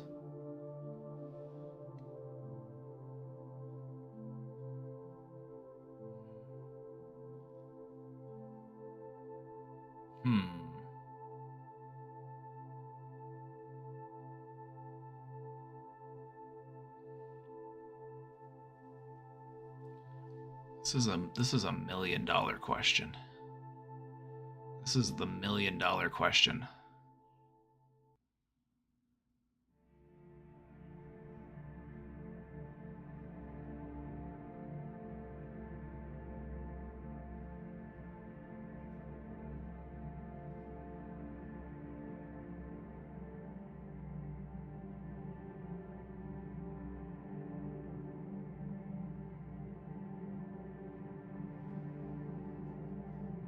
Palto's got some solid advice here. Like, yeah, if anybody else wants to chime in on this one, this is one where I'm kind of like, because this is one of the things that I will also find myself struggling with. It's like running out of patience. You know what I mean? With like, especially in like a work setting, you know, just like it's getting near the end of the day.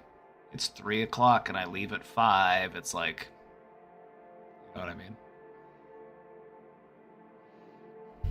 It's like, so I relate to this, especially like in the times where I did work in like an office or at like a store or wherever it was.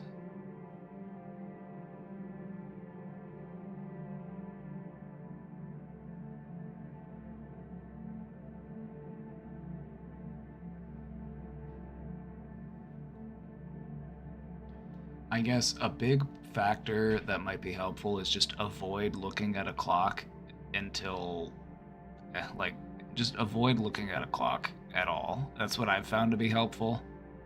The more that I find myself checking the time, the more the workday will drag on, in my experience. But as far as how to keep your attention on work, I would look at it as, you know, am I, like, maybe I could have a snack, maybe I could, you know, make sure I'm staying properly hydrated. Also, taking small little breaks is essential in maintaining focus. It's really hard to give persistent focus for longer than like realistically, it's hard to give consistent focus and attention for more than like 2 hours without taking some sort of little break. You know what I mean? Our brains just get worn out of having to do the same thing or like think about the same thing. It's like it craves something to change. It needs a little bit of a break. And so I would say if you gotta just step away 2 minutes, 5 minutes, whatever, do it. Because I feel like it'll help you to actually be more productive rather than to like force yourself through the work. I've found that you can actually be more effective if you take regular breaks because it'll help you to maintain a higher level of overall productivity and focus than if you were to just sit there and force yourself to do work for however many hours. It's like if you just sat there for 4 straight hours and made yourself do work, you would probably get less done than if you worked in like 2-hour blocks and took like a 5-10 minute break after every one of those blocks. You'd probably be able to get more done. Because our brain, like, think about it. Think about it. Is your brain designed to just sit there and focus on doing work for hours on end? No. No. You're walking around with one of the most complicated organic supercomputers that we can conceive of. And it craves stimulation, it craves new experiences. It doesn't crave the mundane. It doesn't crave repetition.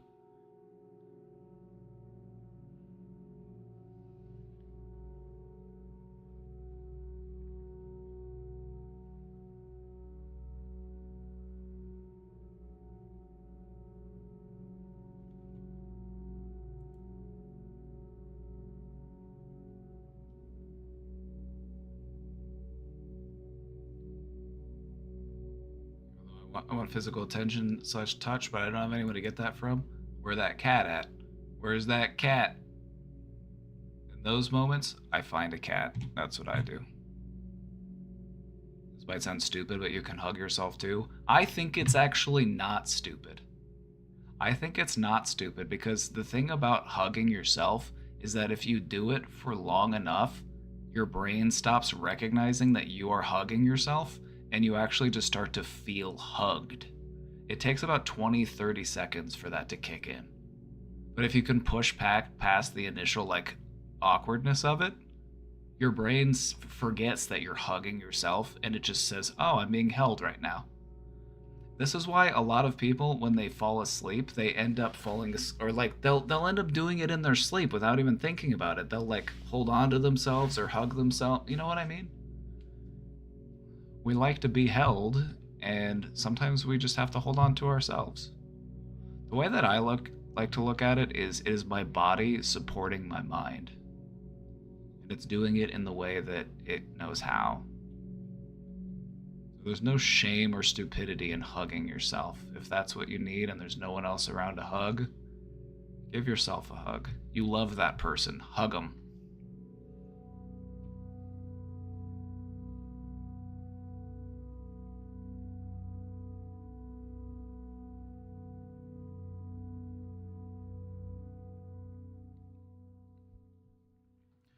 One more tip. Maybe just hyping yourself up a little bit. Like, all right, just 2 more hours. Let's get to it.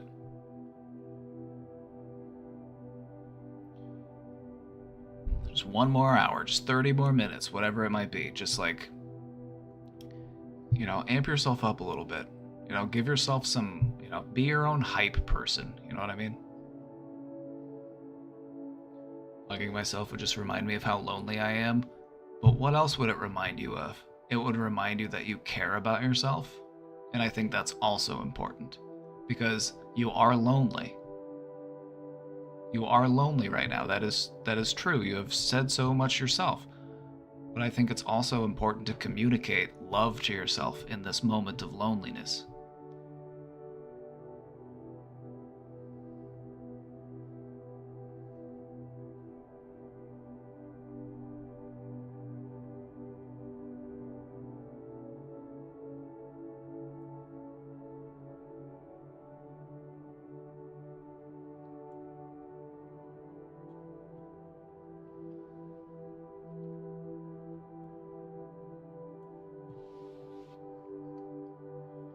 Oh my god, finally I just finished the project that was on fire. Ah. Schedule your dentist appointment.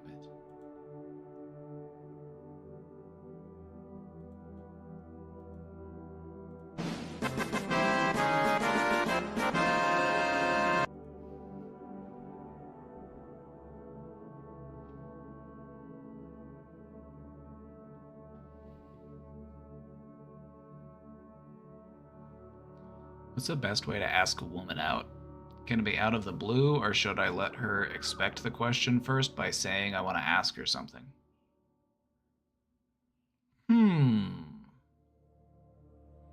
I would say there is no best way because different people will respond differently to different approaches. Some people like for it to be, very direct, very straightforward. What are you doing on Friday night? You want to go to dinner? Or some people prefer it to be more of an elusive game. They like to be more mysterious and enigmatic. They like to be like, so what are you doing on Friday? Oh, I don't know. I don't really have anything planned. All right. Well, what if you don't have anything going on? Maybe we can hang out. Yeah, I guess that'd be cool. Maybe we'll see what happens. And then they wait until Friday rolls around and then they make plans, and it's a whole like song and dance. The way that I would recommend doing it is just try your best to just be cool. Like, hey, there's this new restaurant that opened up, or hey, have you ever been to this place? This is, or I heard you mention the other day that you like this type of food. There's actually this great place. Have you ever tried it? And I would say approach it conversationally at first. You're just showing interest. Like if it's like a dinner date or something. But I don't know. I feel like going immediately into dinner dates isn't really the norm these days. I don't know about you, but back in my day, we would ask a person out for dinner. And then it seems like people are just more like getting coffee or like going to the park or something these days. I'm like, is that what they're doing?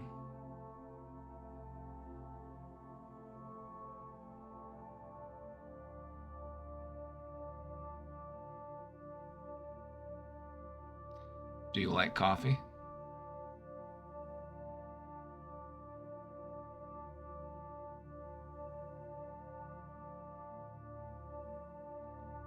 My first date with my GF was drawing in the park with snacks. It's the cutest thing I've ever heard in my entire life.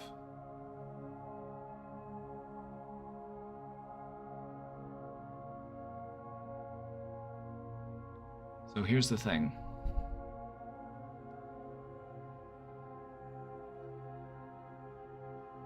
Getting coffee or, getting a snack or just meeting up somewhere is a great place because it offers you the opportunity to have like several like mini dates within a bigger date. Now hear me out here. Hear me out here. Let's say you meet somebody and the plan is it's like, hey, you want to go get coffee sometime? And they're like, sure, let's go get coffee sometime. And then you go get coffee.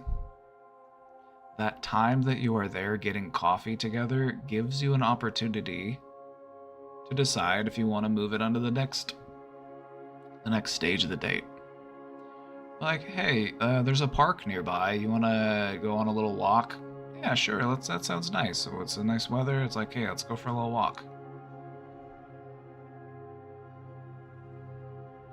But if the date's not going so well at coffee, it could be like, actually, I've got somewhere to be here in about an hour, so I think it's best that I head out, but I did enjoy our time together, and I will talk to you later.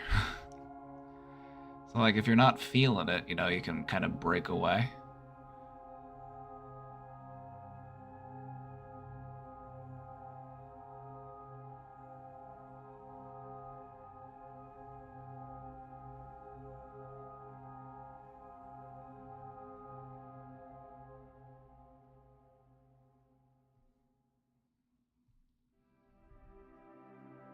Best way to ask a woman out.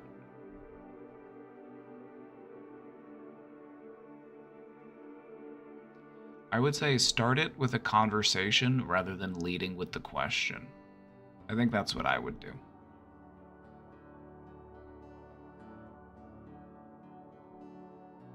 Like, hey, how's it going? How you doing? How's your day been? And then you want to add in something like, oh, by the way, do you like coffee?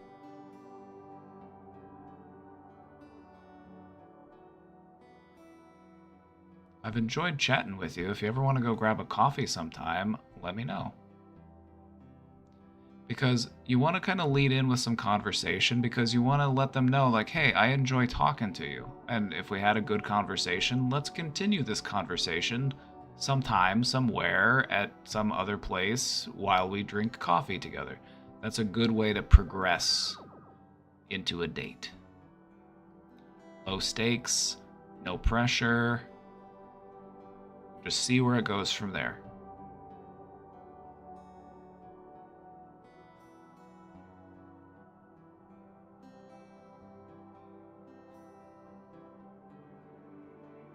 Just realize I'm trying to cope with this mood swing in the healthiest way possible by thinking about horny stuff. You know, there's some science to that, actually. Thinking about stuff that is arousing can literally, like, override other emotions. It's true. That part of your brain is just so, like, primal. Like, if you tap into that aspect of yourself, it'll override other emotions. It'll override fatigue. It'll override anxiety. It'll just be like, it's time to do the deed. And so it makes sense that that is something that you would rely on to help cope with emotions, is because it does work. But I feel like you want to, you know, add more tools to the box, as they say.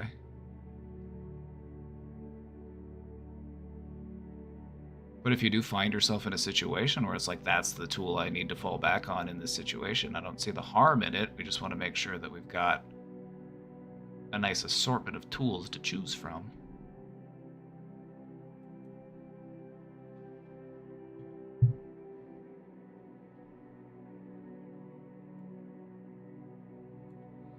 Kinda lost any reason to push through life, but I'm pushing anyway, to maybe one day disprove myself. You know what? You know what? If spite is what keeps you going, if spite is what keeps you fighting, I'm okay with that. I'm okay with that. I'm fine with that, actually. Spite can be a tremendously powerful motivator. Sometimes we feel like we've got nothing to go with. Sometimes we've got nothing to live for. And it's like we just stay around out of spite to prove ourselves wrong, to prove somebody else wrong. If that works, I'm fine with that. Now recognize that this isn't what we want to exist in constantly. We don't want to be spiteful or spite-driven the rest of our lives. Some people do. Some people do. You do encounter like 80, 90-year-olds who are just like very lonely, very spiteful, you know, and you don't want to become them, right? Like, you don't want to get to that point. But I feel like if it can help you to get through the muck, if it can help to get you out of the storm or the swamp or whatever analogy resonates with you, so be it. So be it. You know, the only thing that kept me alive and crawling through 100 miles of wilderness was the knowledge that one day I will have revenge upon my enemies. You know, if that's what it takes, that's what it takes.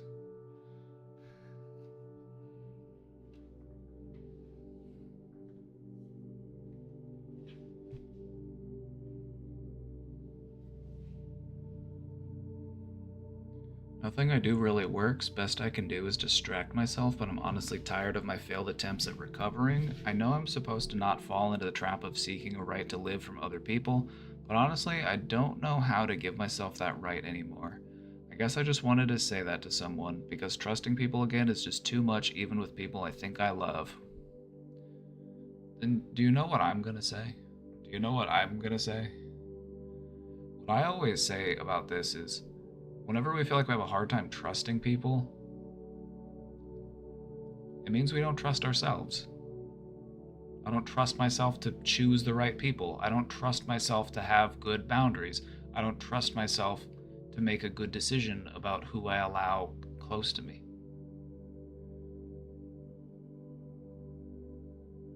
So, questioner, what I'm going to say is do it because you deserve it.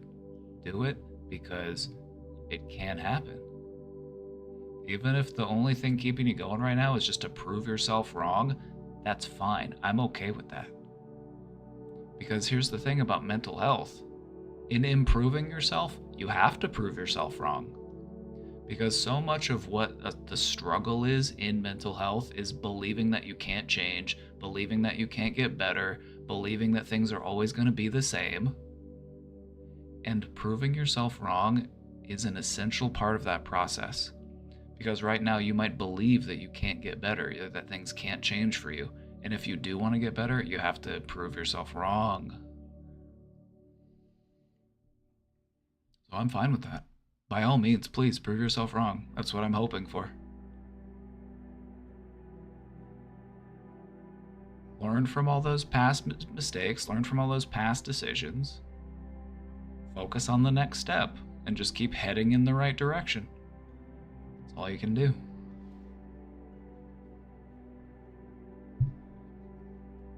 And in the meantime, I'll be up on the mountaintop and I'll cheer you on. And when you get here, I'll give you a big hug and we'll celebrate and we'll say, see, you did it. You did that shit. I will not give my enemies the satisfaction of my demise. I love it. I love it. That's hardcore and I love it. I live another day, even if it is just to taste the blood of my enemies.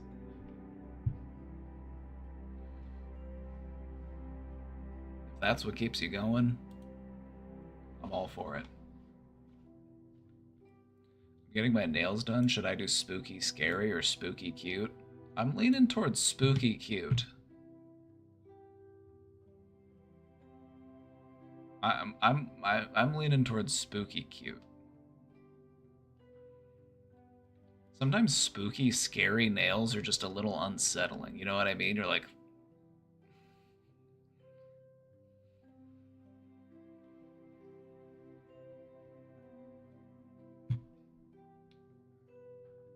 and I think chat agrees with me here. Spooky cute.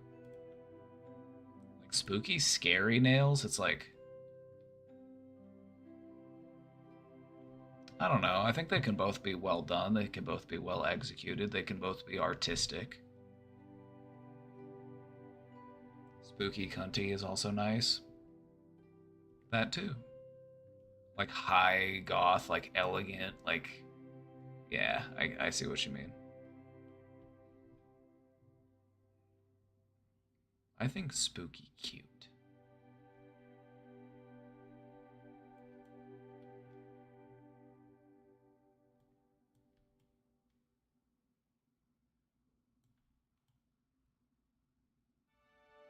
It's cricket, bitch, and it's time for me to attempt to distract myself from my mood swings and suicidal urges by replacing them with random horny shit. I totally need to let you know that I still haven't peed since you told me to. I know I'm your slave. You're not my slave. You're not my slave. You're a free, autonomous individual. Nobody's slave. I would not want to consider myself a slave owner. I would not want to run with that crowd.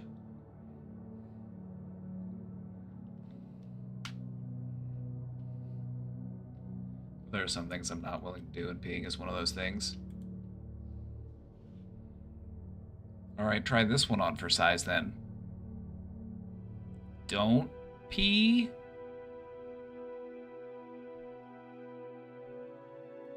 I'm trying some reverse psychology. Go piss, girl.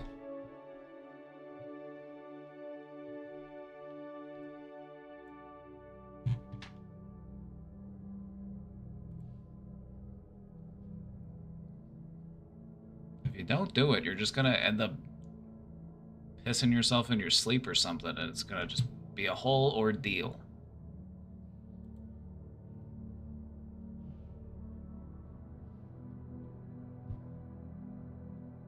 If you don't go pee right now, I'm gonna start playing sounds of running water.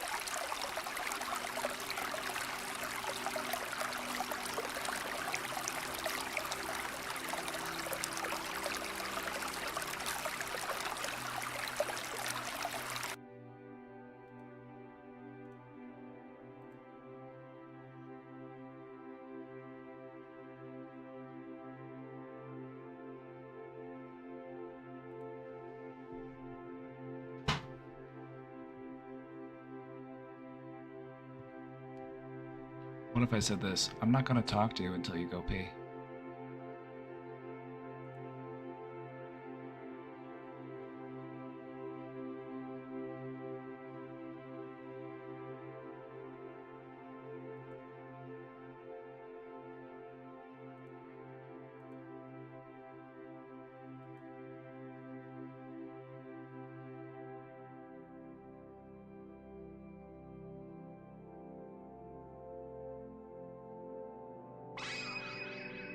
Cartoon therapy with the raid. Oh, what's up, Raiders? What's up, Raiders? Welcome in. What's up, Raiders? Welcome in. Welcome to the Brain Domain. Thanks so much for the raid. Let's get a shout out. Let's get a shout out for cartoon therapy.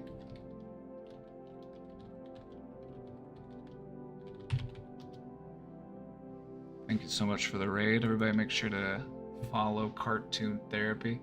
What's up? Where am I? We're in space.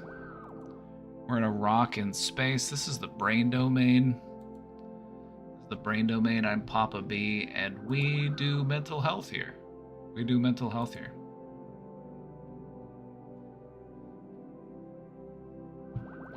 We have an anonymous question box where people drop off questions. Sometimes we do presentations, sometimes we read articles, sometimes we watch videos, but we're all centered around mental health and wellness and healing and all that fun stuff. So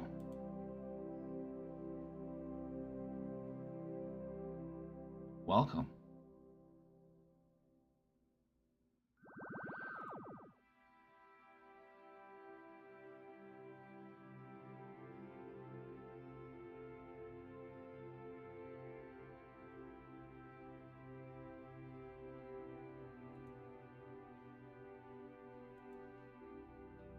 We've got a link to the anonymous question Dropbox. We do a lot of anonymous Q&A. But people have found it's a lot easier to talk about stuff if they can keep that level of anonymity. I respect that privacy. So there's that question box link that's pinned at the top of the stream, or you can type !Q to get that link. That's what we're doing. That's what we're doing. We've just been taking some questions. Taking another day on the road to mental wellness. You can share good things too. Absolutely.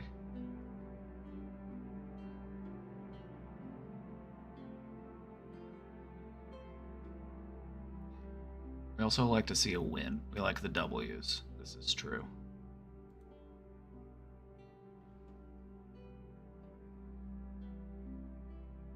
I also have an apple, and I might eat it. I might bite into it. One time on stream, I had an apple, and I just held it for like hours, and people were just on the edge of their seat. They're like, bite the apple already, and I would...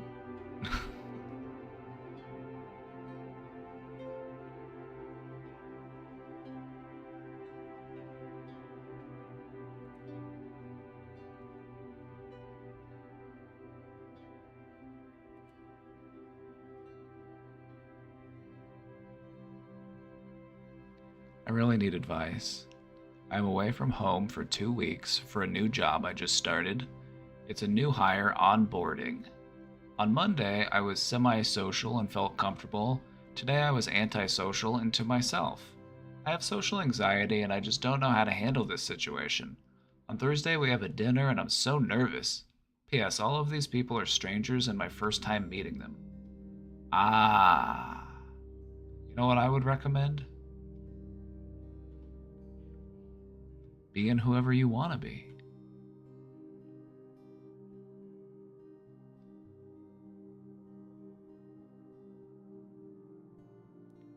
We talked about social anxiety the other day. We did a little bit of a presentation on it. And my general advice there was lower the stakes. Just lower the stakes. Just treat people as if you're already their friends. Instead of viewing the situation as I have to prove myself or I have to prove my value, I have to win these people over. These people are already my friends, and I'm just trying to learn more about them.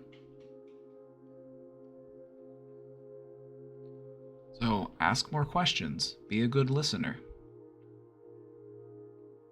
If other people are doing the talking, that's less talking that you have to do. It's a good strategy.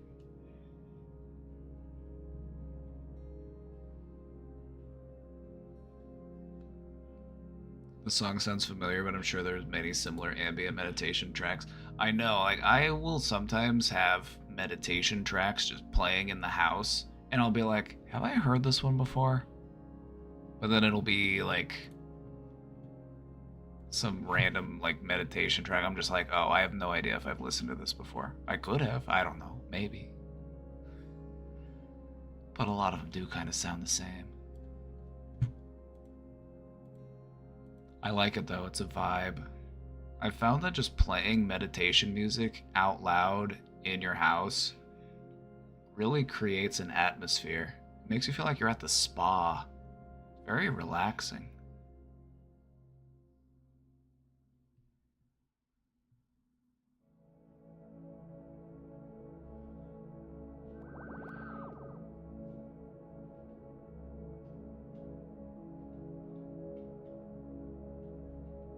All right, questioner, here's the thing. It sounds like on Monday you were, excited, you were motivated, and you're like, all right, let's give it a good try. Let's go be social. And then on Tuesday, you found yourself maybe feeling a little bit drained. And that's fine. That's to be expected. That's normal. And so what, today's Tuesday? And tomorrow's Wednesday. And then you got Thursday. I would just say, just be cool, just chill. There's not really that much pressure to, put yourself out there or be social if you don't want to. But what I would just say is, if you find yourself in a situation where you find yourself making conversation with people, just ask them more questions. Just let them do the talking. Just be like, oh, that's interesting. Tell me more about that. Now, you said you went to this school. What did you study there? Or what was that like? Did you like it? Did you enjoy it? I also encourage asking open-ended questions that don't just have a yes or no question, like a yes or no answer. So it helps to keep the conversation going. So instead of asking, do you like sandwiches? You ask, what kind of sandwiches do you like? Or, what do you like most about a sandwich?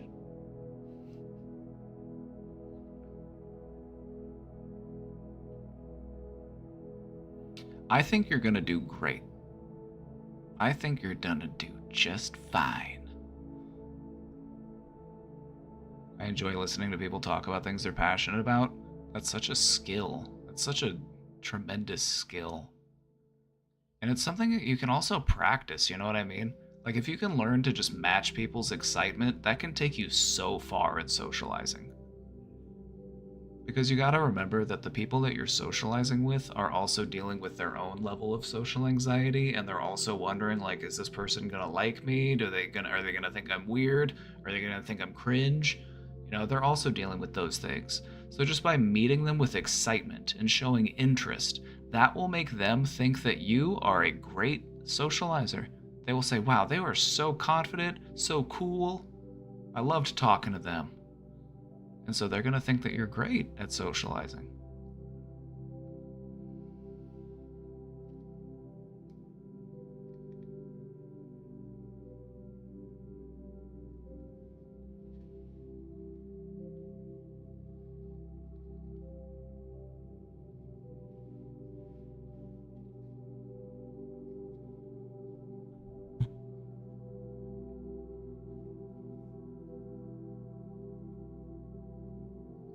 What if I'm passionate and excited about Redacted? Then talk about pirates. Everybody likes to talk about pirates. Or talk about dinosaurs. Talk about sea creatures. Talk about pizza. You know? If other people want to talk about adult subject matter, I typically find it's a best practice to let them bring it up first. You know, just to respect their comfort level. Like, I'm the type of person, I will talk to you about absolutely anything. I have friends who, you know, did sex work. I have friends who have just some of the most ridiculous, like, X-rated stories you could think of. But, you know, and I'm comfortable talking to them about that. But that's their comfort level. But I wouldn't approach everybody assuming the same comfort level. So sometimes you gotta wait for them to bring it up first. Questioner, I think you're gonna do great, alright? I think you're gonna do great. That version of you that was there on Monday will show back up and you're gonna have a good time and everything's gonna be just fine.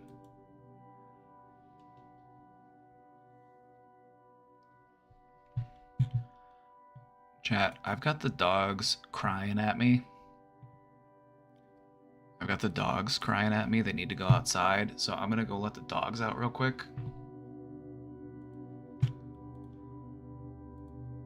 So, hang out with these sea creatures for a minute. Hang out for these sea creatures for a minute. I'm gonna go let the dogs out and maybe get another cup of coffee. So I will be right back. Just 2 minutes. Don't go anywhere. I'll be right back.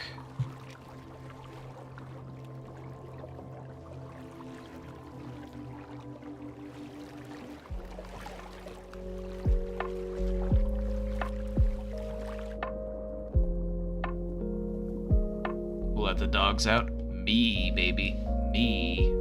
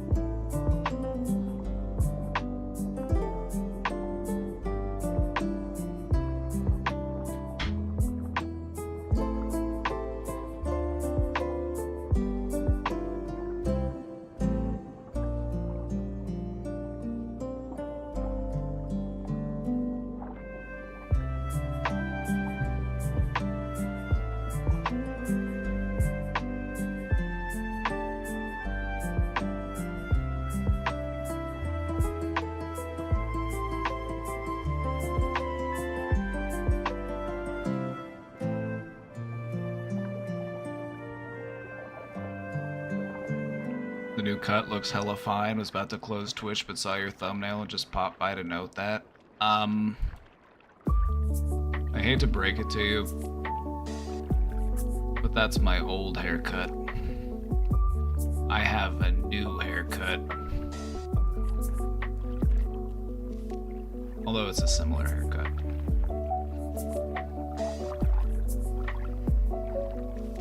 It's a door. Pay no attention to what you see behind the curtain. It's a tear in the space-time continuum.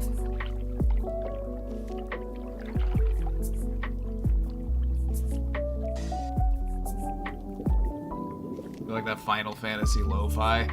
Oh, there's also some Super Mario RPG lo-fi on this playlist that it bops.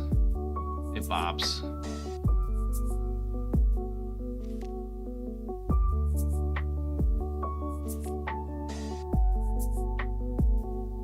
Super Mario RPG lo-fi. It goes hard.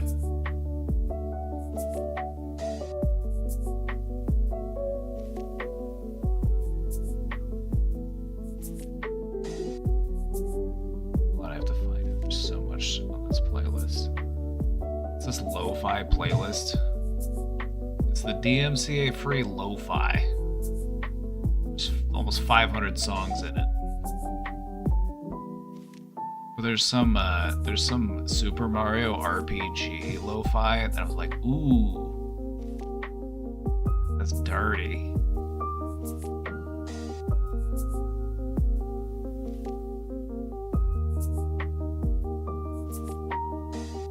I was hoping I could just scroll and see it, but I think I might have to actually search for it.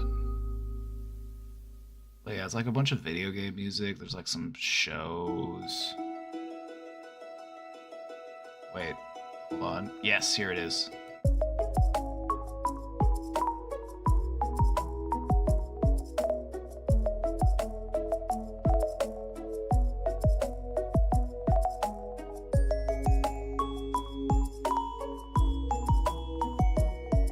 The music from the Mushroom Forest in Super Mario RPG is one of the best songs from a video game.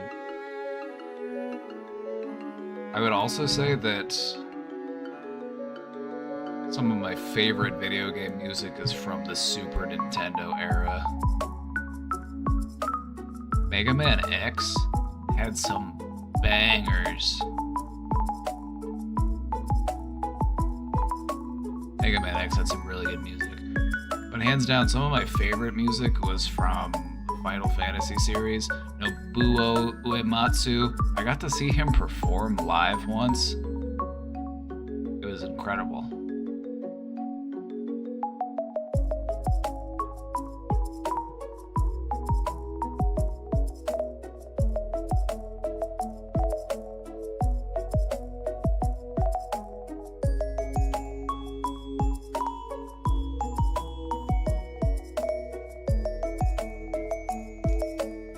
Take a piss, I will, but on one condition. I'm waiting. Because I do. And I want it for your health. That's why I want you to do it. I want you to do it because it's the healthy thing to do.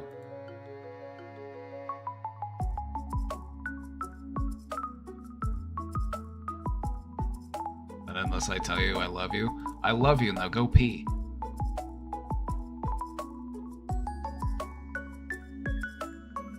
Wait, and?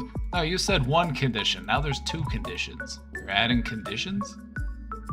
And? Alright, go on.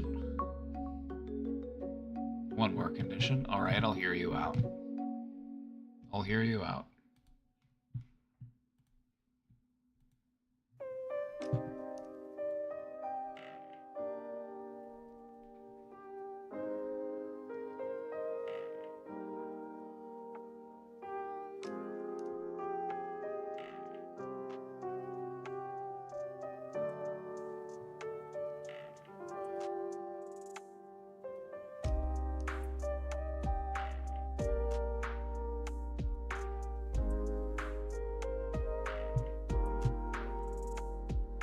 Go piss, girl.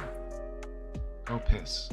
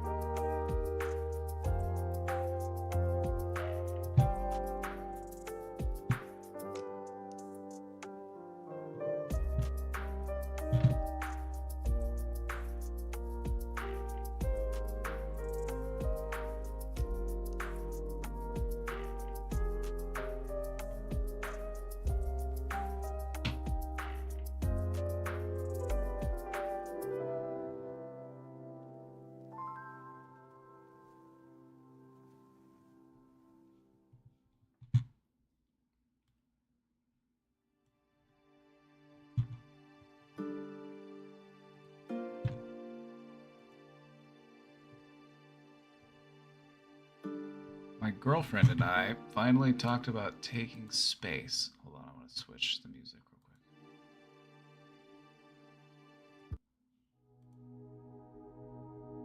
quick. Are you ready? Oh, I'm ready. I'm ready.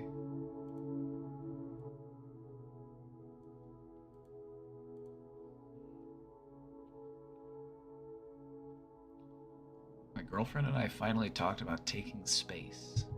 We had a long, heavy conversation about how she was juggling a lot, and I want to focus on my mental health. I thought I would feel better knowing we were on the same page, but I mostly feel lonely and sad. I think I'm missing feeling connected to her, and I'm not sure if this was the right thing to do.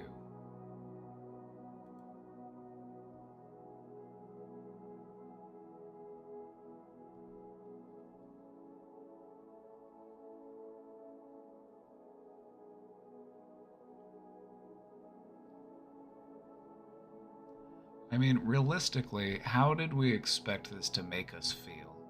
I mean, maybe we feel like a little, like, let's take inventory of our feelings on this. I would say it's to be expected that there would be some loneliness, there would be some sadness. I feel like that would be that would be expected, you know? Maybe a little bit of relief, maybe a little bit of hope and optimism, but I feel like loneliness and sadness are definitely going to be at the front of this type of conversation, at least in the beginning.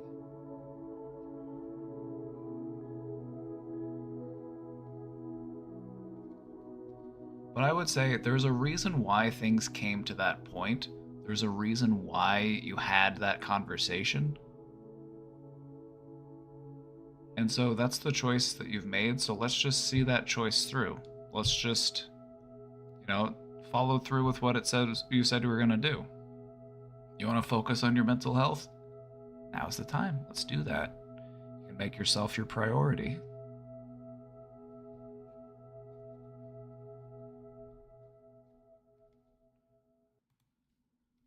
I don't look ready. I'm as ready as I'll ever be. Ready as I'll ever be.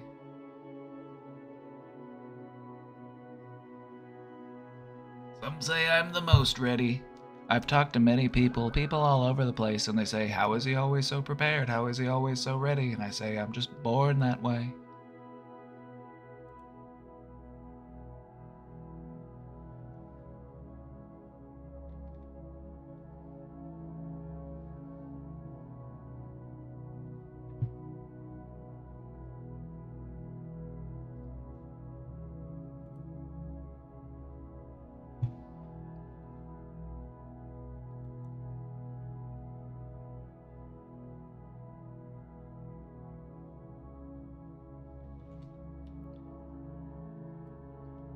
I'm crashing hard right now from the realization of the fact that I just confessed my pee-holding kink to the entire stream immediately before you got raided by another channel, and now I'm high-key embarrassed while simultaneously proud of myself. Why do I do this to me? Go piss, girl. Go piss. You don't want to deal with long-term bladder issues because you held your pee too long? It's an easily avoidable health issue. Go be healthy. Go pee.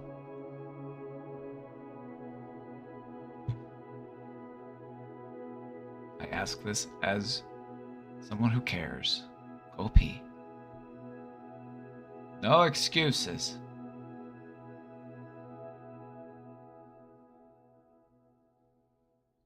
Unless the next thing you say to me is, I just peed. I don't want to hear it.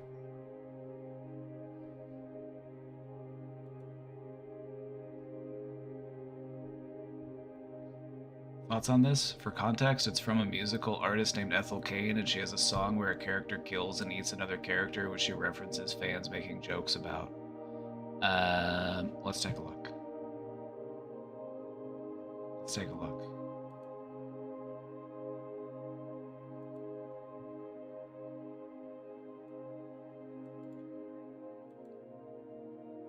Hold on, I need to open this up real quick and take a look at it.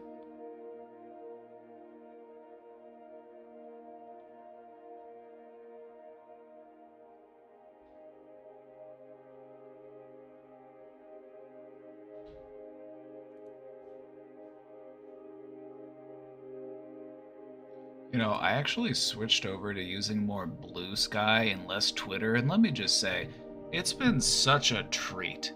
You know, I've started scrolling through Blue Sky more, and I'm like, oh, it's art. It's cats. It's people being nice. It's actual stuff that I want to see. What is Blue Sky? So, the guy who made Twitter originally, or a lot of the people who were involved in making Twitter, they left Twitter whenever they sold it, right? But they just went and started their own company and just basically made their own Twitter. And so that's what it is. And it's so much better than what is left of what used to be Twitter. I've never heard of Blue Sky. I just got on it the other day, but a lot of people have been leaving Twitter for it, and there's actually quite a bit of activity on there. It's not like a graveyard. It's not like a ghost town. There's, like, I'm seeing posts with more likes consistently than you would see scrolling through Twitter. The difference is actually quite noticeable. Like, scrolling through Twitter, you're probably used to seeing things get a lot more likes, a lot more engagement, a lot more interaction. It's probably been pretty noticeable that Twitter is on a downward trend. The only people that are left there are people who are really accustomed to being there, people who've been there for a long time, or toxic right-wingers. There's just so many toxic right-wingers on Twitter.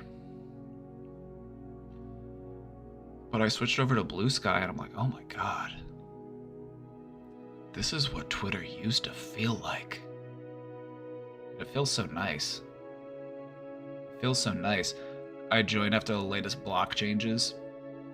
And that's, yeah. One of the things that really drove a lot of people away from Twitter is they changed your ability to block people. You can't block people like you used to. Like, they can still see your stuff. And that's just, like, it's so unsafe. It's just wild that they would reverse that decision.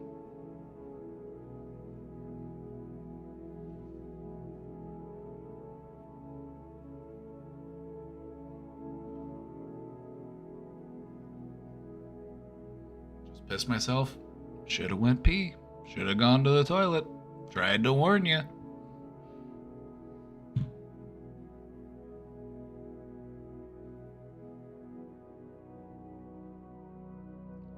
So let's take a look at this. They said thoughts on this, and they said, for context, this is from a musical artist named Ethel Cain. I've heard of Ethel Cain. I haven't listened to too much Ethel Cain, but the stuff I heard, I remember thinking it was good. I remember liking it. She's a song where a character kills and eats another character, which she references fans making jokes about.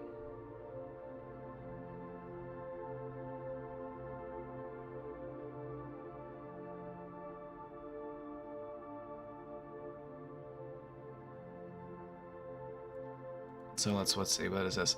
Ethel Cain speaks on how the ongoing irony epidemic and how it frustrates her as an artist. The irony epidemic. That's a new one.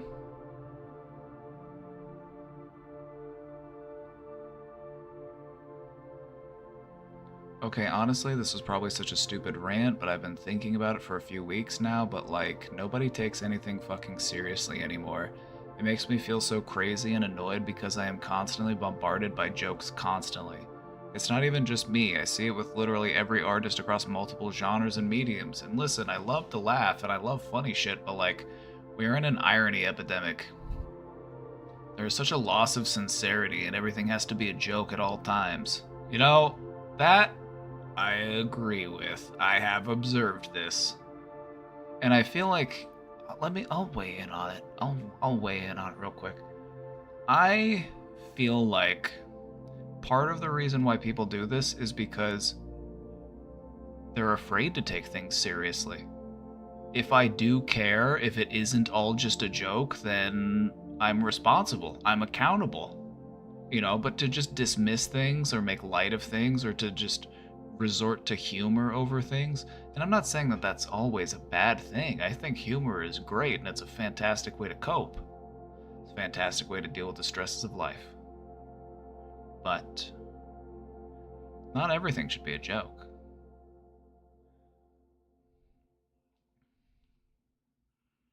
Is this Blue Sky? No, this is Twitter. I will never call it X. Don't get me wrong, like I'm anti-dead naming, but I will dead name this website. I will never call it X. I think that's cringe. So it will always be Twitter to me. Mostly because it triggers Elon Musk whenever people call it Twitter.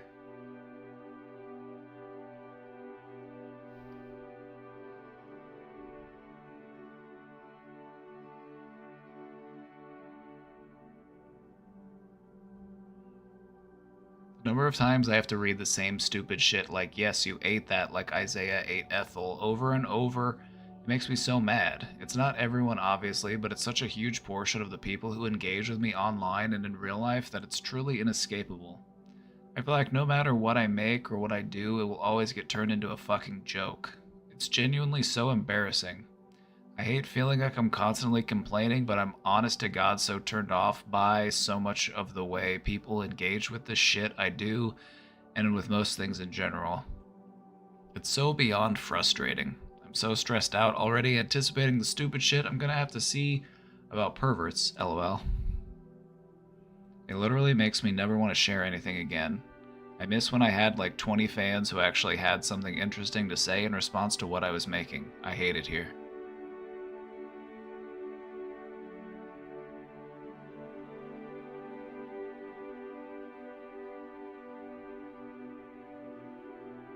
I feel like this is something that people have probably always done, maybe not to the extent, because it's something that's definitely ramped up. This whole just like treating everything as taking it like nothing seriously, just like it's definitely, it feels like it's on the rise.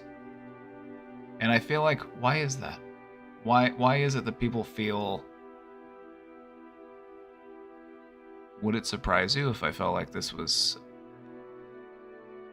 a capitalism problem? Would it surprise you if I said that capitalism is probably partially to blame for this? I feel like this is a result of late stage capitalism. Can't take anything seriously, everything has to be a joke because we're all just so hopeless and so doomer that we just have to try to have fun where we can and we just have to over rely on humor to cope. That's kind of where I'm at. And I'm not saying that I'm there mentally, I'm just saying that's kind of what my understanding of the situation is. I just feel like the whole like black pill doomer everything's a joke mentality has been on the rise, and that is where capitalism gets you.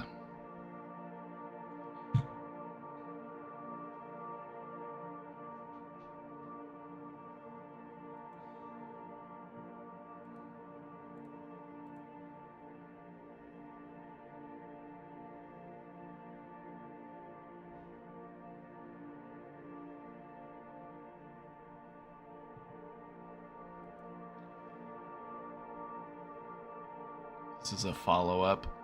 Thank you all for your kind words. Sorry for my rant. I was tipsy, but I didn't mean to make it all about me for compliment fishing. I actually do have lots of thoughts on the lack of sincere and passion in the world, and its intersection with anti-intellectualism and our cultural affinity for brain rot. I might make a YouTube video about it when I get home. It's something I think about often, obviously about the way it affects me in my personal life and career, but also on a much larger scale. This is interesting to think about. There's always been brain rot, I think.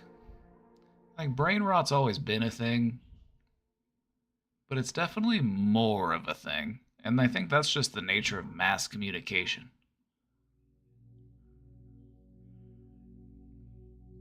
It's devolution. Yeah, we've got people who are de-evolving. We're returning to monkey. We're returning to monkey.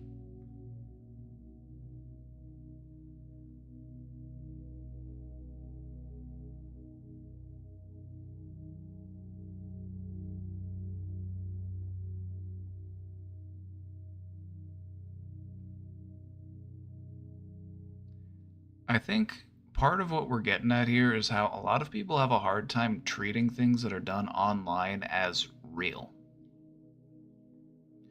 We're having a hard time treating things as real just because they're online. We treat everything like a joke. We don't take other people seriously. We treat other people as just objects instead of as other humans. And I feel like all of this is a concerning trend.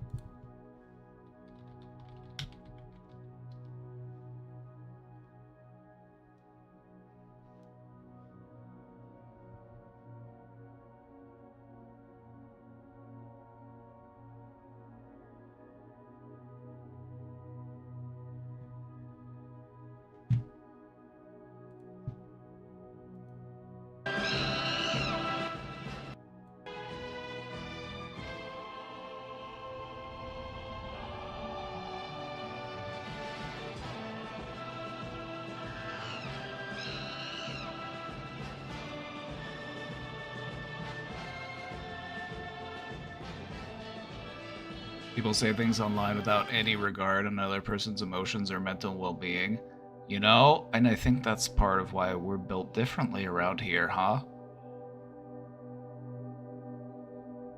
We're doing something different, ain't we?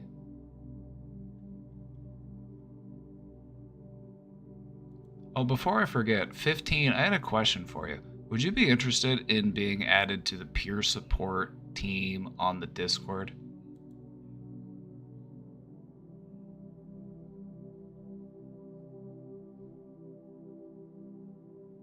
If you have more questions about what that would mean, I'd be happy to talk to you about it. But I was talking to the other peer support specialists, and they all agreed that you would be a great fit.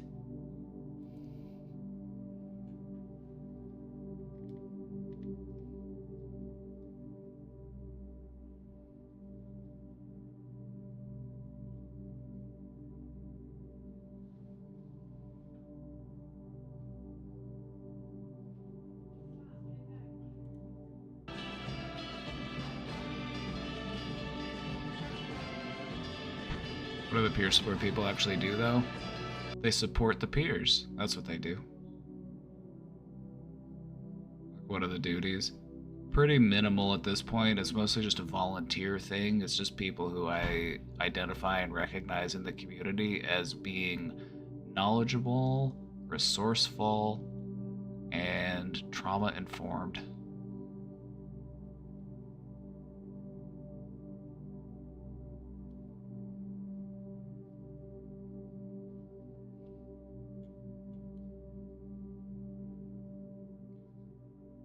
Right now it's pretty casual, but I'm,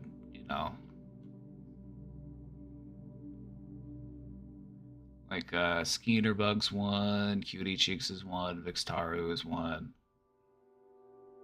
GNG is one.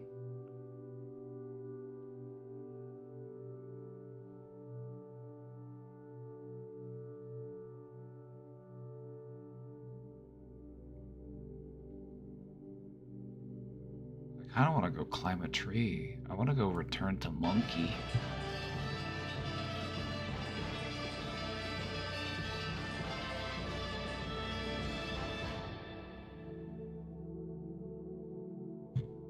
I just didn't understand what it was. You're right, it isn't very well defined, but okay, so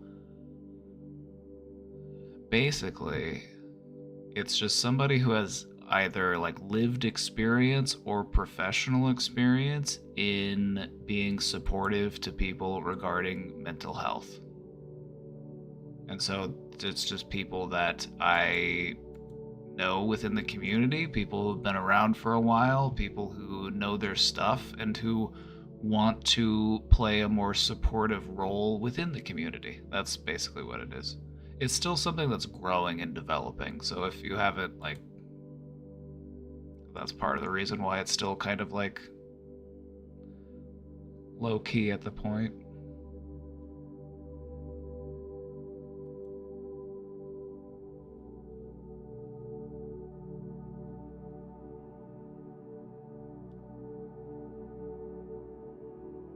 I was asked to rush this project, so I did. Come to find out, my boss never approved this project, so we cut checks without permission in the small amount of over $313,000. Oops. Glad I stopped and asked her before they went out if she was aware. She was not. Is this the same boss you said, I need direct instruction, and they said just do it? Is this the same boss? Because I gotta say, document everything. Document everything and then gun for their position. That's what I would do. Document everything.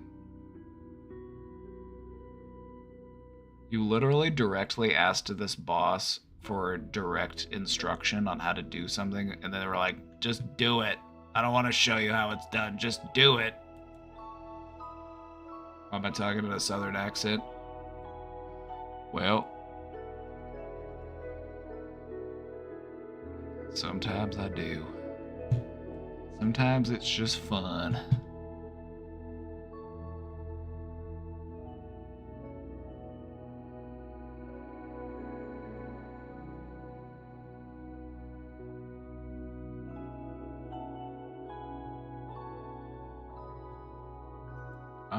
You can't ping the peer support role? I thought you could, but maybe I don't have that enabled. I think I might turn that back on.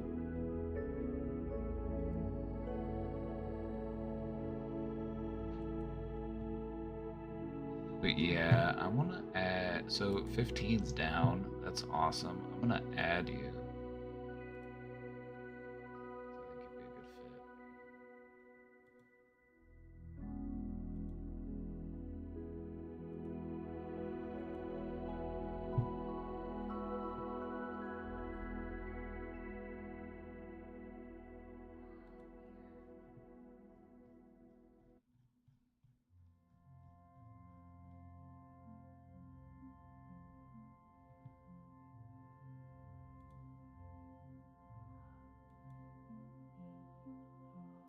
Ice cream in a thick southern accent?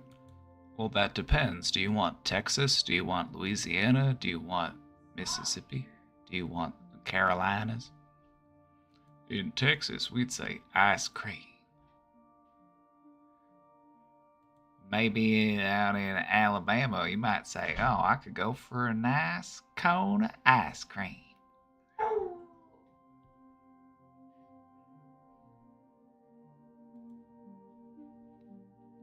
Kentucky, ice cream. Alabama's got that bounce to it, and Alabama, it's ice cream.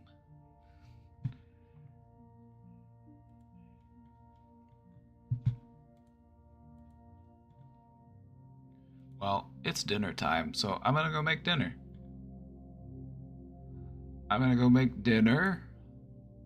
So,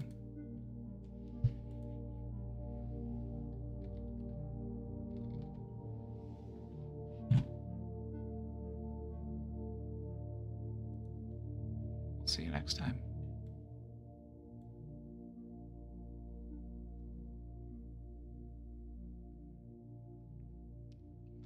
We will be back again tomorrow. We'll be back again tomorrow with more Brain Domain. So until then, take care, be kind to yourself, try to have some fun.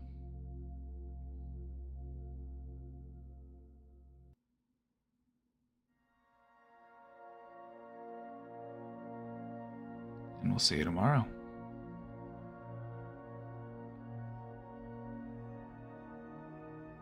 All right, everybody. Have a good night. Take care. Well, I'm trying to find that song again. I'm trying to find that song again so that we can play you off. Oh, here we go.